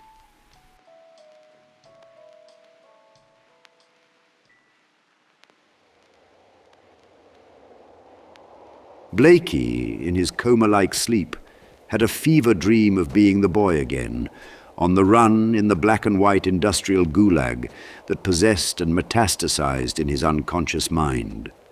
Lost, snot-nosed and hungry, he gazed in awe at abandoned factories. Lining the length of these broken-windowed relics were towering chess pieces left to rot on the ground, some split, most swollen with greyish curly moss. Each piece was at least 7 feet high, frightening him that they might come to life, a boy devouring chess mob. They varied in sophistication. Basic wood, horse-headed knights, actual brick-and-mortar castles, smooth, translucent pawns, even human-faced leaden bishops whose sculpted eyes followed him with optical illusion. Deep, lush green ivy, one of the only things with colour, was slowly consuming everything. He then heard a voice, maybe 2, so he scrambled into the nearest building. From a clouded window he looked for them. He couldn't see yet, but heard their conversation. "Why'd you go into Factory Row? They always head towards the sea. Sea's where we should be." The second voice responded, "When you're put in charge, then you can choose. Until then, I say he went in there. And there we go." The voices came closer, and Blakey shrank from the window into what must have been a factory, searching for a place to hide. There was a vast maze of half-empty shelves among varying puddles of still, oily water. Books from the shelves were all piled up 30 feet high in the front, awaiting a giant fascist burning. There was no good place to hide in the checkered rows. A blanket of books covered the entire half-mile square of factory ground. They would be able to spot him quickly. He returned to the mountain of books filling the entire front corner. A bronze statue head poked out the top of the pile, turned away, and tilted sadly as if napping through a nightmare. The boy peeked out the window again, and this time he saw two figures on a bicycle carriage coming down the length of the buildings. As they got closer, he could see that a spider monkey in military garb, complete with shako and driving goggles, was pedaling the bike. An abomination with a dodo bird's head sewn on a human body in an officer's uniform sat casually in the carriage. Its head was taxidermic, a sloppy job with oversized stitches and hastily glued marble eyes. The head moved only left and right turns, puppet-like in its velvet seat. The officer's cap strapped to its head had a gaudy red feather plume that danced with every bounce of the vehicle. The bicycle braked abruptly, jostling the dodo. The monkey pulled off his goggles and sniffed the air with flexing nostrils. Brilliant orange eyes with silky black enamel pupils scanned the buildings. The sniffing slowed, and with a cock of its brow, it cleared its sinuses of all smells with a sneezy snort. Its fiery gaze pierced the window and sent a circulating shiver through Blakey's small frame. Simian eyes, tucked under a hard brow, maintained a maniacal expression so intense it appeared to be looking through walls. The boy panicked and began climbing to the top corner of the giant book pile. Some of the books slid down and rustled at the bottom. "What is it, Mr. Starkey? Do you smell something?" The dodo squawked, tapping the monkey's shoulder annoyingly with a pointless, flaccid riding crop. "Shh!" The monkey put a gloved digit to his lips and then pointed to the library. "The library? The boy? I was right, yes?" The dodo couldn't lower his volume. The monkey fumed, "Shh!" The dodo harumphed, thoroughly committed to incompetence with a tart, aristocratic arrogance. It straightened the row of silly medals on his chest. A crash of natural decay in one of the other buildings set the two off. The dodo whipped its head around like a wind-up pigeon and screamed, "Ambush! Mr. Starkey, invaders! The invasion has begun! Retreat, surrender! Happy capitulation! God save the Queen and all her loyalties!" The monkey sprung from the bike to the carriage and mercilessly beat the dodo. A fury of punches to its stuffed head, Starkey slapped the conniption out of the bird, kicking out puffs of sawdust in a punching bag drum solo. "Oh Lord, oh King, oh divine creator!" The dodo squawked with almost sexual exclamations. The fury of the blows rocked the carriage violently until the dodo was finally subdued. "Very well," it slackened. "I'm better now." The monkey sneaked in one last sock to the bird's sand-filled head. "Thank you, friend. My patriotism got the better of me." The dodo sighed. Mr. Starkey raised another fist. Might be a smudging left. "No, quite sure. Thank you." The dodo held up the flat palm of its well-manicured hand. The monkey hopped off the carriage, landing with springy athleticism on his naturally bowed legs. It maintained a cowboy's stance, one hand resting on his holstered sidearm. The dodo's male human hands fumbled with an ivory smoking pipe. The fingers felt their way to filling and propping the pipe in its beak clumsily, spilling much of the tobacco. The stuffed head was incapable of inhaling, so the smoke oozed out the beak holes and the seams in its head. With a wave to fan the smouldering, the monkey left the burdensome dodo behind. At the factory entrance, the monkey stepped over the ivy, but it tugged at his pants leg, begging for alms. Instead, he crushed them with a firm twist of his boot. Blakey retreated farther into the shadows at the top of the pile when the monkey entered. The dodo hollered from the doorway, having decided to follow. "Well, Mr. Starkey, here or not?" The monkey didn't break his intense scan of the factory floor. "With that glued bill, I'm amazed at your constant volume." "What? Amazing Bill? The poor soul died last year. Mortar fire," the dodo lamented. The monkey made a hateful noise and stepped in further. He could see no signs of the boy with his piercing gaze. He returned to the dodo, ready to leave, when Blakey's foot slipped, causing one book to slide down the pile. The book landed at the dodo's feet. The monkey honed in on the source instantly, seeing a tattered white pajama foot shift in the shadows. "Eureka!" Starkey flipped out his pistol and took careful aim. The first shot hit the top of the pile and spat out a puff of paper and dust. Blakey squeezed further up the pile of books, whimpering and terrified, sending more books sliding. The gunshots were startling. Mr. Starkey fired off 2 more. "Do hold still! I'll never hit you if you keep moving!" The dodo groped his pistol belt. "Hold on, you got to shoot the last one. It is my turn." "Your memory is sawdust. You shot the last 3. The monkey protested and cocked an eye. The dodo knocked the monkey to the side, making him miss. The bird fired wildly. "I am in charge. I will shoot whomever I like." His first shot shattered a cracked window pane with a sad pop. The rest of his shots hit the bottom of the pile, stirring a dust cloud that ruined visibility.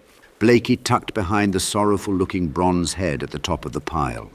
He clenched tight, hoping and wishing to wake from this nightmare. A clinging, death-grip nightmare, too terrible to be real. "Come along, son." Pointless nonsense. "Boys'll be here soon. You might get us a promotion." The dodo tilted his head, trying to target by sound, but his ears were just as dysfunctional. Thinking he had a good beat on the boy, the dodo carefully aimed with a 2-handed grip. Mr. Starkey was out of bullets and holstered his weapon. He then hiked up his pants before climbing the book mountain. The child buried his head, awaiting capture. His tiny fingers clutched the bronze face. The dodo's last shot hit the back of the statue's head with a resonant ping. "Look, if you don't step out here at once, I'm likely to run out of bullets. There is a shortage. Trying times, consideration. Haven't you any manners?" The dodo changed hands.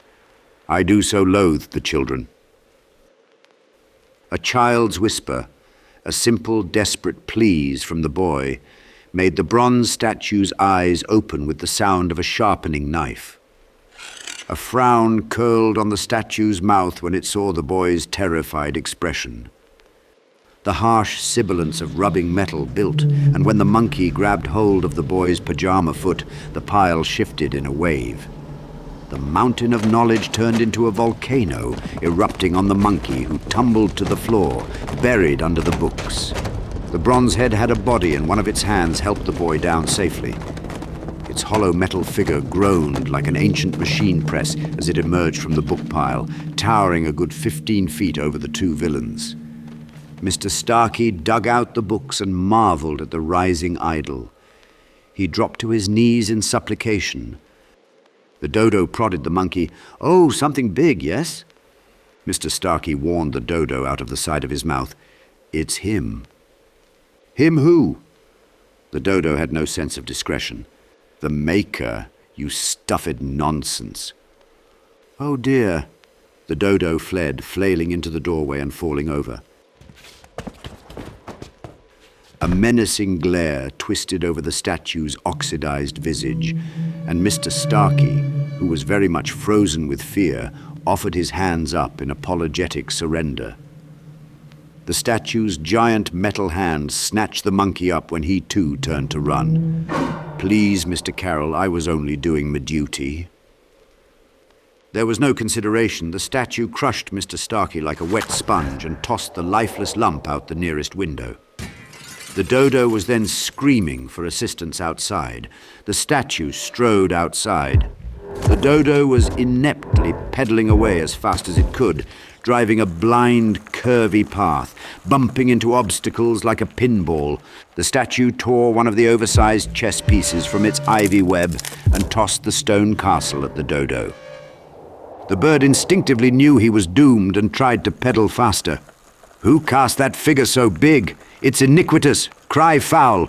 he called out as the castle landed, crushing both the dodo and the bike.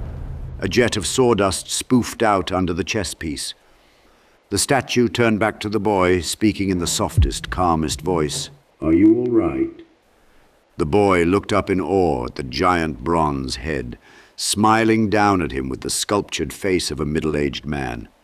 The body, 15 feet of bronze modelled in a Victorian suit and tie, offered its immense hand for a handshake to the boy. Thank you very kindly for freeing me. Freeing you? The boy questioned, only able to grip the tip of the giant's forefinger. The statue looked around, surveying the state of things. I've been trapped here forever, I should think. It certainly feels that way. Who are you? The boy asked meekly, craning his neck up at such an angle his mouth naturally fell open. Charles Dodgson. That is, I used to be, but I'm afraid here all I will ever be is Lewis Carroll. The statue spoke with a thin, melancholy resignation. Imprisoned, can you imagine? One moment I was sick in bed at my sister's in Guildford, and then the next I was carried off, kidnapped by my own creations. Ruthless little millstones. I suppose they thought I could offer some extension of life, keep them going forever. He was saddened at the horrible state of things. He gave a wave of his hand to the factories. And this is what they've wrought. What has been going on? I didn't write any of this.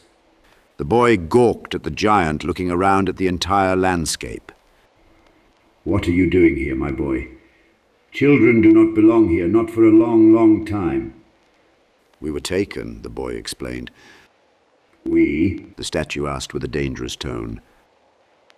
The boy gave a list. Others, girls, boys like me, some older, some younger. The statue became rigid with disapproval. Other children? His fists curled, and the sound resonated through his hollow body. Well, that simply will not do. The boy picked up the monkey's shako hat from the ground. The furry corpse lay on a pile of chess pieces stacked outside the opposite building, a broken arm draped lifelessly over the chipped wooden head of a rook in an intimate embrace. The Lewis Carroll statue took the shako hat and set it on the boy's head, as if dressing a doll. Last thing first, to get you out of Wonderland. The statue picked the boy up and set him on his shoulders. He then looked around for directional bearings. The boy was doubtful. How? Find a looking glass, of course. Much to the boy's 18-foot-high delight, the statue set off. Its long, exaggerated legs took the boy sailing through the air. With supernatural grace, it scaled the chess-piece mountain that had been a dead end to the boy. On his very own amusement park automaton, the boy was carried in loping leviathan strides, pulsing lurches of speed that blew his hair back. He closed his eyes, grinning in rescued bliss, thinking maybe there was a way out of this nightmare.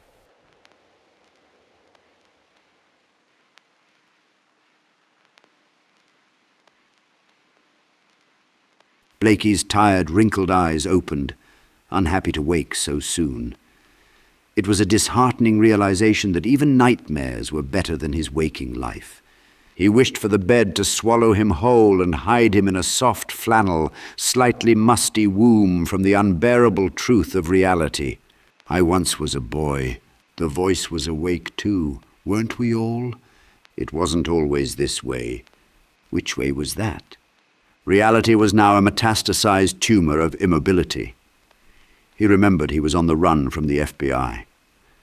He was no closer to figuring out the puzzle or finding Alice, but he was swiftly sliding toward the permanent expulsion of either death or prison.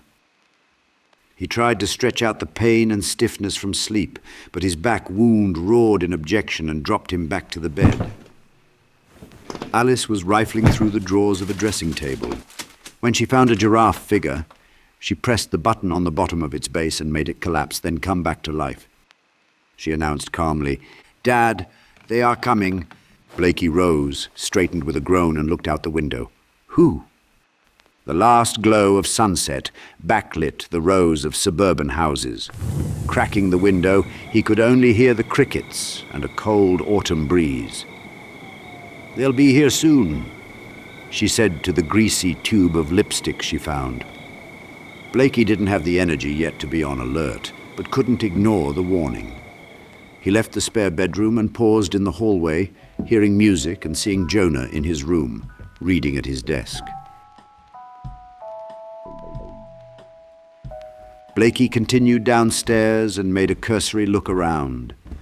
Going to the front windows, he found no one, no shapes outside, no police or FBI, only a single darkened car parked halfway down the street opposite Golding's. Susan called to him. "You like leeks, right?" "Leeks?" Blakey walked into the kitchen, finding her in the midst of a complicated dinner. "Oh, hey, I was actually asking Jonah. But you too, you like leeks?" She then repeated the question loudly to Jonah upstairs. "Jonah, leeks, yes?" Jonah hollers in response. "What are leeks?" "They're like potatoes." Yeah, sure, whatever," he yelled back. "No, not whatever. You need more than just a few bites of salad, leeks or no." She scoffed as she went from refrigerator to stove. Blakey sat muddled at the kitchen table. It felt like forever since he had been in an active or clean kitchen. "I'll eat whatever," Jonah hollered down to end any further questioning about dinner. That's what he always says, yet all he eats is the pizza. She checked the stove. Blakey stretched again with several pops of his back. "What time is it?" 6. She pointed a knife at the microwave clock. 6? Can't be. Blakey raised an eyebrow. "Can and is. You slept an entire day." She mocked in a motherly way that made Blakey feel immediately at home. The doorbell rang. Blakey immediately was worried. Susan casually explained while chopping up a salad, "That's the pizza. Can you get it?" Blakey obliged, and his suspicion calmed. But he wasn't ready when he opened the door to Vincent's smiling face. "Hello, brother," Vincent said with a wink. He went for him, but Vincent raised a Beaumont Adams-style revolver into Blakey's face and coolly added, "Why, yes, I will come in." Blakey backed up into the living room. Vincent shut the door behind them, blocking Detective Lusk's telephoto camera view from his car down the street. Blakey backed through the family room into the kitchen, hands raised. "Don't you remember me?" Vincent was wearing a trench coat, but Blakey could see bright red uniform pants peeking out the bottom, ending with shiny army boots. Susan was still busy with dinner when Blakey backed into the kitchen table. "How hungry are you?" she asked without turning. "Starving. What are we having?" Vincent answered. Susan turned, saw the gun, and jumped back, knocking her purse to the floor. "Who the hell are you?" "The excellent question." Vincent threw off his overcoat, revealing a complete, brilliant red Victorian Foreign Legion-style uniform. It wasn't a replica nor a cosplay construction. It looked real, but Blakey had no idea what country or period it was from. Vincent posed for Blakey. "Well, how about now?" Susan was infuriated. "Blakey, what is this? Who is that?"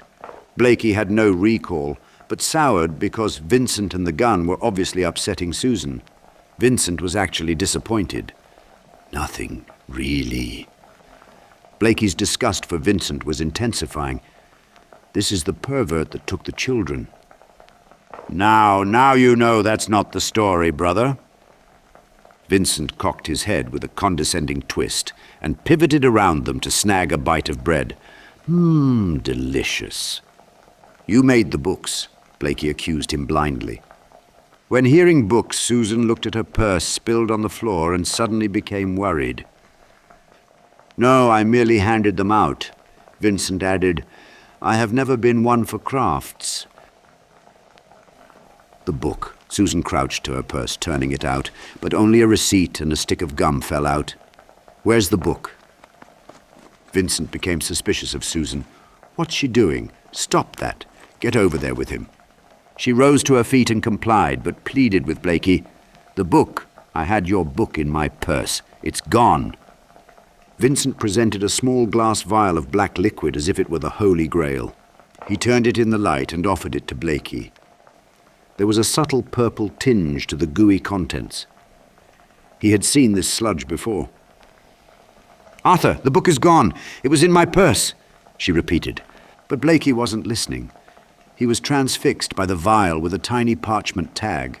The calligraphy read, "Drink me." Vincent instructed as if it were merely a taste test. "Drink." Blakey asked, "I know this. What is it?" "Drink, then you'll see. Then you and I, brother, can put an end to it, finally and completely."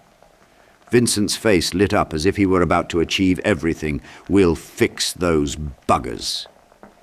Susan was full-on panicking. "Looking glass! The book? Where is it?" Time then slowed as Susan realized where the book was. She grabbed Blakey, who was looking deeply into Vincent's grinning face. He could only see derangement, only feel rage stirring as he thought of Alice. "He'll shoot you before you reach him." Blakey smashed the vial on the floor, causing Vincent to scream and dive for the shattered pieces. "Now's your chance." Blakey grabbed a kitchen knife, ready to bury it in Vincent's head, but ended up facing the gun barrel. Susan grabbed Blakey again, rousing him by the shoulders. "Blakey! The book! Jonah!" Just as Blakey finally heard her, the lights went out with a pronounced pop. Blakey and Vincent instantly knew what was happening. They all heard a groan from Jonah upstairs. Vincent and Blakey both zeroed in on the side of the house when there was a faint scuffling of claws on vinyl siding. Then the basement door, visible from the kitchen, began to creep open, and Blakey and Vincent sprang on it in unison, slamming it back shut with both of their weight. Blakey gave Vincent a look of surprise at his participation. They braced against the opposite wall as the door pushed back with great force. The pressure dented in the drywall. Susan was terrified, not knowing what to do. "Go get Jonah," Blakey instructed, but it was too late. There was a trembling boom from the attic that vibrated through the house. Jonah was lying in bed with looking glass. He put the book down on the bed and took a step towards the hallway, watching the ceiling as something moved towards the drop-down attic door. Downstairs, the kitchen's door to the basement collapsed in two, and the shapes burst through, stomping on Blakey and Vincent. In the dark, glass and wood and drywall seemed to break everywhere. Blakey shouted. Susan screamed. Vincent lit up the living room with a gunshot. Outside, down the street, Detective Lusk was waiting for that cue. He called in on his car police radio, "Shots fired, 3025 Allenby Drive, Detective Lusk on site." He then jumped out of his car and ran towards Susan's house with a shotgun. Inside, on the second floor, Jonah shifted his attention when he heard something coming up the stairs on four limbs. "Mom!" Jonah called out, not wanting to leave the doorway of his room. Weak moonlight from the window at the end of the hall was the only illumination. There was another gunshot downstairs which made him jump. He retreated to the bed corner, seeming to regress in age. "Mom!" A clawed hand of 10-inch long fingers curled around the door jamb. The shape's head, with its glowing pupils, peered into his room. Jonah's throat went dry and his eyes bulged. He retreated across his bed to the corner. Downstairs, Vincent punctuated the darkness with two more shots. Two shaped bodies collapsed, one in the living room and one on the stairs. Blakey was trying to hold a shape back with all his might. One hand kept the mouth closed and his other arm was around its neck in a headlock. It clawed at him ferociously and sliced open Blakey's cheek. He strained harder, tightening the grip on the monster's neck. He hoped that he could finally overpower one of the monsters without using his club. Its clawing slowed. Vincent ended the struggle with a point-blank shot to the shape's head, killing it and spilling its inky brains on the wall. Susan had retrieved Blakey's pistol he had given her at her office, but didn't know what to aim at. Lusk kicked at the door. "Police!" Vincent rushed to reload. Empty cartridges hit the carpet in a drum roll. Blakey managed to get to his feet, rising right into Susan's scream at the sight of four shapes descending the stairs with Jonah in their grasp. Vincent swiftly took careful aim and killed one of the four shapes. Blakey stayed Vincent's hand You'll hit the boy. The 3 remaining shapes and Jonah moved through the living room towards the door. In front of the 2 holding Jonah was the shape with the glow stick necklace. The sticks were almost completely faded. It hissed at Blakey. Then the front door broke open. Lusk entered with his shotgun raised. This distracted the shapes, and Vincent took his shot. He hit one of the shapes, holding Jonah square in the head, and it collapsed. The 2 others hissed grotesquely at Vincent and reclaimed the boy. In the dark confusion, Lusk could only see Vincent with a gun, aiming it at the boy alone in the corner of the living room. "Drop it!" he barked. Lusk didn't ask a second time and did what he wanted to do all along. He shot Vincent dead. Blakey and Susan gawked as Vincent collapsed onto the rug and twitched once, like a toy with its batteries pulled. Susan stepped forward toward the shapes and Jonah. "No, please." Lusk, satiated, moved from the foyer to the living room to check his kill. "Get up from that, you sick tit." Lusk's smile instantly dropped because Vincent's body dissipated into the shadows. "What the absolute fuck?" Lusk could only point at the spot where Vincent had just been. When Susan screamed, "No, please don't take him!"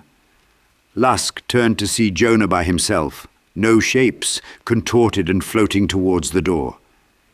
This baffled Lusk more than Vincent's disappearance. What in the hell is going on?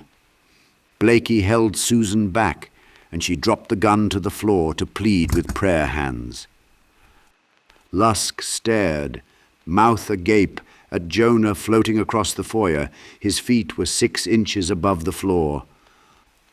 Hey, you, need to stay here. This is a crime scene, son." But Jonah glided through the doorway. Lusk stepped towards him, firmly repeating, "I said you need to stay here." When he stepped closer and raised the shotgun to a 2-handed grip, the necklace shape grabbed the weapon and wrenched it from him in one blazing sweep. Lusk was dumbfounded as he watched the shotgun jerk out his hands and then fly across the room. Lusk drew his sidearm and raised it. Then the air jerked him forward by his arm and broke his limb in 2. Lusk screamed and the air grabbed him by the neck, lifting him off his feet. The detective gave Blakey a look of pure, terrified confusion. Lusk's neck then broke, snapping to the side with a jerk. His body flew against the coat closet door before falling to the floor limp. Susan pleaded, begging the shapes, "Please, no, give him back, please." Demons never hear please. They only looked at her with cold malevolence. They backed down the porch. Jonah could barely breathe, so overwhelmed by the monster's hold.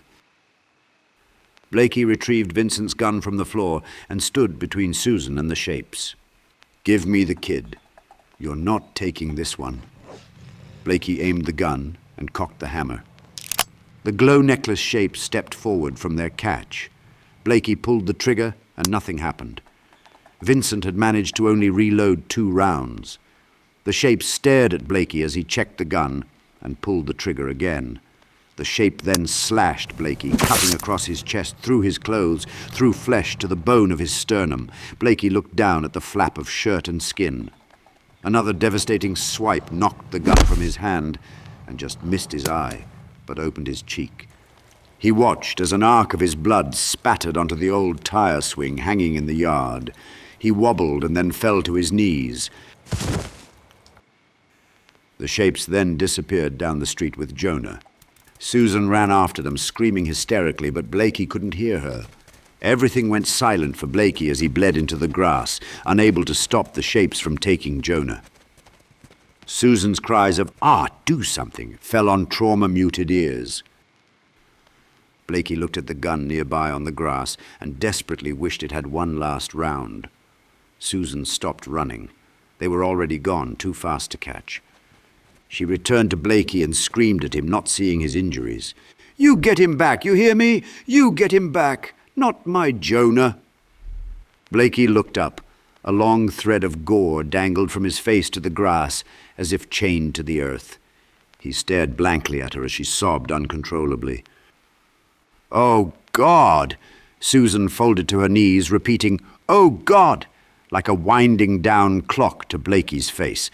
She begged him out of his trance. "Arthur, please, where are they taking him?" Her cries gained volume in Blakey's dulled ears, and he looked down the street where they had disappeared. Alice waited there, in a streetlight pool of illumination, on the edge of the darkness, staring back at him, waiting for him to do something. "You'll get him back. You can get him back. My poor Jonah. Oh, God, oh, God."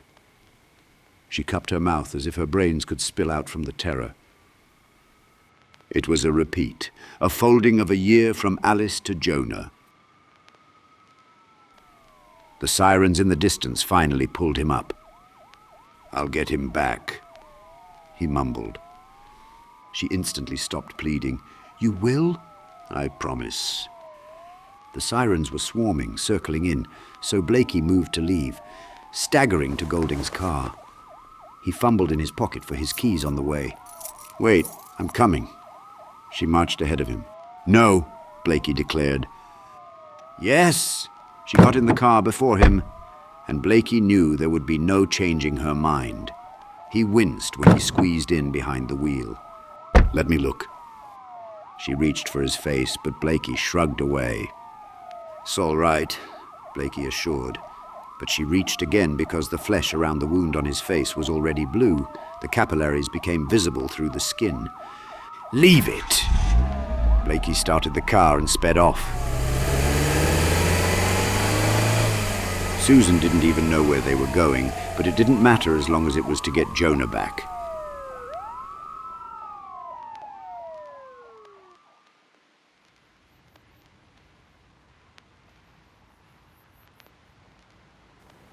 First, they had to stop at a hardware store for some wire cutters. The parking lot was mostly empty because the store was about to close. Susan went inside, and Blakey waited with the car. They agreed his appearance would elicit too much attention. He sat on the trunk, a napkin stuck to his cheek, chugging a bottle of water to stave off the shape sickness. He was getting paler by the minute and staring off at the ground in a stupor. Susan returned from the store with a bag of items. All right, they didn't have any needle or thread, but this will do. She produced a tube of superglue from the bag. "Superglue?" he objected. "It's all they had. Don't worry, I heard it works." "You got the cutters, though?" He made sure. "Yes." She answered with some disdain. She put on a pair of rubber gloves and opened his shirt. She carefully removed the duct tape and napkins she had used to bandage his wound, popped a new bottle of hand sanitizer, and applied most of the bottle to his wounds. She expected him to flinch, but once again he didn't. He stared off into the night, and she realized something was deeply wrong within him. Waiting for the sanitizer to dry, she fanned it with her hands. When it was time for the glue, she carefully applied it to his cheek and pinched the wound closed, holding it together firmly. The gloves stuck to his cheek, and she had some trouble removing them without reopening the gash. She tossed the gloves into the bag and got another pair to attend to his chest. When she folded the hanging flap of skin on his chest back in place and began gluing, she winced for him. It looked excruciating. While she worked and waited for the glue, she asked, "Explain this plan again."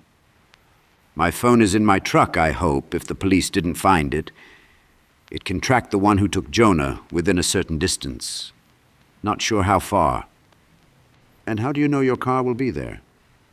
"Well, it's totaled. There is only one police impound lot in town." He explained and then finished his water and tossed it toward the nearby trash can, missing completely.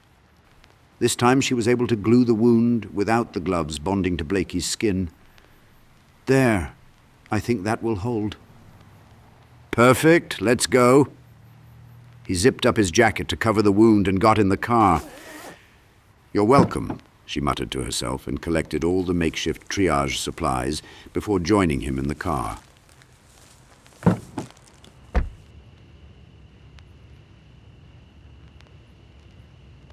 Only Only when they were crouching at the backside security fence of the impound lot did Blakey doubt his plan.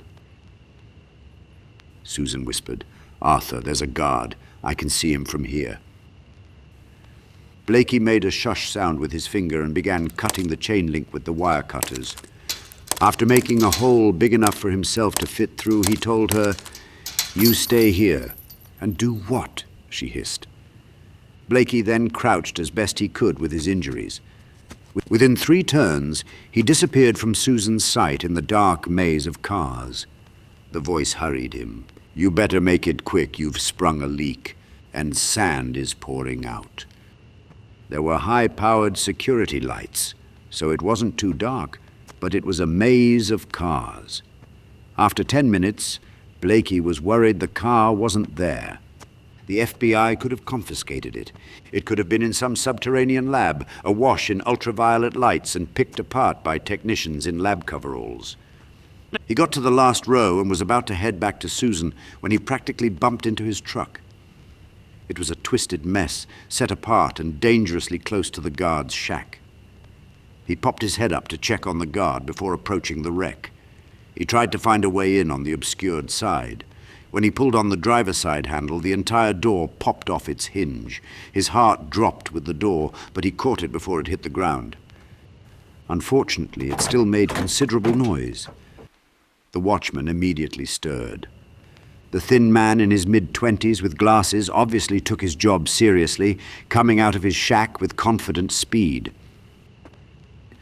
The flashlight beam hit Blakey's truck seconds later, giving Blakey almost no time to hide. Blakey had ducked behind the white Perv van next to his truck and scooted 30 feet further behind a tinted window street racer and waited for the watchman to return to his booth. There was a moment where the watchman's flashlight lingered on the street racer, and Blakey was afraid some part of him was visible. He crouched lower, hurting his knees. He would not be able to hold the position for long. A rousing play in the football game the watchman had been watching saved Blakey. The watchman hurried back when he heard the announcer's excitement. Blakey carefully rose and watched over the car roof, waiting for the guard to resettle in his chair before returning to his truck. Leaning halfway into the driver's side, Blakey managed to squeeze his arm into the compacted footwell of the passenger seat. The car shifted and the metal groaned. Blakey stretched further and found something with his fingertips. It was his phone, but just out of reach. The truck groaned again when he pushed further. The watchman had young ears and looked up from the football game. Another amazing play returned his gaze to the game. A second later, the recognizable crash of a hubcap brought him running. When the flashlight hit Blakey's truck and the door on the ground, the watchman reached for his holstered sidearm. He searched for the cause. The flashlight caught Blakey darting through the maze of cars. "Hey, stop!" the watchman shouted at Blakey and chased after him, gun drawn. Blakey turned corners, trying to lose him in the maze. Panic grew as he knew he wouldn't have long before the watchman would call for backup. At the back of the lot, the watchman slowed and his flashlight beam moved closer to the hole in the fence. At first the light passed it, but then returned and zeroed in. He approached and crouched at the cut wire prongs in the fence, just before Blakey slammed into him.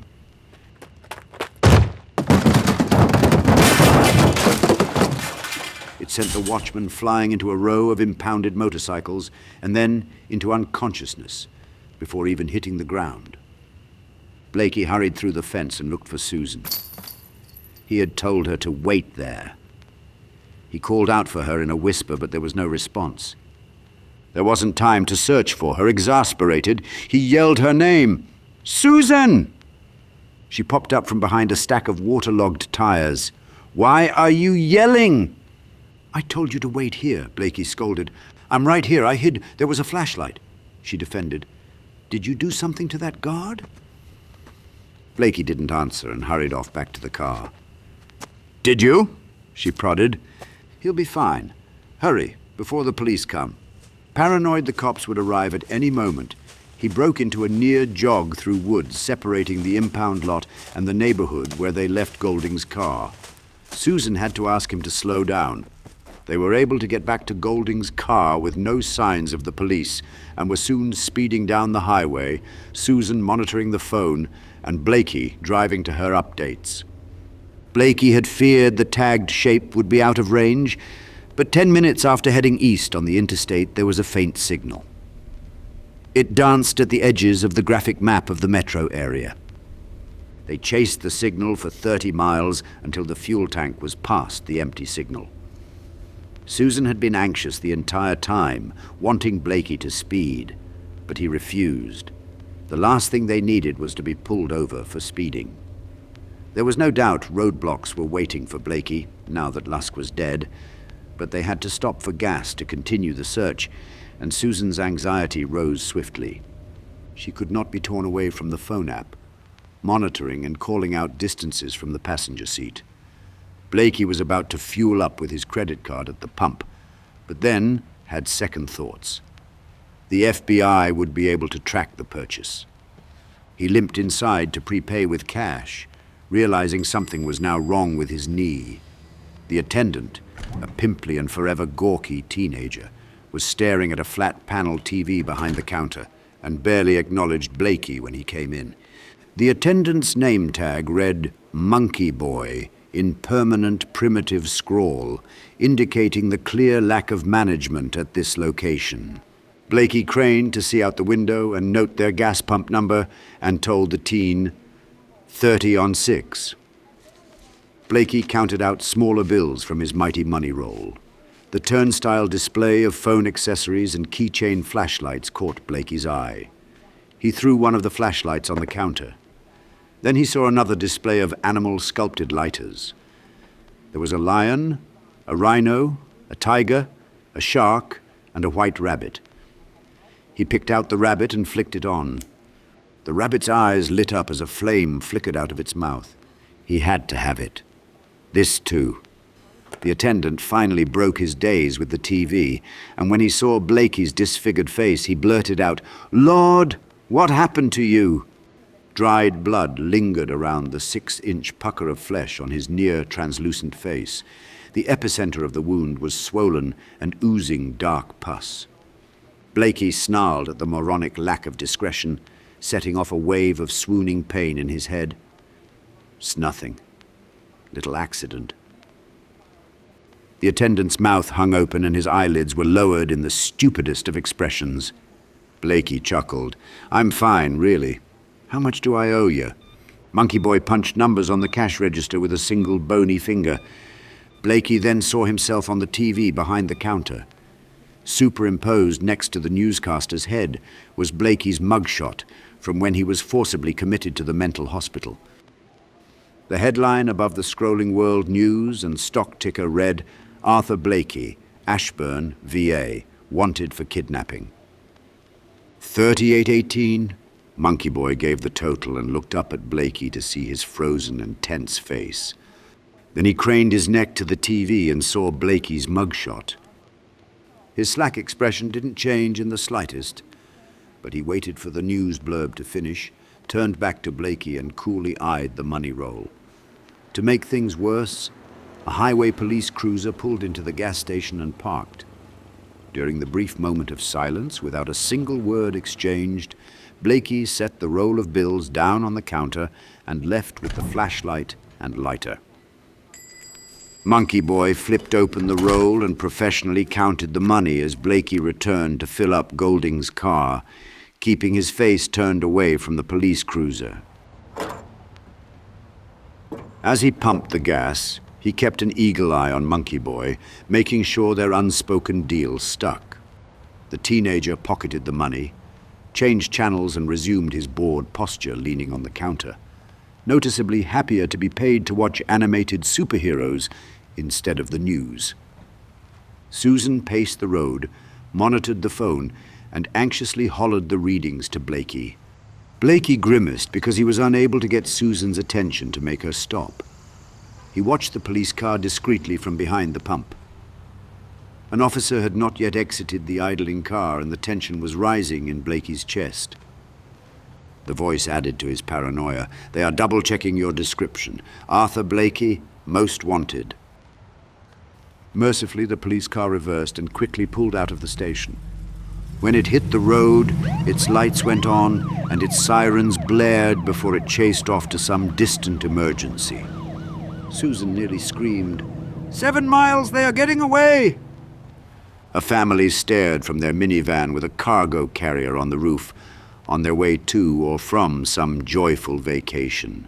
Blakey wondered if the beach was where the tracker was taking them. The father, who was also pumping gas, looked from Susan to Blakey. Blakey returned the gaze, displeased. "Mind your business," he offered the father, who blanked in a moment of misunderstanding. Blakey leaned forward, enunciating every syllable. "Piss off." The father shrank like a turtle, but Blakey's appearance was an irresistible freak show. The man's children, a boy and girl, stared at Blakey through the minivan's window.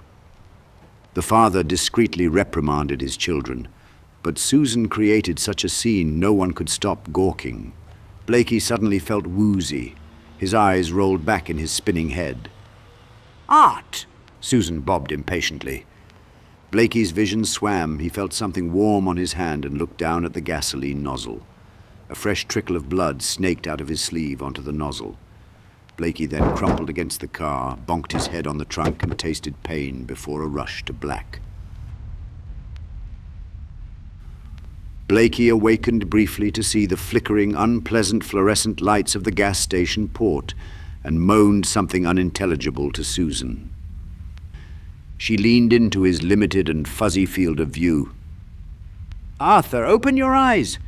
Can you open your eyes for me?" The father that he told to piss off popped into view as well. The voice hawked, "Everyone gather round the freak show. Watch the crazy man run out of gas." Susan wanted to help. "What should I do, Arthur? Do you want me to take you to the hospital?" He managed a no. It was obvious he was in worsening shape. Then what? What should I do? She was torn. If she took Blakey to the emergency room, there would be no hope of finding Jonah. Both of them would be in jail, suspected of Lusk's murder. Blakey tried to fight the darkness, but his hearing bloomed to white noise just as Alice appeared in his field of vision. Blakey managed 2 words, "Keep going," before unconsciousness swooped in, whiting out everything. He could only think that this was his death. The voice assured and threatened, "You are not finished."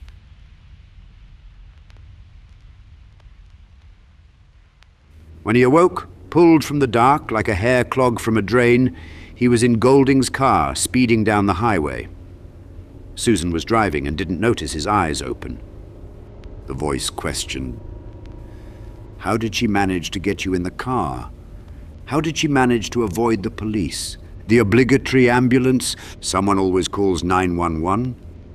Susan looked over and noticed him awake. "Any better?" She gripped the wheel tensely, still monitoring the phone app. Blakey's brain felt heavy in his skull. Every movement and thought brought a warning shot of pain. He managed to shift in his seat and moan before drifting off again. Susan was terrified for Blakey. Most people overreacted to wounds, a sympathetic bias that grew in proportion to the size of the injury, but any first-year intern could see how bad Blakey looked. A black tree of veins emanated from the gash on Blakey's face and stretched from temple to chin. They trailed from this center fault of dying flesh all the way up his face, leading to his hair, now completely white, like a popsicle with the flavor sucked out. Oddly, she recalled that a polar bear's fur isn't truly white. It was translucent to let light through to heat their skin, making it appear white. But Blakey's hair wasn't translucent. It was color-drained, and it was the source of most of her worry. She had read of hair going white overnight, but no one's hair went this fast. She was quite certain he would die if he didn't get to a hospital soon.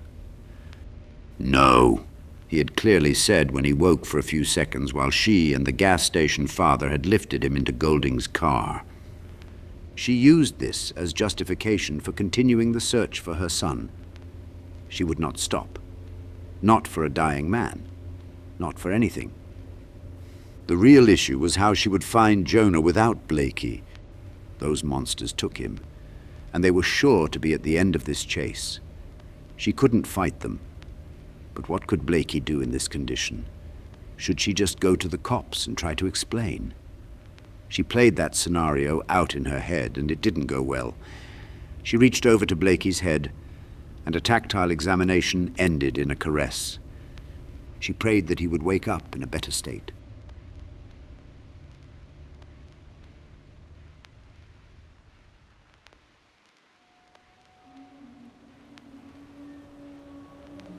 In the darkening theatre of Blakey's mind, a great reassembly took place. Center stage were the boy, the fugitive of Wonderland, and the Lewis Carroll statue on the run.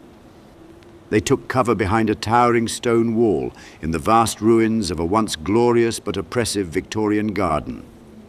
The soaring, sloped hedges were now skeletal from lack of water and light. A thick carpet of dying leaves, permanently red and yellow, reached up to Blakey's thighs. The horrible calls of the shapes echoed over their heads into the surrounding woods, sounding as if they were everywhere.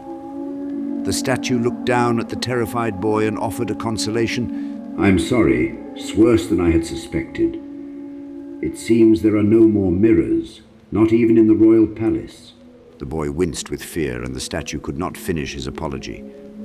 Howls grew louder, and the boy began to shudder, so the statue snatched the boy up and went loping into the remnants of a vast ancient armory. They tucked behind the 20-foot double doors. The statue left the door cracked to keep watch. The boy retreated from the door and looked around for a place to hide, accidentally knocking over an ancient push broom. The noise was not loud enough to be detected outside, but it was answered inside by an unexpected bump on the floor above. Despite the 20-foot ceiling, there was still another space above them. There was a sign at the bottom of the 2-story iron staircase which read, "Department of Unspeakable Weapons." Something still in residence had clearly been awakened. Another boom evolved into a rolling sound which reminded the boy of the time he went bowling with his mother. The statue was instantly suspicious and tracked its movement, knowing what it could be and hoping it wasn't. When the statue was certain of the source, it became tense and tossed the boy back on his shoulder to flee. It sped towards the opposite end of the half-a-mile-long building, looking for any other exit. The rolling sound followed, and in the ceiling's many rotted holes, at every wood-toothed cavity, a smiling white orb with a painted face peered through. Its unchanging, malignant expression shrieked without a moving mouth in an abrasive, shrill voice, "Here, I've found them. Here they be. Here, in the armory. Me, I, them. Come quick." The Lewis Carroll statue lunged into the air, reaching for the globe. When the massive bronze statue landed, the ground shook and the boy steadied himself. The orb deftly skirted from the hole, rolling across the ceiling in a big arc. The boy fearfully asked, "What is that?" "Humpty Dumpty, the wretched blower." The statue responded and jumped again, trying to grab it through the next hole. "A regretful appropriation, a spy, betrayer from the moment of being written." Humpty Dumpty was a bowling ball-sized egg on 2 wheels, and it rolled fiendishly along the floor above with its constant apathetic expression. The statue keenly anticipated its next location. Humpty sped and then slowed with a skater's grace until the bronze fist smashed through the ceiling.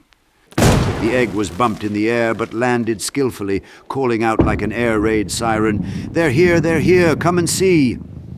If the egg was not stopped, it would bring the monsters down upon them. Above all, its siren screams terrified the boy so much that he covered his ears and squeezed his eyes shut. The statue stopped chasing and stood perfectly still, like a lioness hunting gazelle. Humpty peeked out another hole 20 yards away, too far to grab, and squawked at the boy with its perpetual grin. "Lost boy, I've found the boy, the wanted, the boy and the maker. They are here." The statue smashed through a support beam with one swift blow. It caused the ceiling to buckle, and Humpty Dumpty lost its balance, fell through the hole, and smashed on a grouping of gunpowder barrels. The statue hurried over and stomped the egg. Half a dozen 6-inch mechanical hens came scrambling out from under the bronze foot. One flew off awkwardly, but the rest were stomped by the statue. The last remaining piece of the eggshell called out a final time, so the statue ground it into powder against the floor, declaring, "Spoiled rotten egg should have never included you." The statue suddenly remembered. "I wrote an exit once, never made it into the books, never published. In the hedge maze, yes, that could be a way out, quickly."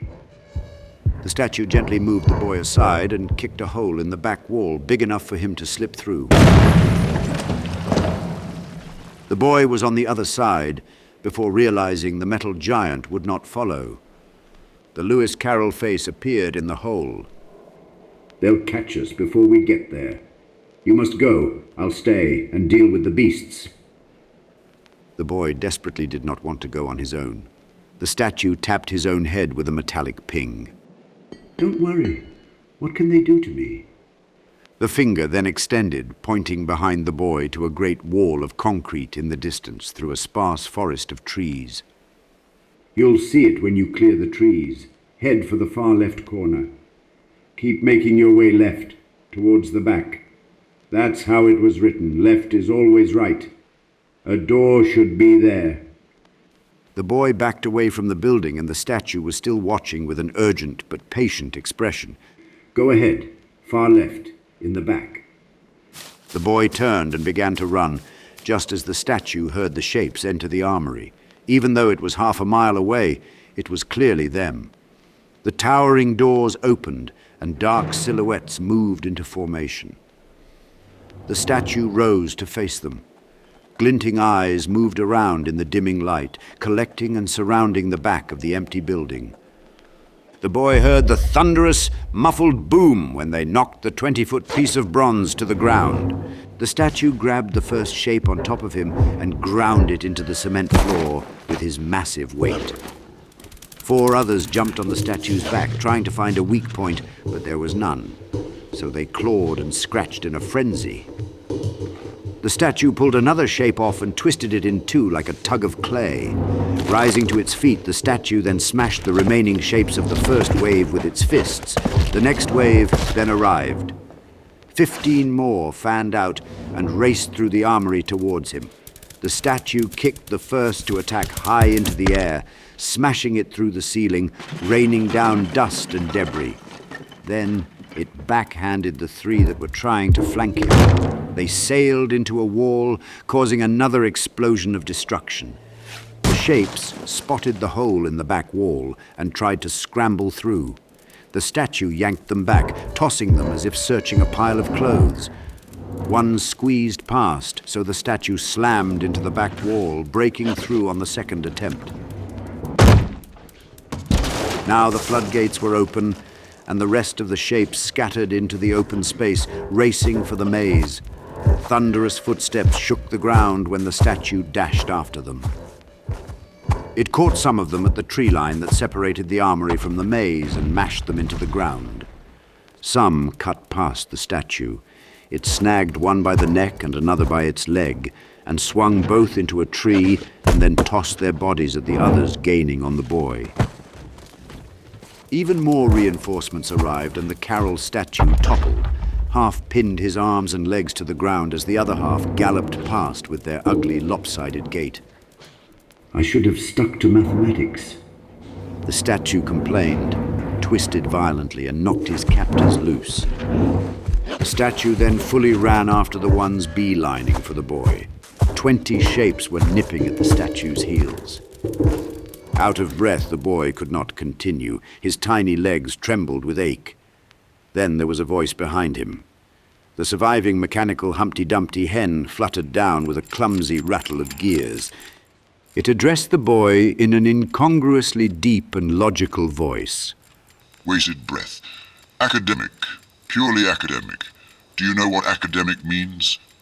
The boy stared, doubled over, hands on his legs, taking a moment to catch his breath before he shook his head. No. The hen stopped its mechanical bird twitching and became eerily still. Means you are here forever. The shapes arrived through the trees and surrounded the boy. He had nowhere left to run. He would not escape.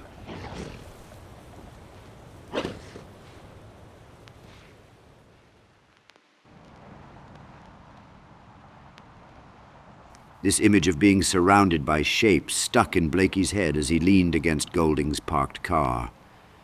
He had the oil-stained blanket they found in the trunk wrapped around his shoulders. He wasn't much better, but he was awake for the moment. Golding's car was parked at a convenience store a quarter of a mile from the toll booth and bridge that sprouted high above water, with a sign declaring St. George's Island, an Atlantic paradise. There was an unusually large police presence at the toll.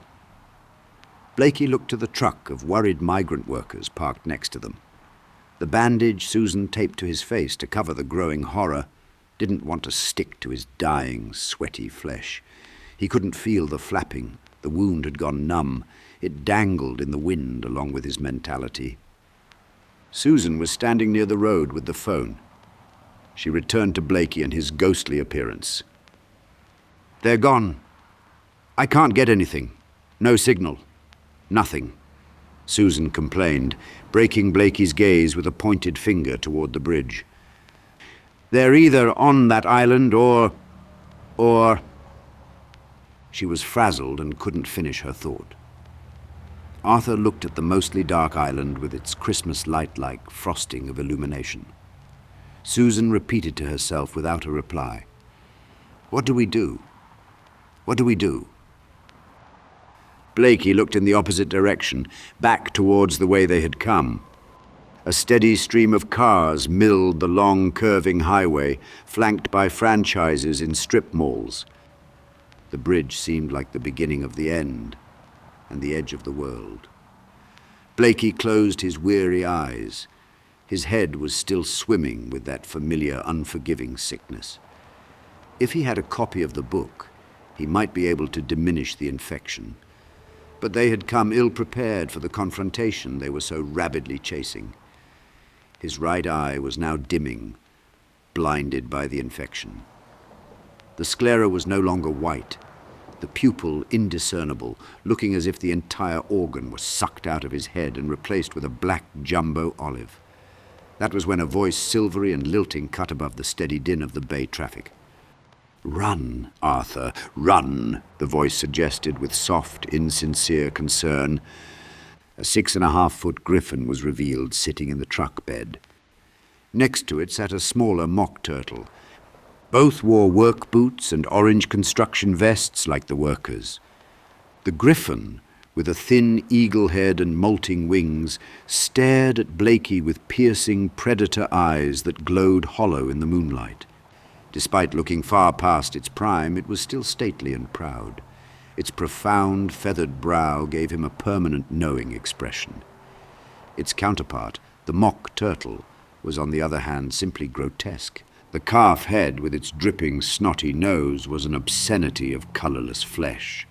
The eyes looked like boiled eggs, milky white, clotted and incapable of sight. Its neck shifted the head back and forth constantly, swaying around like a windsock. The two ghosts were a frightening pair and unnoticed by everyone but Blakey. They traded swigs on a greasy-bagged bottle of liquor. The griffin rolled out his perverted sagacity. "There comes a time, dear boy, when everything becomes so twisted that you must run. That time is at hand. Flee. Run like a broken nose." The mock turtle blubbered, "We were with you from the start. We tried convincing, bribing, and even sabotage. Still, it has come to this." The griffin rolled his eyes, snatching back the drink, declaring, "We are your greatest sympathizers, partisans for your cause. Which is why we are here, condemned outcasts. The entire endeavor, deplorable, monstrous from the start. I will never acquiesce on that. Never." The turtle whined, "Now it's a hanging for sure." The Griffin scolded the turtle. "They don't hang any more, you fool. There remains a pretense of civility. But I don't see why it must come to that. Arthur, there's no shame in fleeing. There is a fine line of historical fleers. Cowards live to tell the tales, Arthur. Bravery might be remembered, but sometimes survival is success." Would he throw himself at their mercy? The turtle managed between sniffles. The Griffin snapped back. "Has this air poisoned your mushy brain? I said run. We do still have pride. Come with us, boy. We know a new place, a different world, one where you'd be called hero. Here, they've got leagues, organizations, and bureaus to hunt you. But in the new with us, you would truly cease to exist. Let us go and hide. Let us be reborn as victors." The Griffin beckoned with its long talons. Blakey stared with indifference, letting them ramble. This time it sank deeper than with the others. He was so numb, so tired, their temptations were able to grab hold of Blakey. "What about the truth?" Blakey asked. The Griffin was shocked. Truth? What has the truth ever gotten anyone? "Yes, you're right, lies take you farther," the turtle agreed as if a proud practitioner. "No one wants to hear the truth. Truth can come after the fact. For now, he must lie. Largely. Bottomlessly," the Griffin explained, as if bailing a sinking boat. The turtle took back the bottle for another swig, dripping snot onto it. The Griffin was excited now, and art, if you lied enough, just enough, they'd believe. It is lies they swallow. They feast on lies, gorging and choking. "As long as you knew the truth, underneath, deep, deep down, like in the hole," the turtle added. Blakey's eyes glazed. "It'll never be over." "Exactly, you're Arthur Blakey for a reason. Forget the truth. Bollocks to the truth."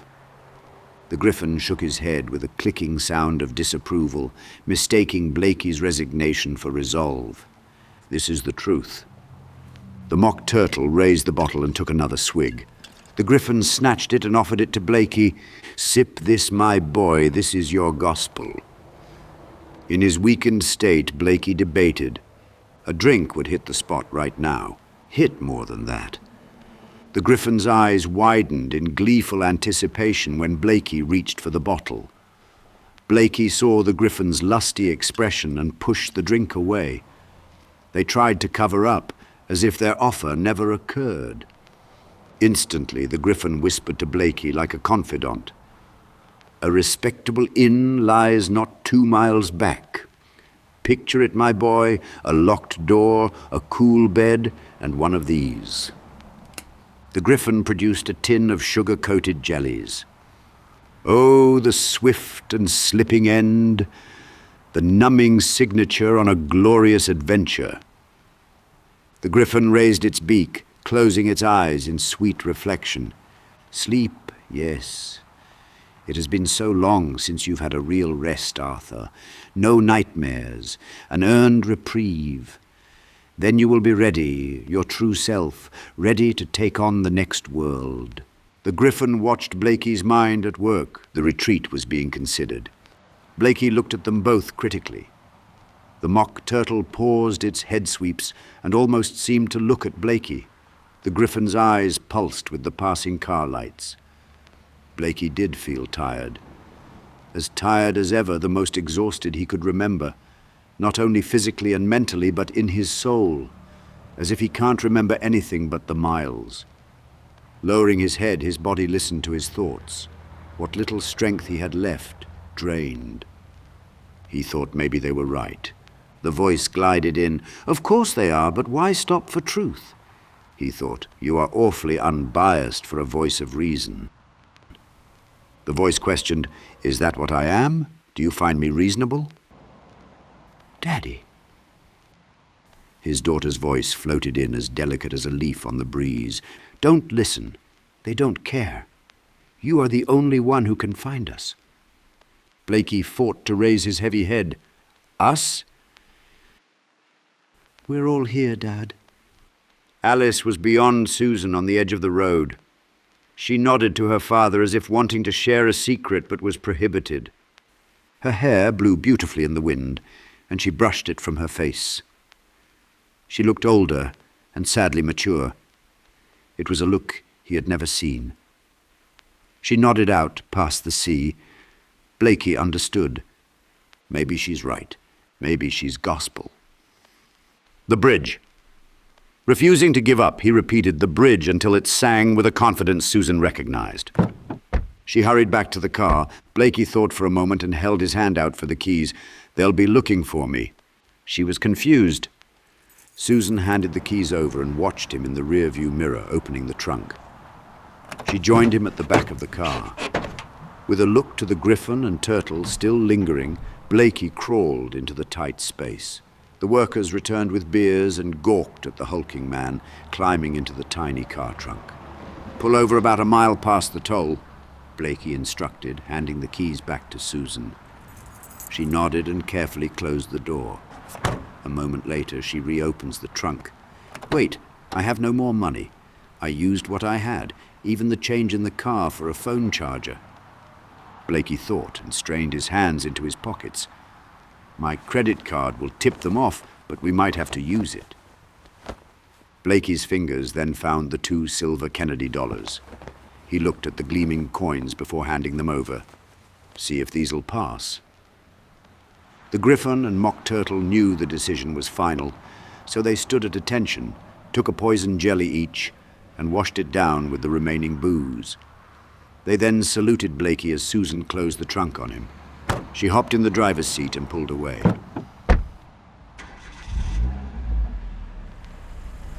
The workers watched the entire scene and remained silent, as witnesses often become victims themselves.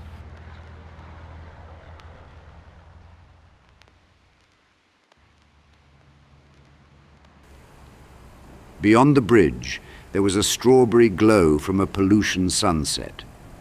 The toll bridge's piercing sodium lights gave a menacing, otherworldly look to the island entrance. Susan arrived at the full-service booth with the shortest line, determined not to let the honking commuters rush her. A balding, car-fume and sea air-seasoned attendant stared forward with glaucomatous eyes and thick glasses. "I'm sorry. It's all I have." She handed him the 2 half-dollars. He knew what they were before even looking. "Kennedy half-dollars. Long time since I've gotten one. Long time." He held both facing out, pinched between his thumb and forefinger. He examined them up close. "We're not a bank, miss," she pleaded. "I know, I'm sorry, but it's all I have." He added, "Shouldn't go out without cash. Everything costs." She searched for common ground. "It's what I tell my son all the time." There was a long pause as the attendant weighed the coins in his hand with a jingle. "Worth a lot more than the toll." Then he adeptly scoops the exact amount in quarters from his register and drops it in the toll basket. "Keep 'em. They feel lucky." He handed the coins back to Susan, and she thanked him profusely before driving away. She barely had to slow at the roadblock before being waved past because they weren't looking for her. They were looking for the Pied Piper, now a suspected cop killer, a large, 6'3", 250-pound Caucasian male in his early 40s. In the trunk, the brake lamps pulsed irregularly, an alarming red glow that was Blakey's only clue to their progress. Alice was with him in the trunk. Almost there. She stroked his hair with the touch of a child, soft and pure. For a moment, Blakey no longer cared if she was real or not. It was longer than Blakey had expected, but 3 miles later, Susan had cleared sight of the bridge and pulled over to let him out. Lying down to stay out of sight from passing cars and to help with his growing discomfort, Blakey called out the app changes from the back seat. Susan drove them past the last signs of civilization. Then they continued even further along slim, overgrown, poorly paved roads. Then they continued on dirt. Then the ocean was on both sides. All the way, the moon danced through dry, dead wood that lined their only path. They followed the tracker until the land ended with 2 tilted poles, a broken chain, and a sign of warning to keep out. Rocks formed a thin peninsula and led to what would be an isolated island if 30 yards of stones hadn't been laid in the water to connect it to the mainland. Susan helped Blakey out on the jagged blast slabs of stone. The 50-foot scrubby island had a small cropping of wind-bowed trees on one side, and on the southern tip there was a clearing where a 10-foot beacon stood. A bird's nest crowned its blinking tower. At the absolute edge of the island was a utility shack hardly big enough to stand up in. Surrounding the beacon and shack were the 2 skeletal vestiges of a chain-link fence. Susan checked the phone, pivoting to see if anything changed with her direction. Blakey pointed the keychain flashlight around and found the edges of the island. Susan called out, "It says there a mile ahead, northeast, 1 mile." She looked at the phone and pointed past the shack to the vast ocean with an exasperated snap of her arm. "That's not even north, it's south." She spun around. "And that's north." Looking first out to the moonlight, reflecting off the black expanse of water, Susan desperately traced the edges of the island. 1 mile northeast, 1 mile northeast. Blakey watched Susan lose it again. She marched the edge back and forth. The readings remained the same. "Still 1 mile northeast. What are we going to do?" Blakey didn't know, but felt this was the end. She would have to continue alone. And that does not seem disagreeable to him because he had nothing left. He thought, "I'm just backwash now," and that's the worst part. He would have given anything to find Alice, but now what he desired most was to close his eyes. A dead end was what he had always expected deep down. Much of him knew he wouldn't see her again. Now that he was here, it all seemed so obvious to him, so he chuckled and then winced because it hurt to even laugh. He mused, "Hope can blind anyone," sometimes literally. Now completely blind in his left eye, that side of his face had also become paralyzed. He raised fingers to touch that side of his face and didn't like what he felt. A booming thunderclap and a strong gust of wind seconded his defeat. He slid down against a large rock. One leg bent, the other extended. He put his hands in his jacket pockets because he was rapidly getting cold. A call for hope blurted out of his mouth, like a long, trapped burp. "They'll show up." Merely words delivered with cold resignation. Susan looked back at Blakey, who was slumped against the rock, and then she looked out at the water. Blakey chuckled again. "Pain be damned," the voice asked. "Same joke?" "Still funny, I love jokes. And you'll love this one. A knee slapper, a classic. Say, did you hear the one about the slow-witted father who died searching for his lost daughter?" "Yeah, that's a good one. Got another?" "Sure, you know the one about the rat who never made it through the maze, never got the cheese." "I'm sensing a theme. Yes, final moments is our topic. Here, as good a place as any. So be it. Damned if you didn't get close. Damn straight. Close but no cigar. No shame in that? None at all. We'll remember you. Who will? Someone, at least. They'll say Arthur Blakey, he tried. Will they? I did, didn't I? Didn't make it, but Arthur Blakey gave it what for. It's really all that can be expected, isn't it? It is. And the remaining color drained from his face with chameleon-like speed. In the end, heroes must die alone. Susan trembled when her mind sampled the pure poison of all the harms that could be happening to her child. Like a dentist's tool poking into a cavity, it instantly jolted her into action. No, no, no, no, I do not accept this. This is the right way. He's here. She concentrated. This was the big one, the test. The life or death puzzle people rarely face, but all consider. The emergency where rising above the average comatose brain, harnessing all your abilities, could save your child. Her eyes honed in on the shack. That shack now made no sense. No wires ran to it from the beacon nor from the earth. They could be buried. She took a step closer. It was made of fine, marine-varnished wood, not your average factory-made utility shack. "Arthur?" She called out to Blakey, who mumbled what he believed would be his final words. His eyes were closed with a faint smile on his face. "Alice, sweet Alice, so sorry." Blakey would die here, on this unnamed rock peninsula, on the edge of the Atlantic. Susan now noticed how beautiful the shack's doorknob was. An etched faceplate and an ornate keyhole framed the antique jade-green orb which glinted in the moonlight. She tried the knob and it would not turn. She yanked and pulled on the door. The waves splashed up at her. She kicked and it didn't budge. It didn't even rattle. Its stability was daunting. She looked for a sizable rock.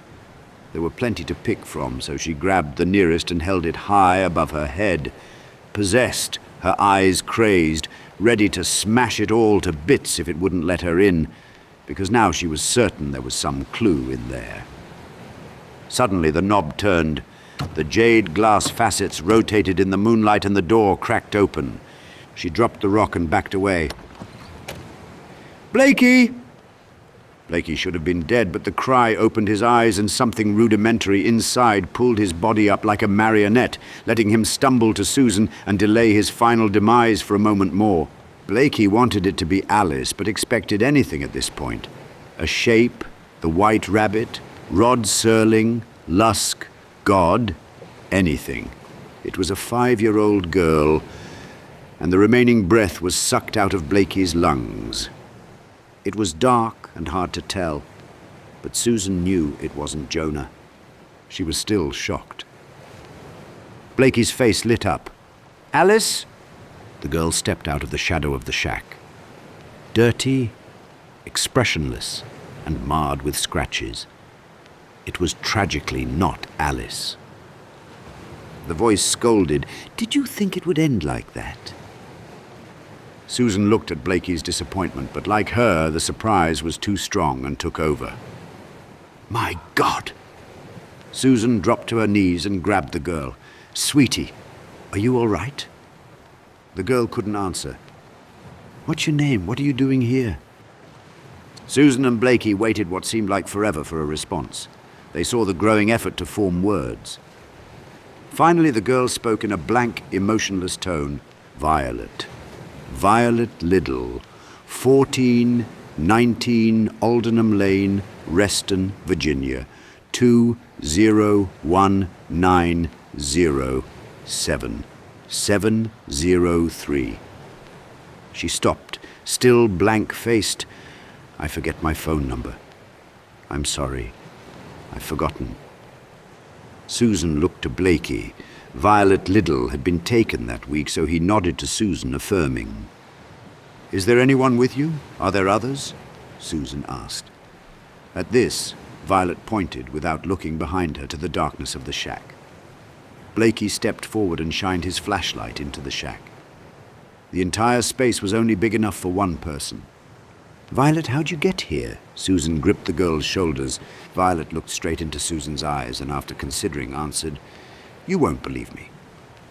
There was nothing in the shack, no hanging tools, no wires, nothing. Pointing the flashlight down, Blakey found steps instead of a floor. The ocean was just beyond the shack, yet stairs led down beneath it. The stairs shouldn't be there. They couldn't possibly exist, yet there they were, leading down beyond the flashlight's reach. Susan, already behind him, asked, "Where do they go?" She was holding Violet, who squirmed away to distance herself from the hole. "I think you should stay here," Blakey said with certainty. Susan looked at the little girl, worried and looking around like a wounded animal. She knew she needed to stay with the child. "You'll get him back?" "I'll get him back," Blakey assured her. Looking deeply at Blakey, barely standing a minute ago but now strangely vitalized, she couldn't hide her lack of confidence in him. His white hair, dead eye, and pallid color offered no comfort. But Susan was desperate. "You can get him back," she repeated. "Yes." Blakey started down the stairs into the dark. "If it's the last thing I do." And it just might be. Susan watched Blakey disappear as if into a magician's crate. The flashlight beam was swallowed at once, and the shack became a black hole again. Susan instantly regretted being left behind, realizing it was getting very cold. She huddled with Violet, who still stared off into nothingness. It didn't even occur to Susan to leave with the child, to return someone's lost daughter. She would wait for Jonah. She had to wait.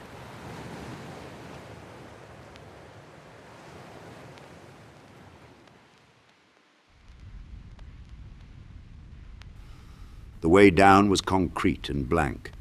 Several hundred steps in, the staircase became periodically illuminated with solitary caged light bulbs, some flickering on their last watt. The poor visibility and steep grade made the going slow. Blakey could only wonder who built all of this and why. The voice offered, "It might not be real. You might already be dead, and this might be the way to hell." That seemed more likely with every step. About 20 steps more, and the concrete changed. Older. Not as well made, and a different shade of grey. There was something scrawled into the newer concrete at the border, where the older surface took over. "God forgive me," was etched lightly at the bottom of the wall where it met with the step, and not meant to be seen. But Blakey's flashlight caught it. He grimaced at it and continued. 100 more steps down, he finally did reach the bottom, and he looked back up the stairs, only seeing as far as the last light, 30 feet up. The next light was not even visible because of the stairway's steep angle. Blakey crunched something underfoot, and the sound reverberated loudly in the dark. He bent down and found a glow stick that was broken open with the liquid oozing out. Blakey threw a worried glance back the way he came, even though there was nothing to see. You could go back. Blakey wasn't claustrophobic, but this was certainly testing him, and that was when the flashlight gave out. "Oh, of course," he grumbled, and the silence after his words was almost as frightening as the darkness. He remembered the white rabbit lighter and fished it out of his pocket. Flicking it on, it provided a very small glow, and within 10 seconds it burnt his hand. He realized he could only use it in bursts. The tiny pinpoint of the final stairlight floated in black space behind him like a star in the night sky. With a great trembling sigh of fear, feebly masked as frustration, he continued into the dark, holding the wall as a guide. He thought they could be waiting right here. He thought he was probably walking right to them. He began doubting whether the breathing sound was his. He stopped every 10 feet to flick on the lighter and double-check that he was the only source of sound, waiting a paralyzing amount of time for his ears to discern anything else in the silence. Then the lighter burnt his hand again, and he let go of the trigger button. The combination of no sight but hearing everything was overwhelming, and his heart throbbed in his throat. His breathing became uncontrollable and strident. I might be trapped.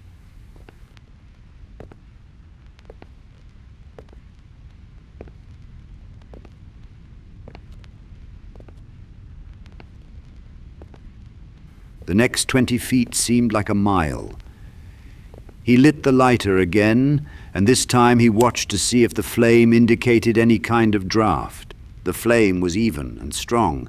The air was still and stale with a hint of water mold. The path got a little narrower, and he had to duck slightly. Now, claustrophobic or not, his heart was racing. He then heard a whisper. At least he thought he heard a whisper, and he didn't dare call out. He flicked on the lighter again and held it toward the way behind and waited for another whisper. There wasn't one. He flicked off the lighter and continued forward, but hurried, still hugging the wall as a guide, his feet stumbling, making considerable noise that reverberated like in an echo chamber.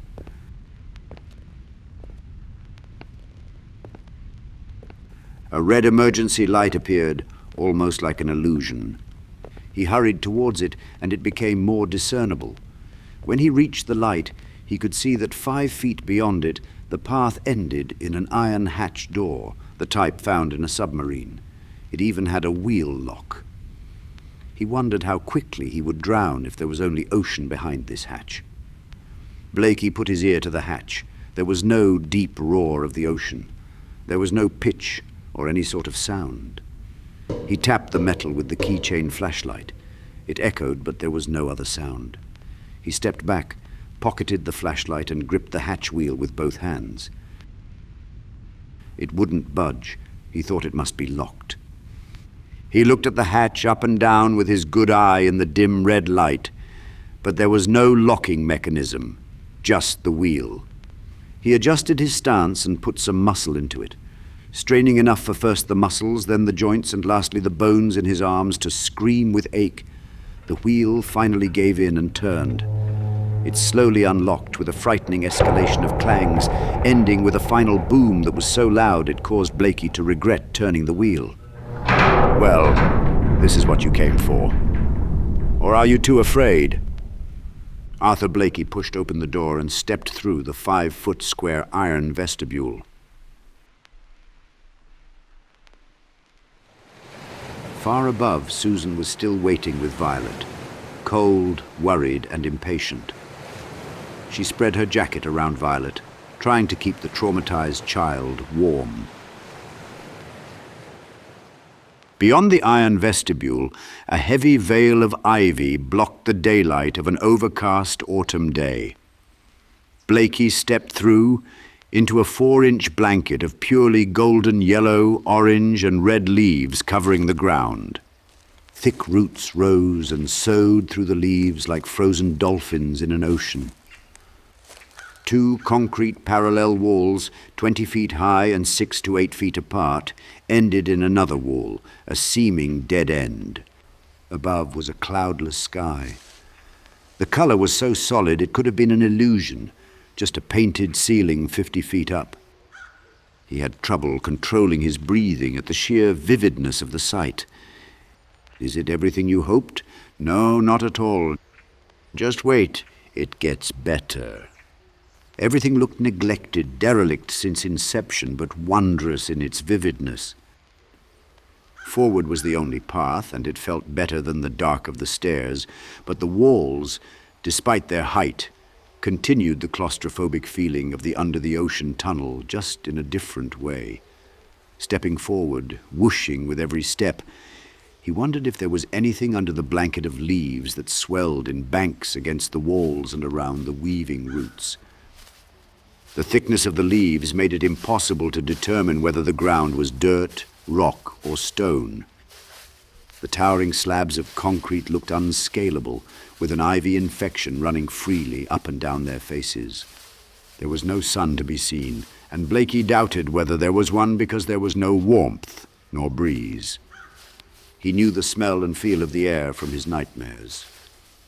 Blakey came to the end of the concrete length and then saw it was not a dead end. An optical illusion made worse by his one functioning eye, there was actually a left turn, and he peered around cautiously. There was another stretch of concrete, the same as the first in every way but length. This was half the stretch and ended in a 2-way intersection. It's a maze. Of course it is. As he turned more corners, venturing farther in, more variants emerged. Some walls had been ruined by explosions, with great crumbly holes and gaps that were singed black. He peered through a few, but didn't dare stick his head in to look into the next corridor. Making a few more turns and traversing several more lengths, he soon spotted movement in the otherwise motionless place. A smoke trail rose above the walls and curled in the distance. Blakey searched for the path to it, and his anticipation and speed grew with every turn. Colour then returned to his face. The whooshing of his feet in the leaves was all he could hear, and when he reached the final wall separating him from the smoke's source, he slowed, hearing voices. He hugged the wall and crept slowly to the corner. At that moment, his dead eye regained some cloudy vision. He paused and eavesdropped while his sight adjusted. The first voice said, "A bunch of low cards on a lowly job. Cannon fodder. We ain't good for nothing else in a war." A second voice chimed in, "Can't have foreigners, just anyone's walking in and 'bout now, can we?" The third voice responded, "We? Bound to be little left of we with the king's faith as it is these days. Ain't gonna be any invasion." The first voice declared, "If His Most Paleness says worry on invaders, then worry we will, and plenty." All the voices sounded angry and had thick accents. "Losing a child. One of them gets out. You can bet there'll be an invasion." "Children always lost, but they can't get out, no way out. There are no more mirrors. Anathema them is." "The hell is an anathema?" one asked the other. "Means there was a poxy on 'em, a ban. Ain't you ever read your history?" "History is for professors and reading is for moppets." "Oh yes, well then, how do you think they get them kids in then without mirrors, genius?" "There's doors still." "There ain't no door in the maze." "What we doing here then if there ain't a way out?" "Yeah, that's right. What are we guarding?" "We're here for intruders." "Why would intruders come into a maze?" "Or maybe we're here because you're too stupid to guard anything other than a maze." "Yeah, who guards a maze?" "We do, you twit!" Blakey now felt woozy, a surge to his head that put him severely off balance as if ballast had been dramatically switched. He braced himself against the wall as they continued to argue. "Well, all I know is I'm starving. How we supposed to do a duty on ill-fed spirits?" "Duty is do it or death. Worry over your stomach when you should worry about your head." Blakey took a deep breath, hoping to settle his head. He then peeked around the corner. 3 soldiers stood at a large, obscenely bulbous cannon, sunken in the leaves with a broken wheel and cobwebs in the muzzle. The soldiers were in soiled Victorian-age Foreign Legion uniforms, brilliant red, just like Vincent's, decorated with red diamond card symbols. They varied in height by 4 or more inches, big, bigger and biggest, but otherwise indistinguishable from each other. Patches of rank on their jackets indicated they were the 10, 7, and 5 of diamonds, and each held a rifle with a twisted, zigzagged bayonet. Blakey's face went slack. A tidal wave of memory crashed into his brain and swelled it like a sponge toy in water. He knew everything, what was going on, where he was, and who he was. "Oh, dear Lord, no," he exclaimed, going into shock, slumping and retreating from the corner. He slid to the ground and buried his face in his hands, not hearing the soldiers swarm to him. The 10 growled, "And who might you be?" Blakey repeated over and over into his hands, "No, no, no, no, no, no, no." The 5 barked, "No, show your face." When Blakey opened his hands, his eye was perfectly fine, the poison infection was gone, and the fetid gash had healed. He had perfectly coiffed hair and a waxed curled goatee, appropriately regal and fitting of the stature he now knew he deserved. Blakey looked up at the 7, 10, and 5 of diamonds who were standing over him, pointing their crooked bayonets at his chest. Ruddy-eyed thugs with rotted tooth smiles, even their facial hair grew sparse and spotty like their complexions. So entirely bloodthirsty from starvation and boredom, one of them drooled in excitement. "Invader? Marauder?" Blakey then confessed, "The White Knight." The card shared a confused look. "I am the White Knight," he declared with closed eyes. The card soldiers took a step back in shock. Then they scoffed in disbelief. "Nonsense! How'd you get here? He looks realish. Look at that garb." One of them prodded Blakey's clothes with the end of a bayonet. "He's from the other side." "Only children and wonderlanders here. You're no child, 'tain't one of us, which means you're an invader. The 10 of diamonds raised his bayonet to spear him. Blakey smacked it away, annoyed. They wound each other up. The invasion has begun. Run him in. By order of the high and mighty. Brilliant. Well within our orders. Blakey sprang to his feet with surprising agility and pushed away the rifles, shoving past them. The card soldiers were appalled and pursued. The 10 of diamonds speared Blakey in the calf. With a great angry wail of pain, Blakey fell to the ground. From his knees he turned and pulled the rifle towards him, which caused the soldier to fall.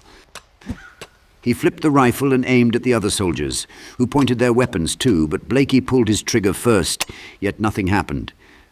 Ha! Ran out of shot last month. The 10 dropped his rifle and unsheathed a sword to lunge. Blakey flipped the rifle back around and caught the soldier in the face with the heavy butt of the gun. The 10 rocked forward, cupping his broken face. Blakey rose and didn't waste any time, bringing the rifle down with his full weight. There was the terrible crack of wood on bone. The other 2 soldiers stopped, surprised at the adept brutality. The 10 of diamonds' face was still covered with both hands, but now blood gushed from his fingers. Blakey hit him again, smashing his back with the rifle. The 10 contorted and stumbled off, shrieking, only managing a few yards before he fell over, folded up like a fetus, and died. You killed him. Why'd you go and do that? The 7 just stared. Blakey quickly hobbled off through the maze, taking the nearest turns. There was shouting and rattling. He quickly lost the 5 and 7. They were afraid to follow, but Blakey constantly turned to see if anyone was coming after him. Blakey had no idea where he was going, but he knew he shouldn't stop. He waited for the voice to help, but it was not there anymore. He reached the longest length in the maze, where the adrenaline ebbed and he felt his leg throb. He was out of breath, but nothing like he experienced in the real world. It seemed trivial, like an athlete before a second wind. He hurried to the end of a length that was twice as long and wide as any yet. He then made a left turn directly into the group of diamond card soldiers who were camped at a circular intersection formed by 10 different paths. There was a brief moment between Blakey and the cards. They were shocked, and Blakey didn't know what to do. Blakey quickly picked the closest of the 10 paths and tried to hobble off, but they surrounded him with bayoneted rifles, cocking them in almost perfect unison. Blakey closed his eyes, fully expecting death. Hold your fire! The ring of soldiers parted, and the Jack of Hearts, in an officer's uniform, sauntered through. Blakey opened his eyes to the Jack approaching him. Putrid with power and position, the Jack was in command of this mindless suite of savages. Thick mutton chops covered up his horrible skin and accented his famine cheekbones. His uniform drooped loosely off his bony limbs, and when he reached Blakey, he smiled with a mouthful of rotting gravestone teeth. Well, Welly, well, what sort of threat do we have here? The 5 cheerfully reported as he and the 7 finally caught up. An invader killed the 10. Did he? The Jack was gruesomely pleased. Did he indeed? Says he's the White Knight, likely a spy. The 7 accused. The Jack was offended. And what do you know of spies? In my experience, he who knows of spies is one himself. Jack silenced the grumbling amongst the ranks with a mere glance. White Knight? White Knight? No, I think not. The White Knight run off years ago. Years, ages, eons. How long was it again? The Jack looked to the others, not possessing a good sense of time. He checked his pocket watch, shook it, put it to his ear, and then wound it as the others failed to come to a consensus. 8 years, Blakey corrected the oddly stalled proceedings. 80 years. See, forever. Not the White Knight, the Jack exclaimed. 8 years, Blakey repeated. The Jack looked confused. Blakey clarified, annoyed. 8, 1 after 7, 4 times 2, 2 plus 6. The Jack looked offended and sneered. Don't try to dazzle us with mathematical trickery. You know what we do with mathematics? If you are who you say, then you would know." There was sniggering in the ranks. 8, 18, 80, far too long for you to be him. Intruder, says I. Execute outsiders on sight, says the king. The Jack paced theatrically. The card soldiers picked Blakey up, shoved him against the circular wall between two paths, slapped a blindfold on him, gave him a cigarette, and then lined up for the firing squad. A row of coarse-looking crows descended and perched on the wall in anticipation of a meal. "Wait, wait!" Blakey screamed, and they paused. "A last request?" The 7 piped in from the ranks. It was all amusement to them, and they looked for anything to draw out the pleasure. "Yes, of course. Well, speak up." The Jack tried to feign disinterest. "Reprieve?" Blakey tossed out childishly, remembering how things work here, hoping they would bite. They all laughed in unison, until the Jack silenced them. "Not in this market." He then unsheathed and raised his officer's sword. "Ready! Aim!" An idea sprung into Blakey's mind. "I outrank you!" The Jack lowered his saber. "What?" "Just suppose I am the White Knight," Blakey reasoned. "Improbable." The Jack sneered. "Still, if by the slightest chance I were, then I would outrank you, and if I outrank you and you were to shoot me, well, Rule 312. They all turned their heads to the Jack, who grumbled, smiled slyly, and speared his sword into the ground. He then produced a snuff box. With a dainty pinch, he snorted some and then sneezed explosively. It caused the 2 of diamonds to accidentally discharge his weapon. The bullet just missed Blakey by inches. The others turned to the 2, who apologized profusely. "Sorry, sorry, so sorry." The rest of the soldiers backed away, giving him plenty of space. He held up his rifle and pointed at it as if it were to blame. The Jack produced a service revolver and shot the 2 of diamonds dead without even looking. The shot caused Blakey to wince. The Jack then walked straight up to blindfolded Blakey and announced for everyone, "Rule 312. Prisoners must be executed before tea may be taken." The Jack put his pistol to Blakey's forehead. "And I could go for a spot right about now." Blakey panicked. No, Rule 311, no, 313? The Jack was annoyed. "Well, which is it?" The wrong answer would result in Blakey's immediate death. "I don't fucking know, it's 300. The Jack cocked his pistol. Blakey closed his eyes and then remembered. 311! 311! Blakey sucked in his final breath and waited, but nothing happened.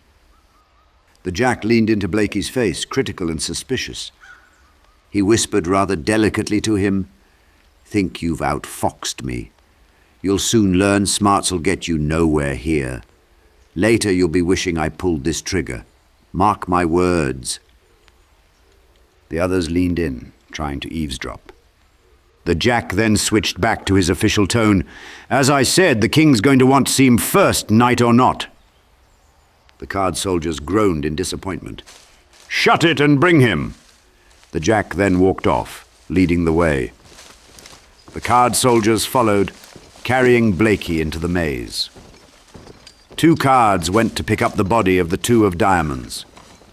"Leave 'em for the birds," the Jack instructed without turning back. When the soldiers were gone, the crows immediately hopped down. More arrived, and soon there were so many that they were all able to pick up and fly away with the 2's body.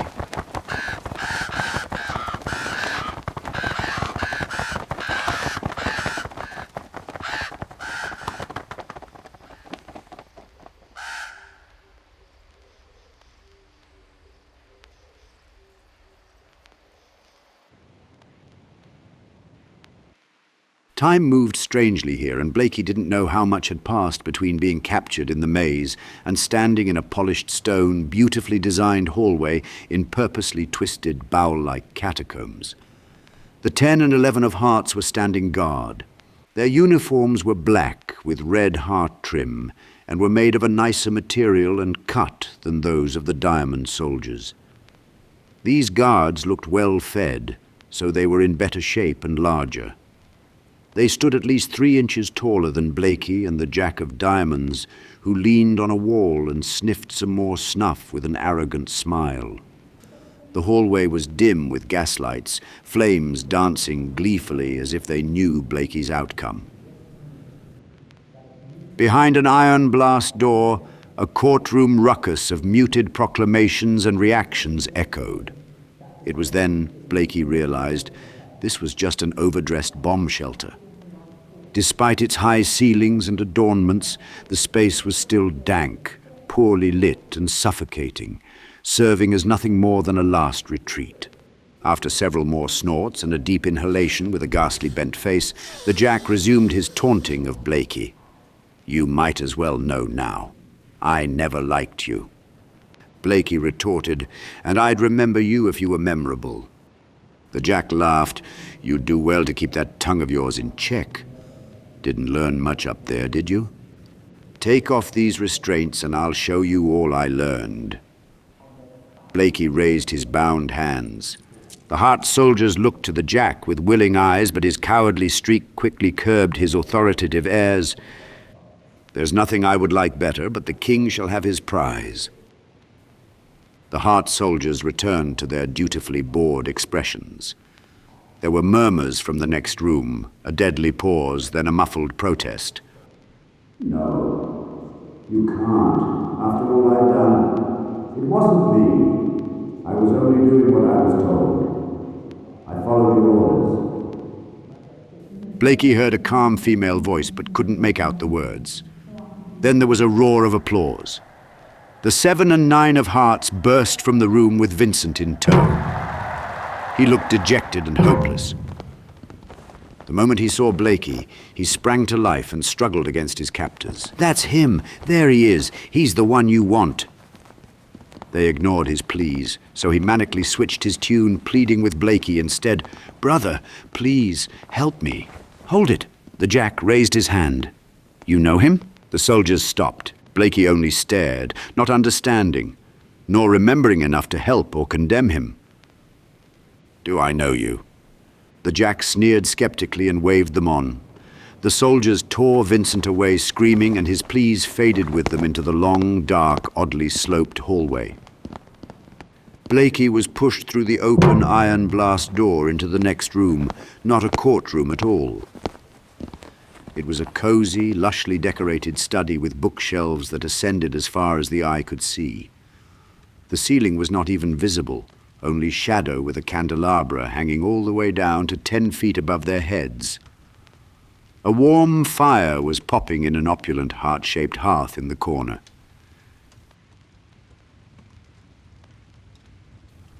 The King and Queen of Hearts were standing over a fine but modest buffet, each small dish prepared with absolute decadence. It was artfully arranged food that they would never finish but merely taste and pass judgment upon. The Jack stepped forward and took a breath, ready to begin an epic bout of sycophancy, but the King, back turned, gave him a limp, emasculating wave of dismissal. The Jack left dejected, seething at Blakey as he closed the door behind him. The King wore a suit and tie, custom-tailored, formal military, and surprisingly unpretentious. Only a royal sash, dyed blood red, with a subtle pattern of embossed hearts, defined his status as king.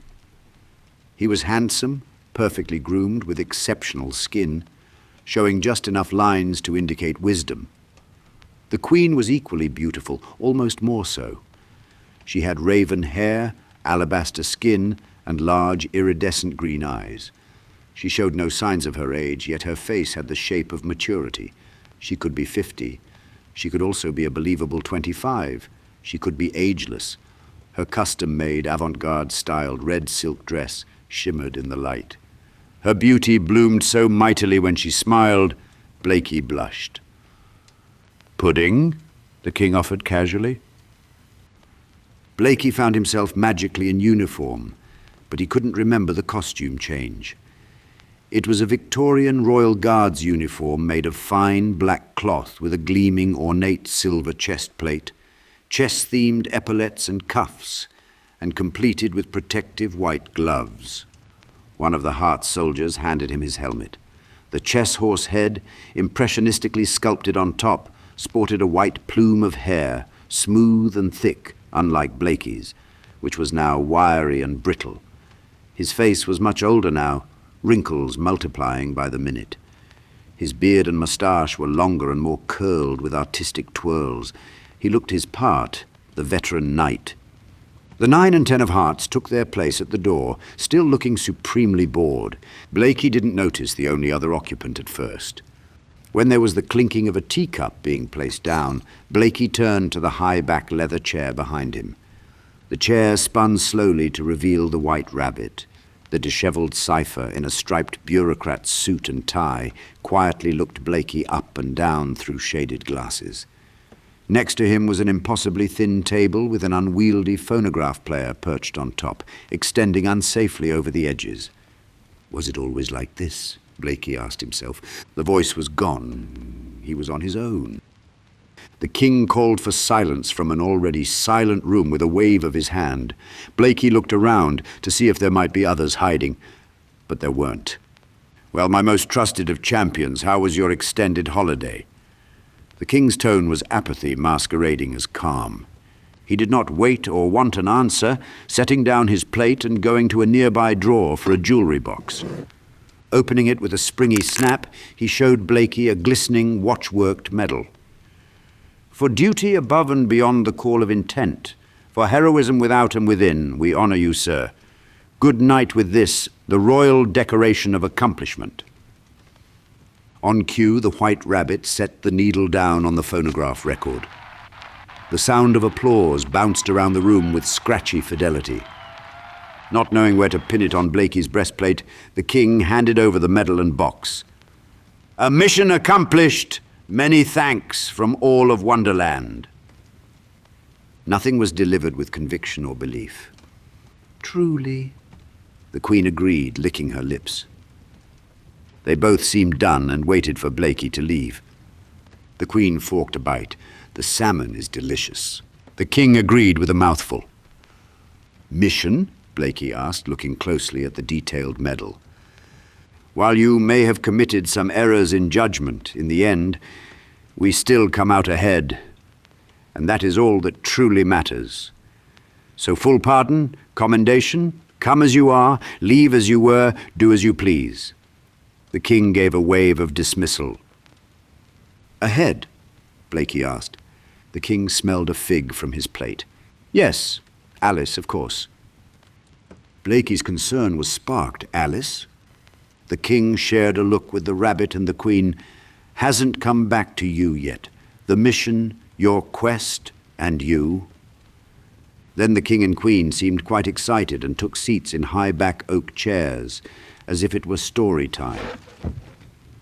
The queen straightened her dress, and the king crossed his legs, fixing his pant leg to not show too much sock. I sent you to the reel, to procure a singular child. Blakey squinted in confusion as the king clarified. After I brought the maker here, made Mr. Carroll, praise be. The queen oddly interrupted with an upturned head and hands. The king continued, write us a path out. But he proved awfully uncooperative. The queen popped an olive into her mouth with another interruption. Cheeky he was. The king resumed, he wrote too many paths to worlds I have no interest in visiting, let alone being connected to. So after we brought children here, others wanted what we had, which led to the greatest war, of course. How many years has it been? He looked to the queen for an answer, and she shrugged. We must come up with a proper name for it. The greatest war just has no panache. Still, it has been a long war, and in war you need your aces. So I ordered the... No, please don't. The queen tensed up, shutting her eyes. Sorry, my dear. Forgot the queen loathes even the mention of it. I ordered you know.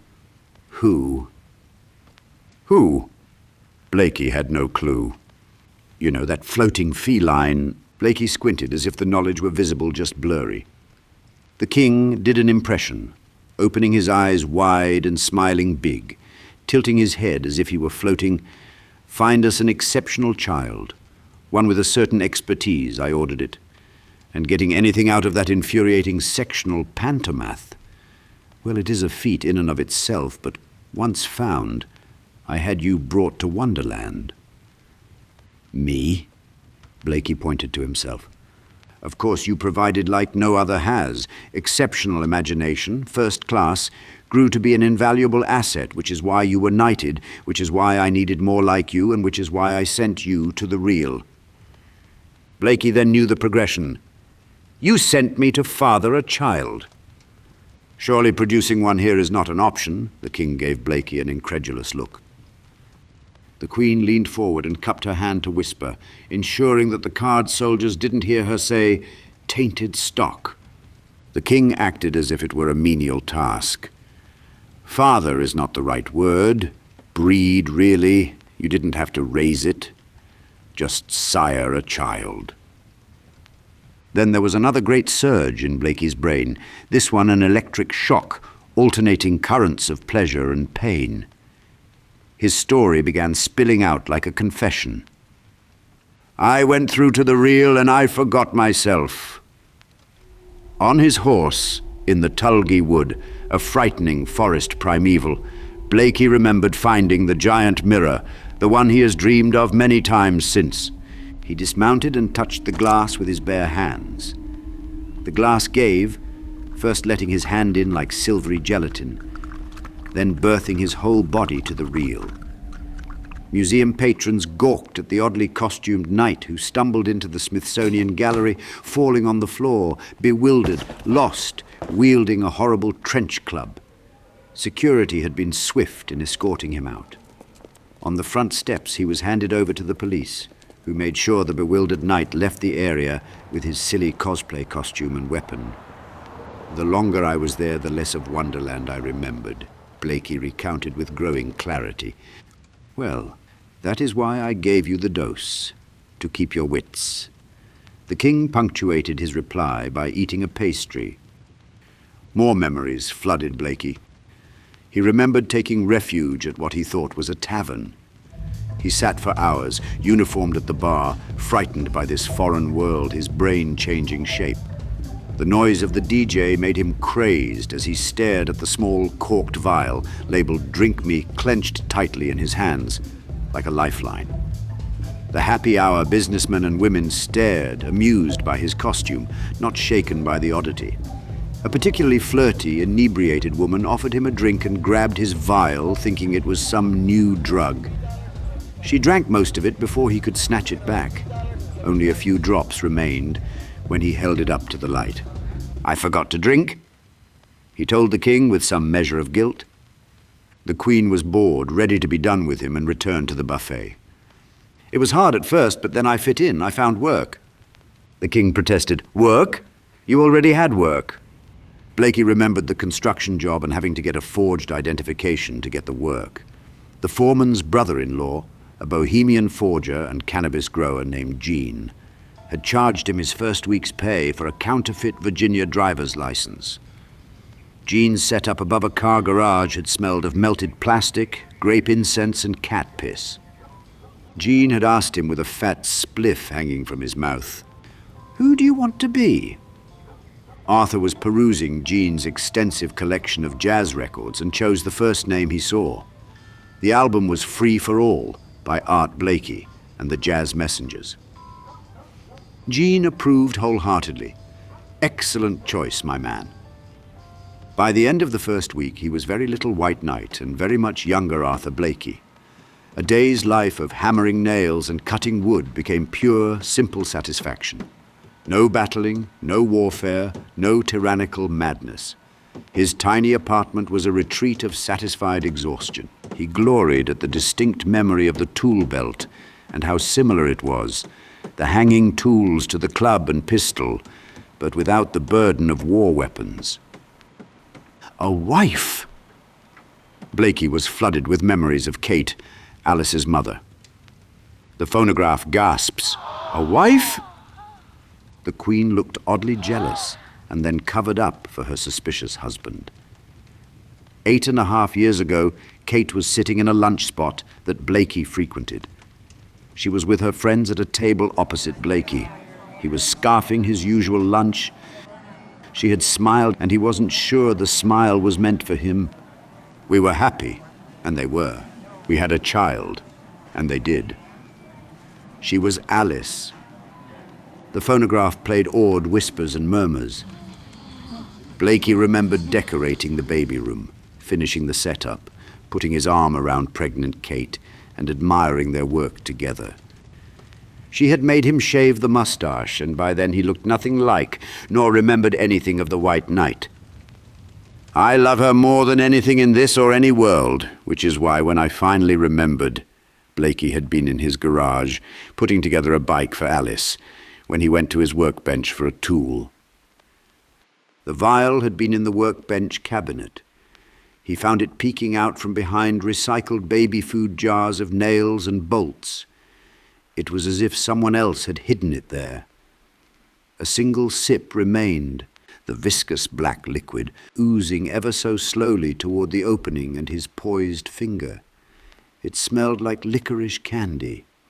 A taste was all it took after all, since it was labeled "Drink Me." Racked instantly with a world full of painful realizations.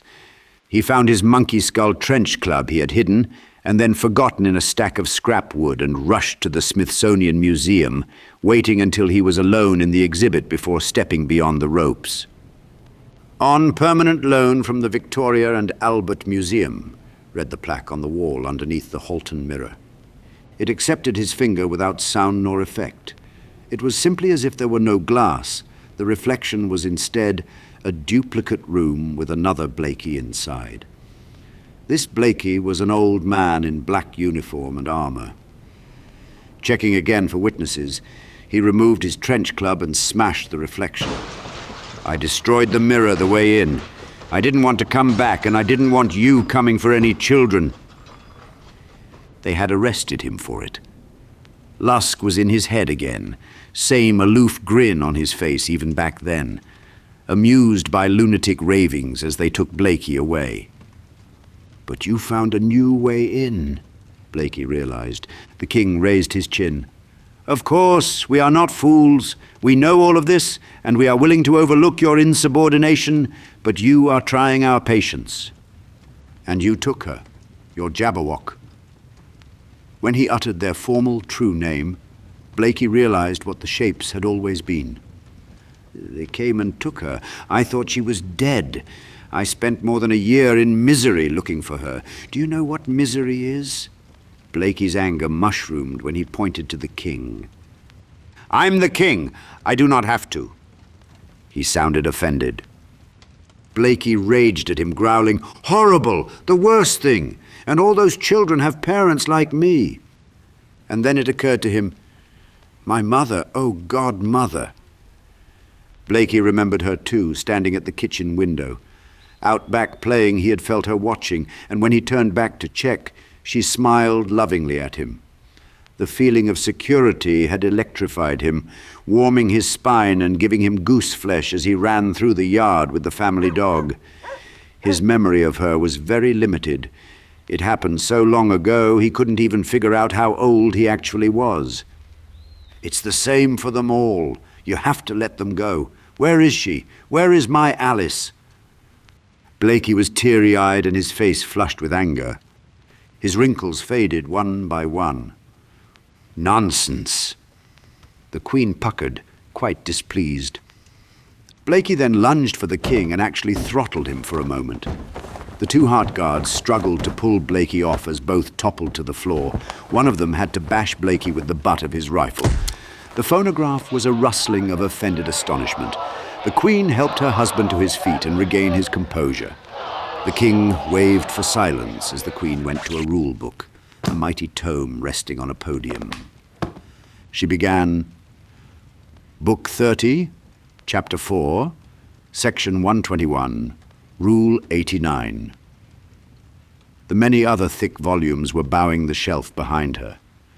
Blakey cut her off. Screw your Rule 89. The Queen huffed and stepped back, stunned. Straightening himself and his sash, the king hissed at Blakey with ferocious venom. "Do you not remember? We are at war. In war, everything's excessive. We are being forgotten, I remind you. Children keep Wonderland alive. Parental distress is of no concern. You do well to forget your family." His eyes then twinkled with malevolence. The king approached, leaning in with a forceful posture. "In fact, I order you to do so at once." For a moment, Blakey did forget, as simple as following orders, but he fought it.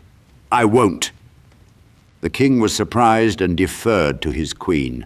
She posed, it would be easier without his head. Blakey pleaded, "Keeping children against their will, it poisons everything. It always has, from the very beginning. Can't you see? The madness is because of it. Look around you." The king and queen backed away. Look at what? Wonderland's high spirits? Never better.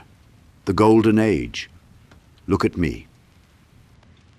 The king turned, smoothed his profile, and displayed the other side with a flourishing turn. The queen lustily bit her lip. "I have executed 12 today, and with no nap. Have you honestly seen anything like it?" The king switched to his decisive tone and lit a cigarette from a gold case. "No, we won't give that up. I won't give that up." Blakey could feel himself slipping back into the numbness of the white night and pleaded again, "Please, give her back." The king placed a sympathetic hand on Blakey's shoulder, blowing a puff of smoke in his face. Who was that again? Then it was too late. The smoke danced into his nostrils and his brain. Alice slipped from Blakey's head, and then Blakey slipped from the White Knight's head. The king did not wait for an answer. "Dearest Defender, if they don't find Wonderland interesting anymore, then we must make it more interesting for them. Execute him." The queen sat back in her chair and fixed her dress with a hurt expression. The king hushed his blindly repetitive wife and placed his other hand on the White Knight's shoulder in a full embrace. "Come now, that isn't necessary. Years of service, heroic and all." The phonograph agreed, followed by a scratchy, slightly warbled marching anthem. The king yet again called for silence, and the rabbit stopped the record. He proposed with a compassionate face, "Jury, is this offense by a former hero, a champion of our Wonderland, truly unforgivable? I implore you, remember his dossier, all he has done." The queen enthusiastically goes to a 2-foot square tin coffer labeled jury box and opens the top, revealing rows of egg-sized mechanical tin faces. Some had blonde curls, a few had spectacles, and a couple even had handlebar mustaches. She wound its key and was about to switch it on when she remembered, sentence first, verdict afterwards. Quite right. The king nodded to the rabbit, and there was a pause. The king braced one elbow, a finger raised to his lips, aping deep deliberation. He looked the White Knight up and down, switched arms, and then finally offered with a shrug, "Off with his head?" The queen then turned on the jury box and flipped the 2-sided slider towards guilty. A chorus of perfectly harmonized voices accompanied the clacking mechanical movements of the jury heads. Guilty. The White Rabbit resumed the marching theme. The queen nodded to the guards, who pulled the White Knight away. "So sorry. You of course understand. Please don't be a stranger. Far too long. It has been a pleasure." The king smiled blankly and went to the queen and lustily grabbed her. She hissed into his waiting mouth, "I love it when you're judicious." The blast door then slammed shut. The White Knight was dragged down a prolonged, slowly graded hallway that got darker the deeper they went. The White Knight made a single, half-hearted attempt to escape before giving up. The voice in his head was no longer there to remind him why he should fight. His mind was infected, clouded and dull. "What's this, then?" he asked. "You're to be executed." The 10 of hearts offered with childish enthusiasm. The White Knight grinned blankly. "Oh, how marvelous." "'Tis, isn't it?" The 9 agreed. And you're in luck. Executioner was executed last week. So we installed one of them new machines. The 10 could not remember the name. What was it called again? French, I think. They argued, "How do you know's French?" "'Cause it speaks French, you twit. State-of-the-art, silver tongue, rapier bits." "Yes, you'll be done so fast, like it didn't even happen." There was the sound of a great winding of pulleys and gears in the dark ahead of them. "Bit of the old snip-snip and the semi-sweet by and by." They laughed. The White Knight asked them politely, "How's about a smoke, last request and all?" Wonderland loves formalities, so the card guards brightened. "Oh yes, I should say so." They paused in the hall while the guards searched their pockets and uniforms for a cigarette or makings of one. "Been so long since I've had a proper smoke break." "Cutbacks," the 10 complained. "War rations, these were never very good." The 9 remembered. The 10 handed the White Knight a cigarette and tried to light a match. It wouldn't light. "Damn, left in the wash," he lamented. They all pat their pockets, and that is when the White Knight found the rabbit lighter in his pocket. He held it out, not remembering it at all. "What's that?" the 10 asked. The White Knight looked at it closely, saw the button and flicked it on. The guards both went, "Ooh," in amazement. "Where'd you get that then?" the 10 asked. The 9 gushed, "That's a beaut. Must be from the real." The White Knight lit all 3 cigarettes. Staring at the glowing red eyes of the rabbit lighter, a memory flickered into the White Knight, and a few more snuck in behind it. It took a moment to process, but Blakey took over the White Knight for a moment and eyed the 9's holstered Beaumont Adams-style revolver. The 9 asked, "Say, seeing's how you're about to be finished with it." "Well, that's rude," the 10 scolded. "What?" The 9 acted incredulous. "The man is about to meet his maker." "Meet what? The maker's dead." "Well, you know what I mean, just insensitives all." "Fine." The 9 was childishly despondent. "We'll wait until he's done and then take it." The 10 winked. Blakey offered the lighter to the 9 and they were taken aback, since there was no generosity in Wonderland. "Well, that's, right gentlemanly of you." As the 9 reached for the lighter, time slowed. Blakey could feel his pulse rise and then calm. He remembered the brutality of the reel again. Blakey yanked the 9 close, nearly dislocating the poor fool's arm. In a blink, Blakey had the revolver cocked and aimed in the 9's face. "Hey, we're just doing our jobs." The card soldier looked dejected, holding his sore shoulder and pleading. "That's what they all say." Blakey then blew the 9's brains out onto the sloping floor and aimed the pistol at the 10. The 10 flustered with his hands up. "Come now! What was that for?" Blakey took the 9's sword belt and strapped it on. He pointedly retrieved his white rabbit lighter and pocketed it while staring coldly at the 10, who made no move to stop him. There was no answer from Blakey, and in the silence, the 10 of hearts finally realized he should flee, running away back towards the light. Blakey limped steadily after him, taking careful aim with the 9's service revolver and firing once. The 10 of hearts contorted and went sprawling to the floor. Blakey caught up, leaned over his paralyzed prey and spoke slowly and plainly. "Where are they?" They're in, The 10 motioned to his left, then to his right, but asked, "Wait, they who?" Blakey cocked the revolver and straddled the wincing soldier. "The children!" The 10 offered apologetically and winced when he tried to straighten. "Secret, you know, I really shouldn't say." Blakey smashed him in the face with the revolver. The card spat out a glob of bloody teeth. Fortress of cards. They're in the fortress of cards. The card then snivelled into a full belly laugh while Blakey raided the 10's ammunition pouch. The 10 became grave. "Clemency?" Blakey growled. "Complicity?" And and shot him in the head without even rising, as if tossing a stick for a dog to fetch.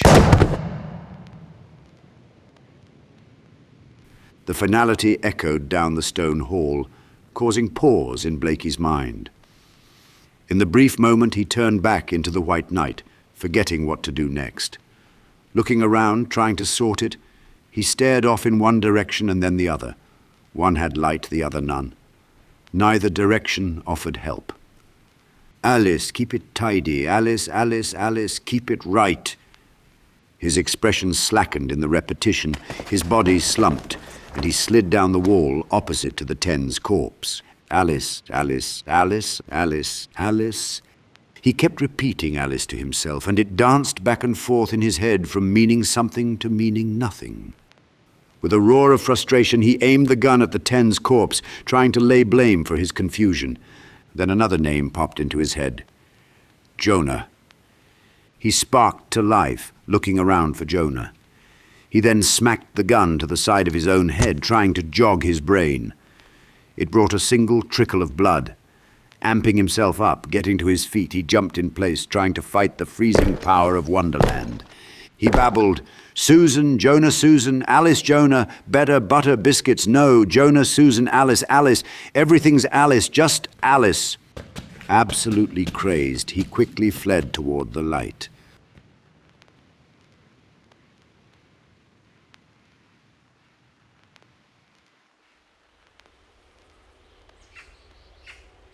Blakey burst through another iron-hatched door, this one situated dead center of a 10-foot-high bump of landscape in an otherwise flat stretch of green. Just a burrow in a burp of earth that gave no inclination of what was beneath. No one else was around, no alarms went off, and there were no other obstacles. He looked around surprised and hurried into the forest, separating the bunker from the rest of Wonderland. A mile away he was still habitually checking for pursuers, but the memory of why he would be followed had been misfiled. Jonah, Alice, Jonah, Alice. An endless mantra he repeated to himself, in which the names were only words that he lost more meaning for with every repetition. At a clearing, he did a double-take when he saw a horse peacefully munching grass. He approached slowly, suspecting a trap. Then he remembered the horse. "Harry? That you, Harry?" The horse snorted and sauntered over to meet him. The knight took Harry's reins and petted him fondly. "There you are, Harry. Where you been?" Later, at Wonderland dusk, where unreal colors invade the sky so potently that many have to look away, the White Knight sat on Harry the horse as it slowly chewed grass. The White Knight was slack, gun and stolen sword hanging limp in his hands. He got as far as knowing there was a fight to be fought, but not where, why, or with whom. None of Blakey remained, only the tormentingly buried knowledge that he was supposed to be doing something. It was a splinter he could not dig out from his brain. There was panic in his eyes, and they would swirl desperately in his head in fits.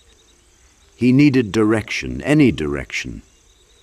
He let loose a throat-tearing scream that echoed through the woods.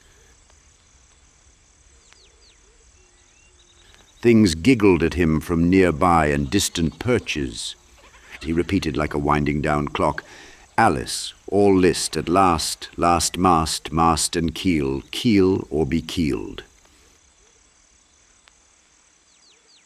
When it seemed he was truly lost, as inactive as the scenery, a silky voice purred perfectly from above, "Welcome back."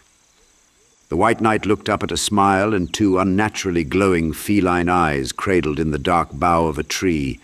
It was shining, omniscient oculus and pointy needle teeth. There was nothing else. "There you are. I thought you had gone. Please tell me what to do. I'm here to do something. I'm afraid I'll go mad if I don't remember." The voice answered, "As good of a reason as any. This is Wonderland." It emanated as if from the White Knight's head. "I was here for someone. A girl, a boy. They're in trouble. Missing, I think. A promise was maybe made." Looking for stolen children? The voice questioned. Cursed place. That's it. That's what it was. Thank you. The stolen children.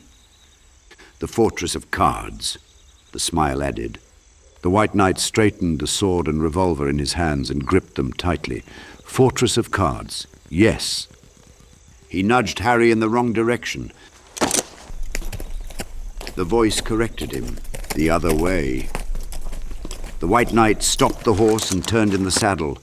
If I forget, will you remind me of what I'm supposed to be doing? The eyes and smile brightened. You should write it down. That way, you won't forget. The White Knight patted his uniform.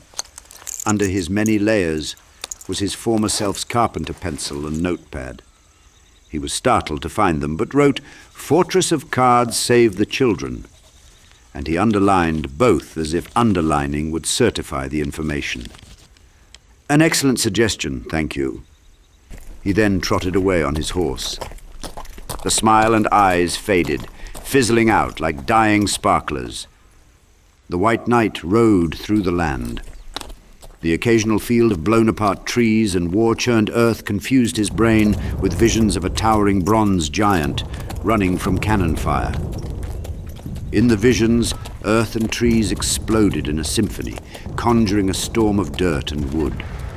The giant's elongated legs expertly avoided the blasts in musicless dance. The boy riding on this towering metal golem's shoulder was afraid. So afraid. Seeing these things confused the White Knight because Arthur was gone now, so they were not memories, only visions he couldn't source. The White Knight returned to the piece of paper for clarification. Save the children. Fortress of cards. The White Knight knew not to rush when unsure of the route, and let Harry mosey on unhurried. An hour or so later, he reached the entrance to a forest so thick he couldn't see 20 yards in. There was an ancient metal sign, green with oxidation and age. Tulgey Wood, it warned, and it had a younger edition below it. Detour, with an arrow pointing left. The White Knight looked left and then right, unable to see the end of the woods in either direction. Harry snorted an objection before the White Knight led him forward. The woods immediately thickened. The branches and the trees were oddly shaped, and the light faded tonight with unnatural speed. A perverted orange glow lingered on the horizon in every direction from an unknown source that never seemed far away. Unseen creatures called to each other, monitoring the White Knight's progress in the eerie glow. The voices grew low and murky, sluggardly displeased with his presence. At some point in the middle of the forest, the creatures changed to whispering, scheming gossip. He called for it to stop. See here, what's all the tittle-rattle? That's quite enough. His voice echoed, and only after the last echo died was there a response of unanimous giggling and snickering. He checked his revolver and made sure his sword was still in its scabbard. Then he straightened his helmet and gave Harry a prompt to increase the pace.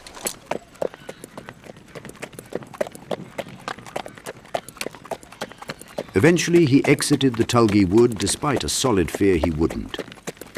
Towards the end, when he could see the light on the other side, he got the feeling the voices had made up their mind to let him pass unharmed, knowing he had something important to do.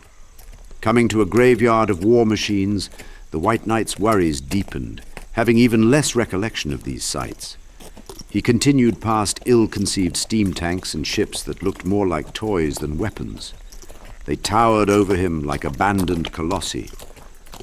Oversized cannons lay in fields of wild flowers and weeds, having never functioned properly, pointing up at the murky sky. Soon he came to the edge of a hill where a wood and iron submarine sat, as if it crawled up from below and died from asphyxiation.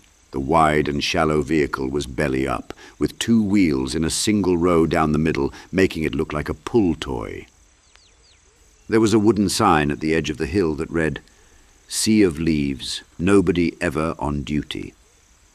The White Knight looked out over the vast body of the never-decaying orange, red, and yellow autumn leaves. A tree line was visible, far on the opposite side. The sky here was a different colour than the one in the Tulgey Woods. This was radiant purple with no clouds, but with an impossibly large full moon. He looked up at the moon and asked Harry, "What do you think? Seems that's the only way, huh, Harry?" The horse scoffed more than snorted, and the White Knight nudged him into the leaves. Within 20 yards they disappeared beneath the surface. The sea of leaves was only 15 feet at its deepest, so the knight held up his sword to create a small wake for air. The fortress of cards grew out of a robust embankment at the opposite side of the sea of leaves. It was constructed from every size, fashion, and style of playing card. Standing impossibly lopsided and top-heavy and defying gravity in every way, it looked like it would collapse and tumble into the sea at any moment. The White Knight rode out of the leaves, up the shore, and dismounted. He brushed both himself and his horse off, then reread the note as a final affirmation, "Save the children, save the children." There were more abandoned cannons guarding the fortress. These were strangled in ivy, and crates of ammunition and barrels of black powder were stacked, rotting around them. A 20-foot bronze headless statue lay rigid on the ground near the entrance. A path of ancient destruction, unsettled earth and broken rocks, trailed into the woods nearby, where there were dozens of charred stumps and broken trees. Rivulets of hardened metal in the pattern of blood tattooed the neck of the headless statue. The head was nowhere to be seen. The White Knight stepped up to the diminutive front door, took a deep breath, and turned the spade-shaped doorknob. Before entering, he turned to the horse and told him, "Wait here."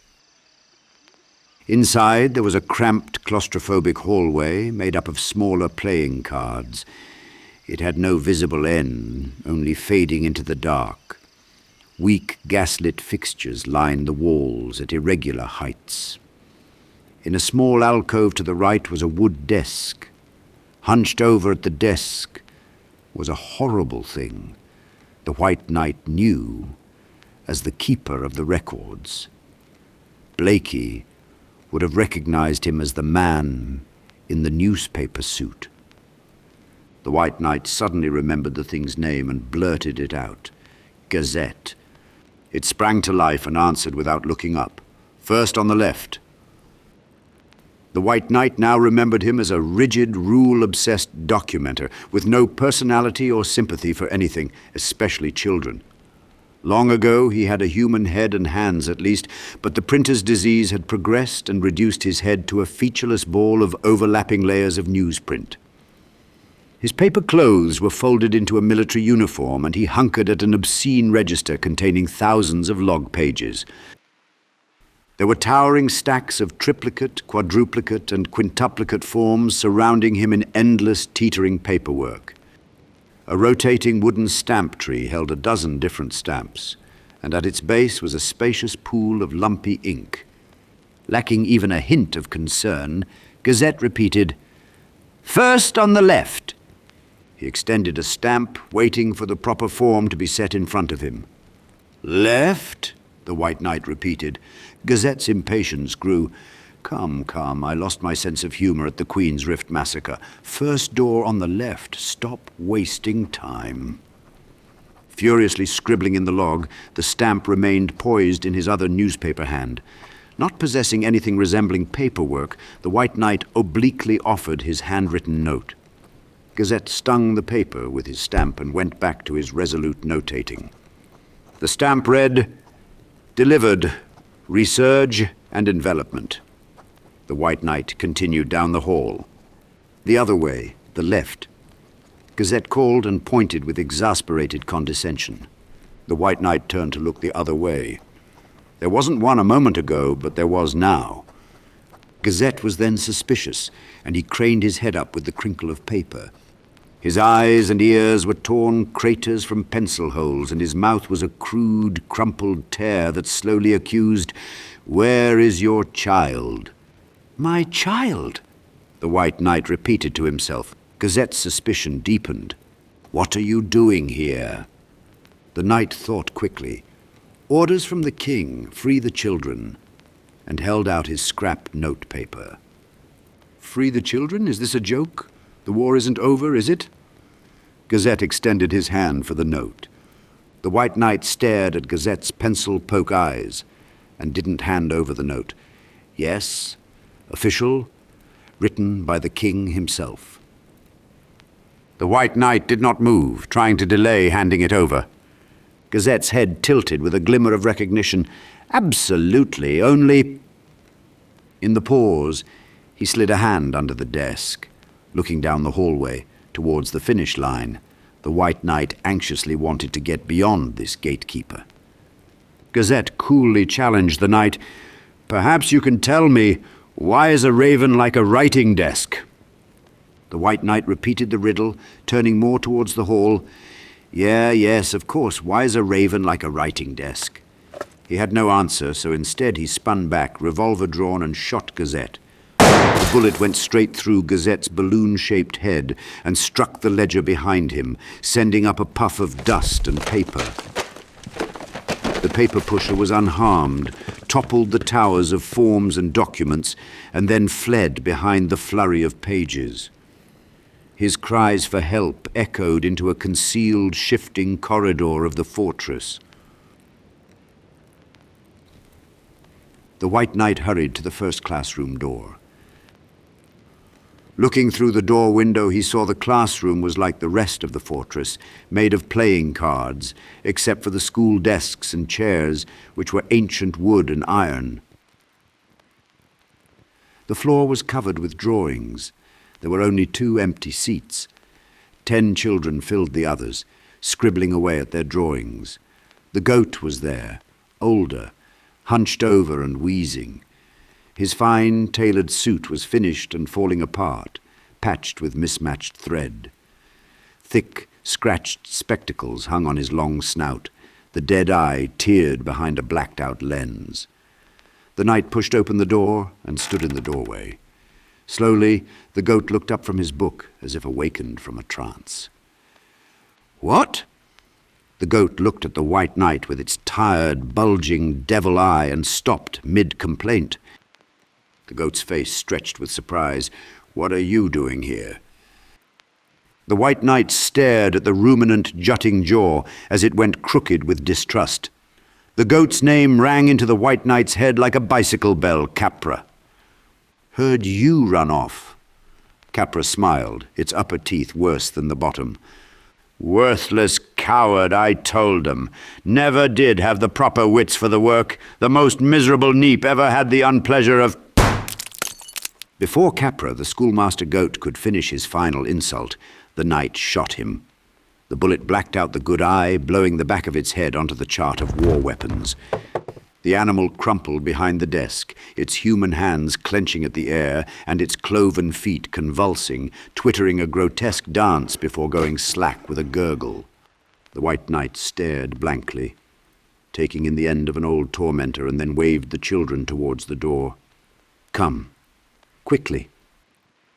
A quaking boom stopped them cold. The gaslights in the classroom puttered out and the children whimpered at the complete darkness. The White Knight worked fast, ripping off a 2-foot-long card from the wall, rolling it up and then lighting it with his rabbit lighter. The light from the torch temporarily calmed the children, but there was a noise and then a faint glow in the hall. The knight peeked out to see. The hall had changed again.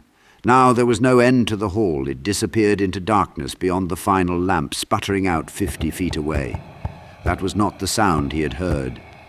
He tried to discern it from the children's discomfort and whimpering.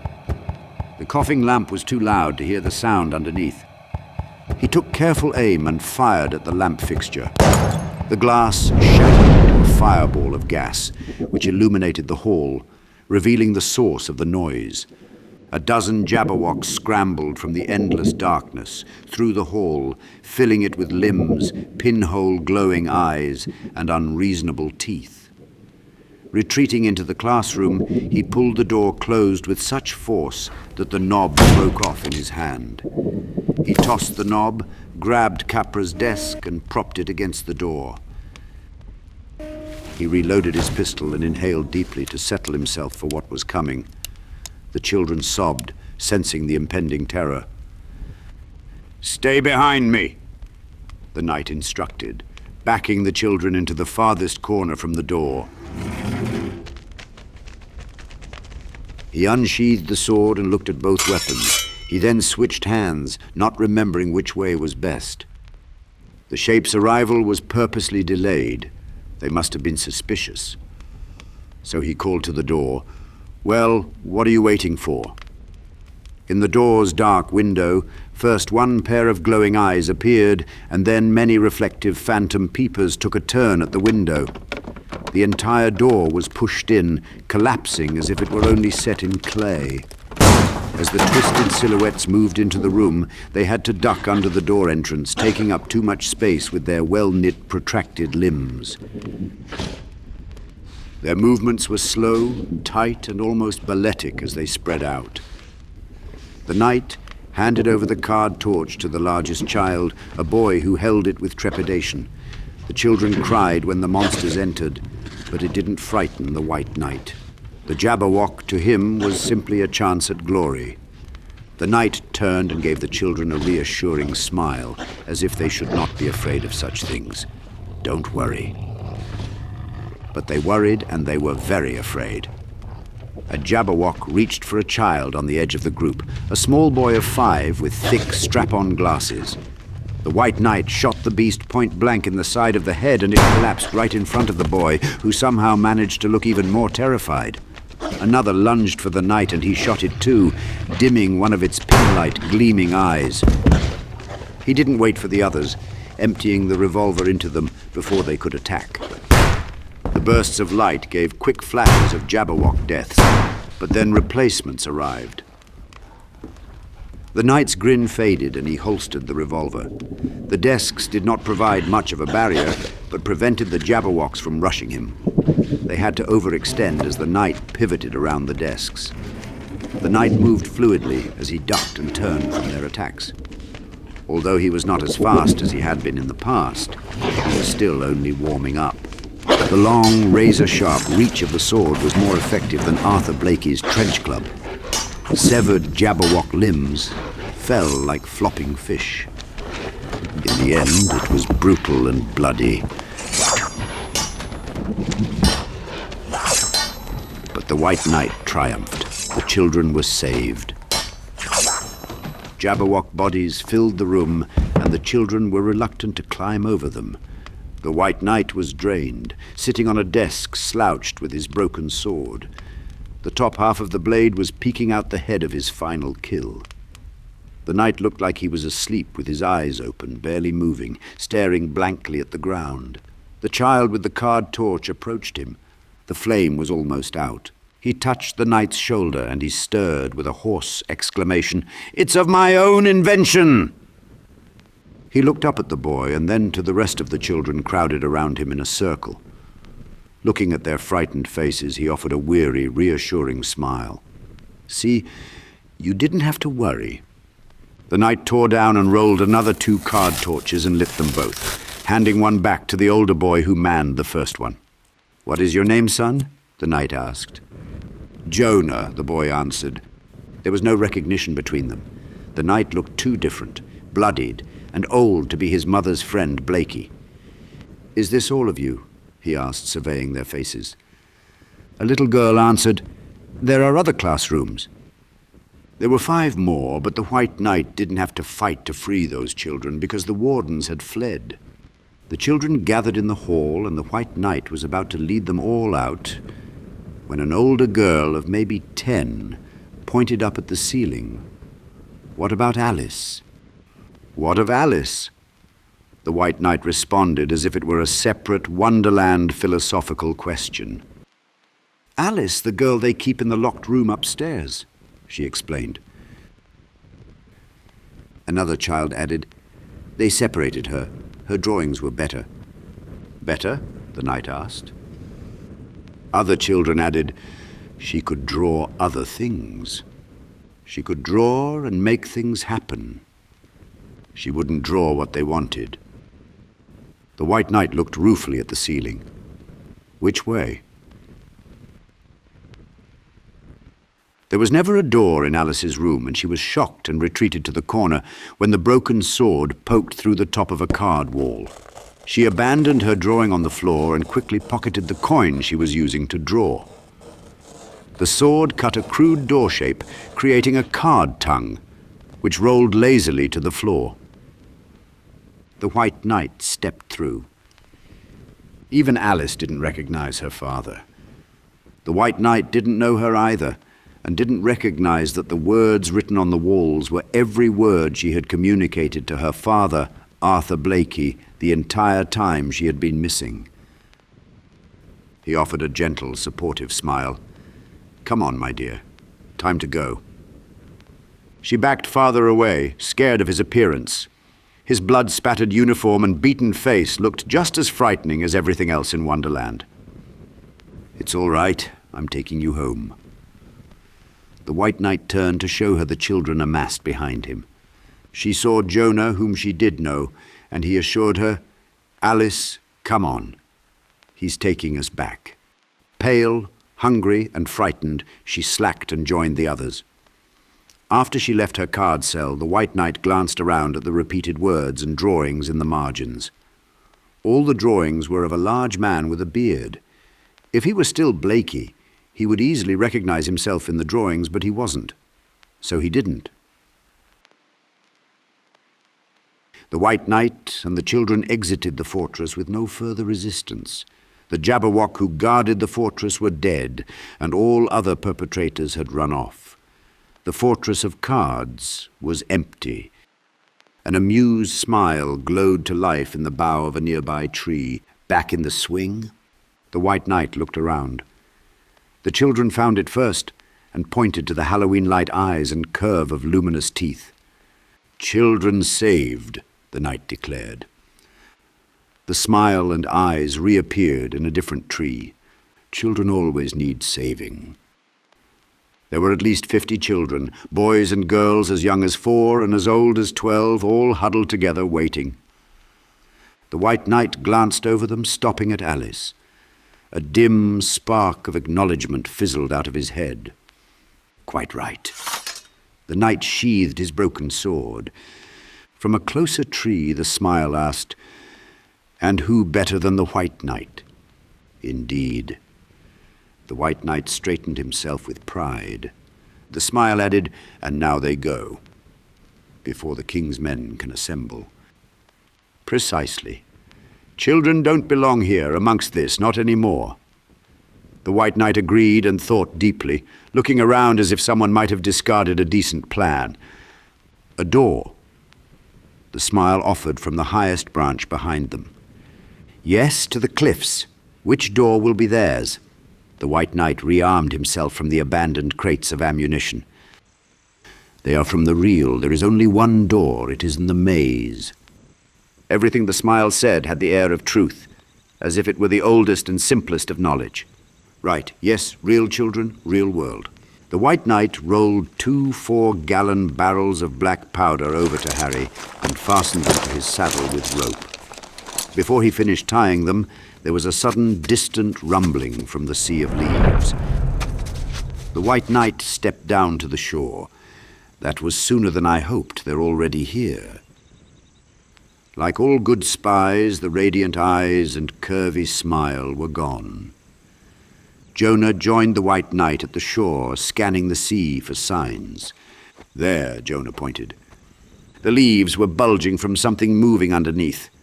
The White Knight patted him on the back. "Sharp eyes, my boy." Returning to the fortress, the White Knight checked the cannons. They were useless, their barrels were cracked, and there was no shot. Jonah could see within the unnatural glowing horizon. Where it touched the dark sea, a silhouetted periscope appeared, cutting a swath towards them. "I drew one of those," Jonah exclaimed. "Right before you came to get us. I drew a submarine." "No blame here, my boy," the White Knight assured as he sorted through the munitions crates, finding a few Enfield-type bolt rifles. "We all did," Hallam Tennyson said as he joined Jonah at the shore. More periscopes rose, aligned in an arrow formation, slicing their way towards the fortress. The rumble shook the ground. Leaves fell from trees and stacks of crates tipped over. I drew tanks, a boy offered. I drew monsters, said a 4-year-old girl in braided pigtails, splayed out in a crazy mess that contrasted her sweet voice. There was a sudden deep pop, like a phantom champagne cork, and then a massive whoosh emanated from the surface, a mile away on the sea of leaves. Then a far-away mechanical sound could be heard. "What is that sound?" Jonah asked. "Has anyone drawn something better than this?" The White Knight held up a bolt-action rifle, and on cue, it fell apart in his hands from wood rot. A 5-year-old boy pointed to a tarp behind the Lewis Carroll statue. The mechanical sound continued, getting louder and closer. "What is that noise?" another child asked. "I want to go home. When are we going home?" one of the youngest pleaded. The signpost next to the tarp read, "Missing instructions." Yanking off the tarp with a whoosh, the knight found Wonderland's version of a pom-pom autocannon underneath. "Brilliant!" The White Knight winked at the little boy who drew it. The boy added, "They couldn't figure out how it works." The White Knight began rolling it out on its wheels. "Children, if you don't mind." Jonah and 2 10-year-olds ran over to help him wheel the heavy gun towards the shore. "I didn't draw anything that would make that noise," Jonah declared. "Neither did I," Hallam agreed. Suddenly, a wheeled torpedo burst out of the sea, rolling up the hill and hitting the fortress with a great fiery explosion.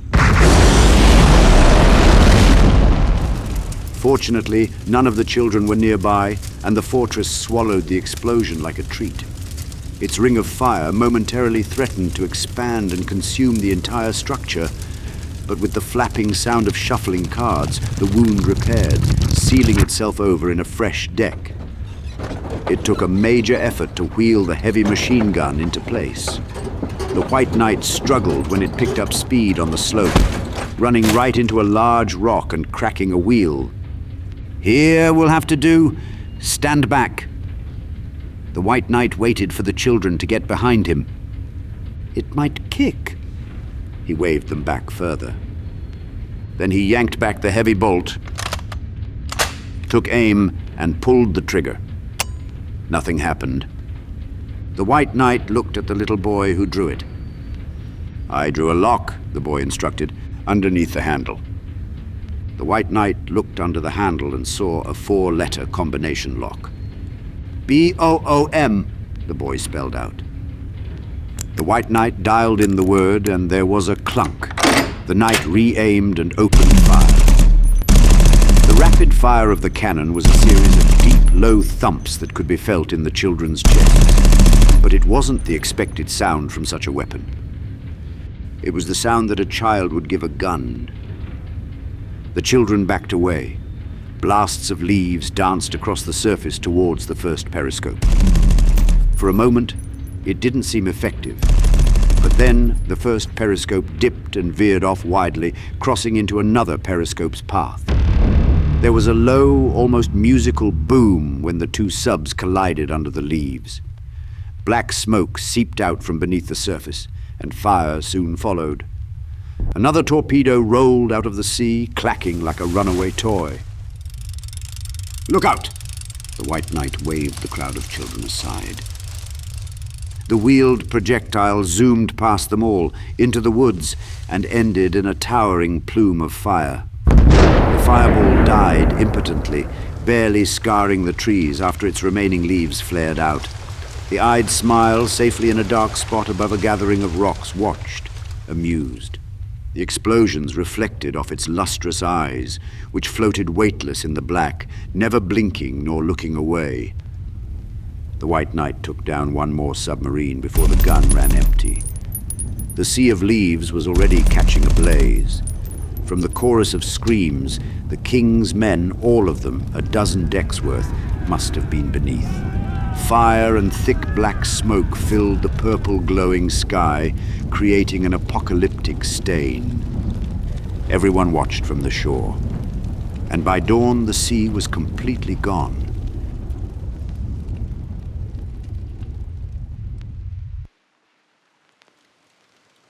The caravan of children made it to the opposite shoreline in 2 hours.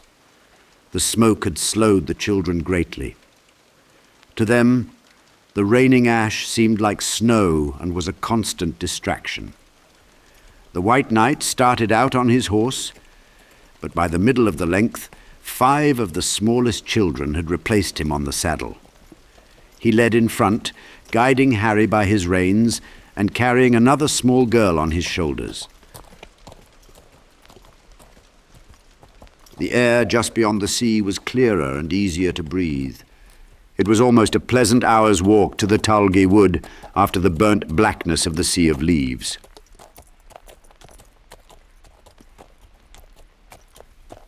When they reached the entrance to the Tulgey Wood, any hint of pleasantry vanished.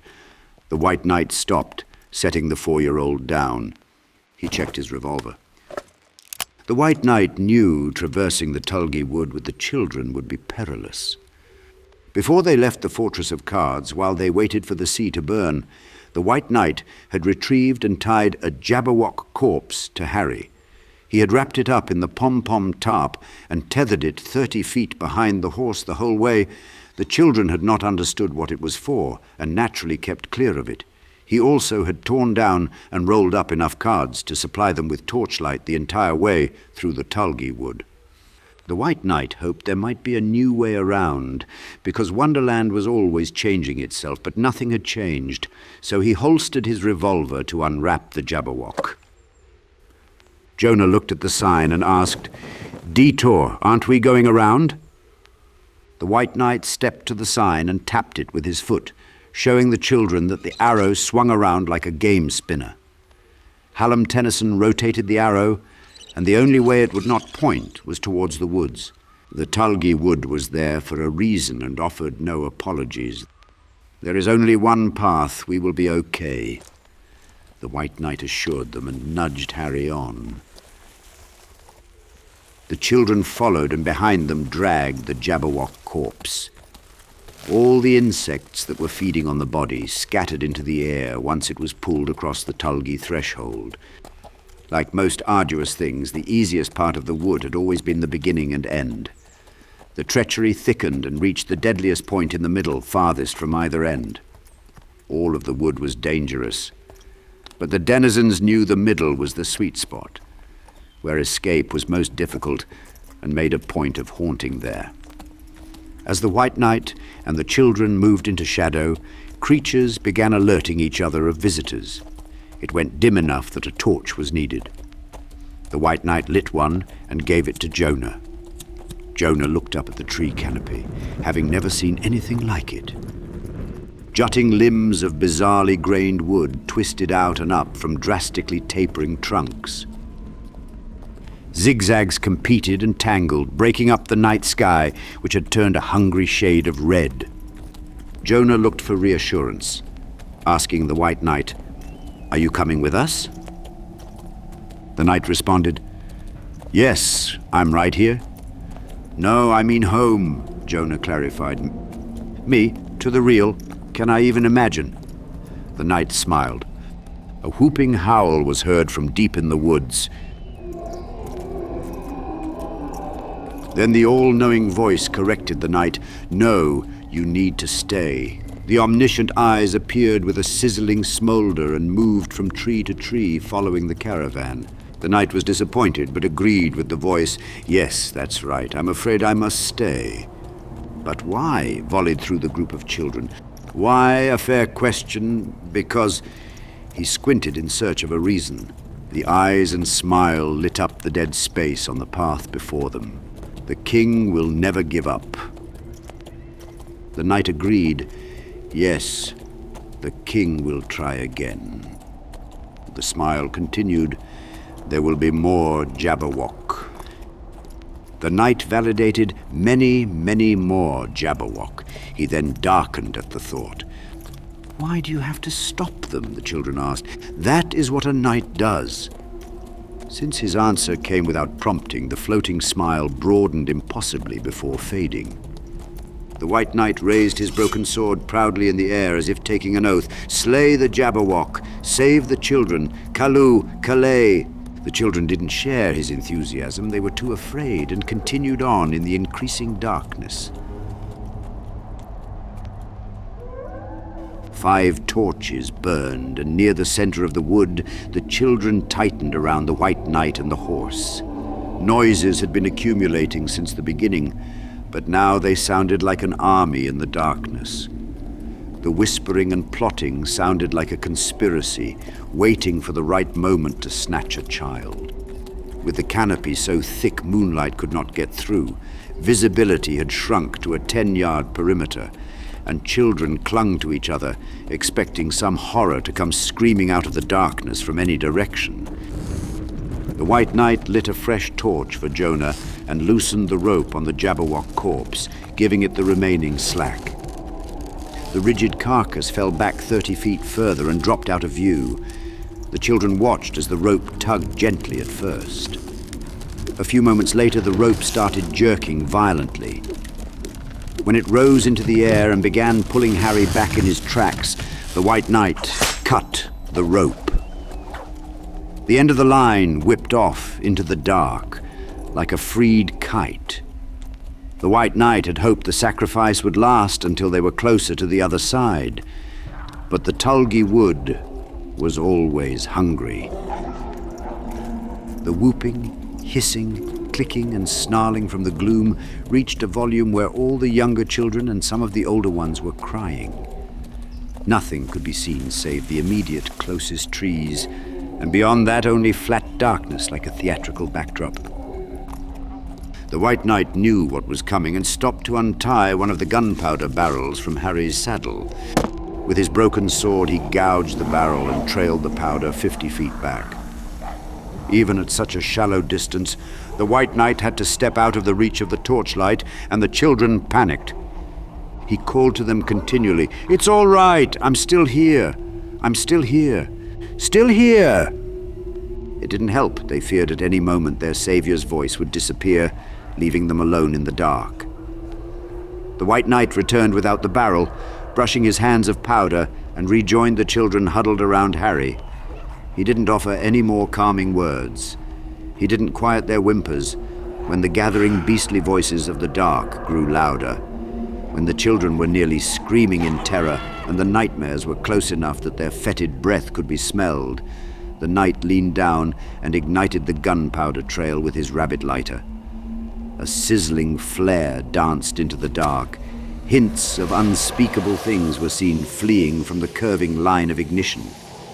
Seconds later, there was a brilliant, jarring explosion that lit up the dark and echoed through the Tulgey Wood, giving them all a terrifying glimpse of its full horrors. The children united in one scream. The fire flash burned into their memories, a vision of an entire bestiary of creatures that had assembled, aching to pounce. Shunning the gunpowder light in a chorus of nauseating squeals, the wretches fled back into their darkness with a collective fluttering.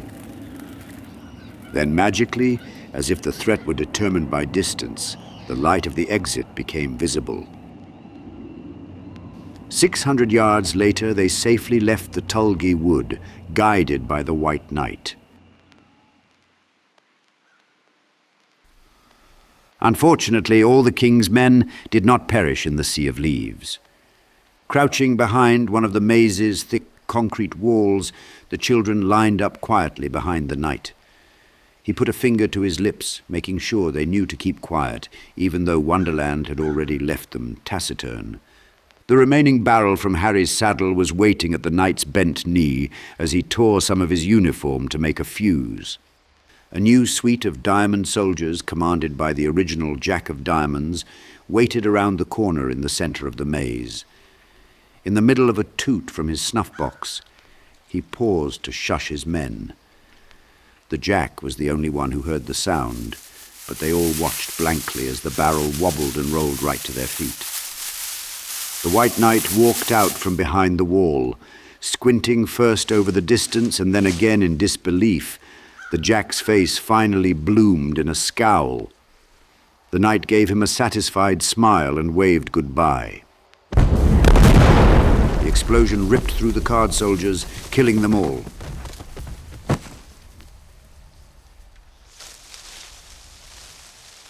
Beneath the ivy veil, the iron hatch door remained ajar from when Blakey came through.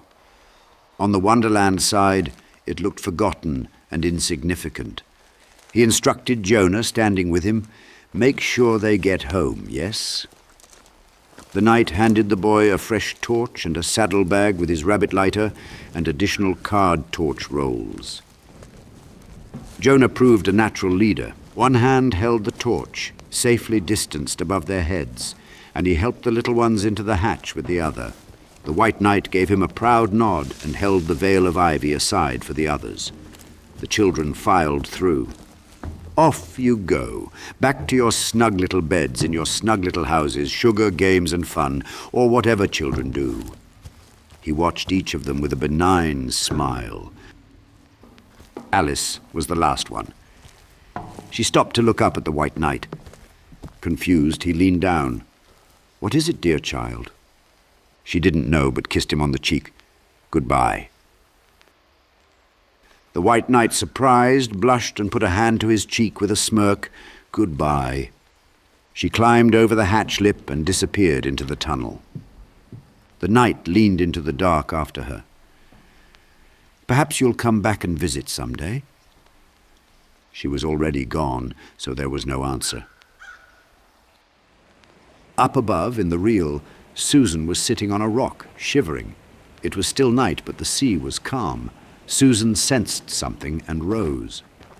Children emerged from the shack, filing out one by one. Susan covered her mouth in shock and put Violet down. Her eyes teared as the near 50 children walked out. Jonah was amongst them, no longer holding the torch but carrying a small girl instead. She rushed over, grabbed her boy, and hugged him like she never had before. Then she saw Alice and she erupted in a fresh set of tears. She grabbed Alice too. She waited for Blakey, but there were no more children. There was no one else. Susan chose her words carefully. "Jonah, who got you out?" "A knight with a horse." The boy was still fresh enough to convey the impossibility of it all. "We were in a fortress of cards they made us draw. A knight came and killed all of them." All the children crowded around Susan, waiting to go home. Susan leaned her head to her son's ear and whispered, "Jonah, did you see Mr. Blakey?" Jonah shook his head gently. "No." Below, the White Knight strained, putting all his strength into turning the hatch door wheel until it locked with a metallic bang so sonorous it echoed up through the staircase and out of the open shack door like a belch. Above, they all looked to the gaping mouth of the shack door. Much to all of their surprise, the shack collapsed, folding itself up, smaller and smaller, pulling into the ground until all that was left was the jade doorknob, stuck into the dirt like a green glass night flower. Jonah looked at Alice and Susan before walking over to where the shack just stood. The beautifully etched doorknob glimmered in the moonlight, and Jonah picked it up, bringing it to his mother. They all looked at the singular remainder, and Susan knew for certain now Blakey was gone. Susan grabbed Jonah, pulling him close, hugging him and Alice even harder as she fished out Blakey's phone to call the police. She cried more, but kept a reassuring smile so as to not let Alice know her father was gone. That could wait for later.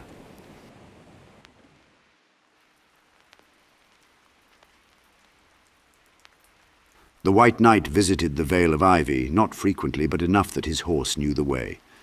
During these brief visits, he stared at the locked iron hatch door, which was more rusted than ever, and hidden behind overgrown ivy. It began to rain again in Wonderland, and the door had sealed itself shut, rusted beyond being locked, and probably impossible to open. Or so he told himself. Frequently Harry broke him from the trance with an impatient snort, but the knight always looked back at least once to the only existing door to the reel. A longing for a change from the madness of Wonderland made him want to open the door and call the children back, especially that last one, who had been so sweet. No, They don't belong here in this terrible place. That is what the curvy smile and glowing eyes told him whenever he asked. And that smile knew best. Those eyes saw all. The understanding always saddened him that children could not visit. But the sadness would bury itself in Wonderland wits, and he would ride off through the empty, soaring maze of concrete, back to his post as the White Knight of Wonderland, the looking-glass hero.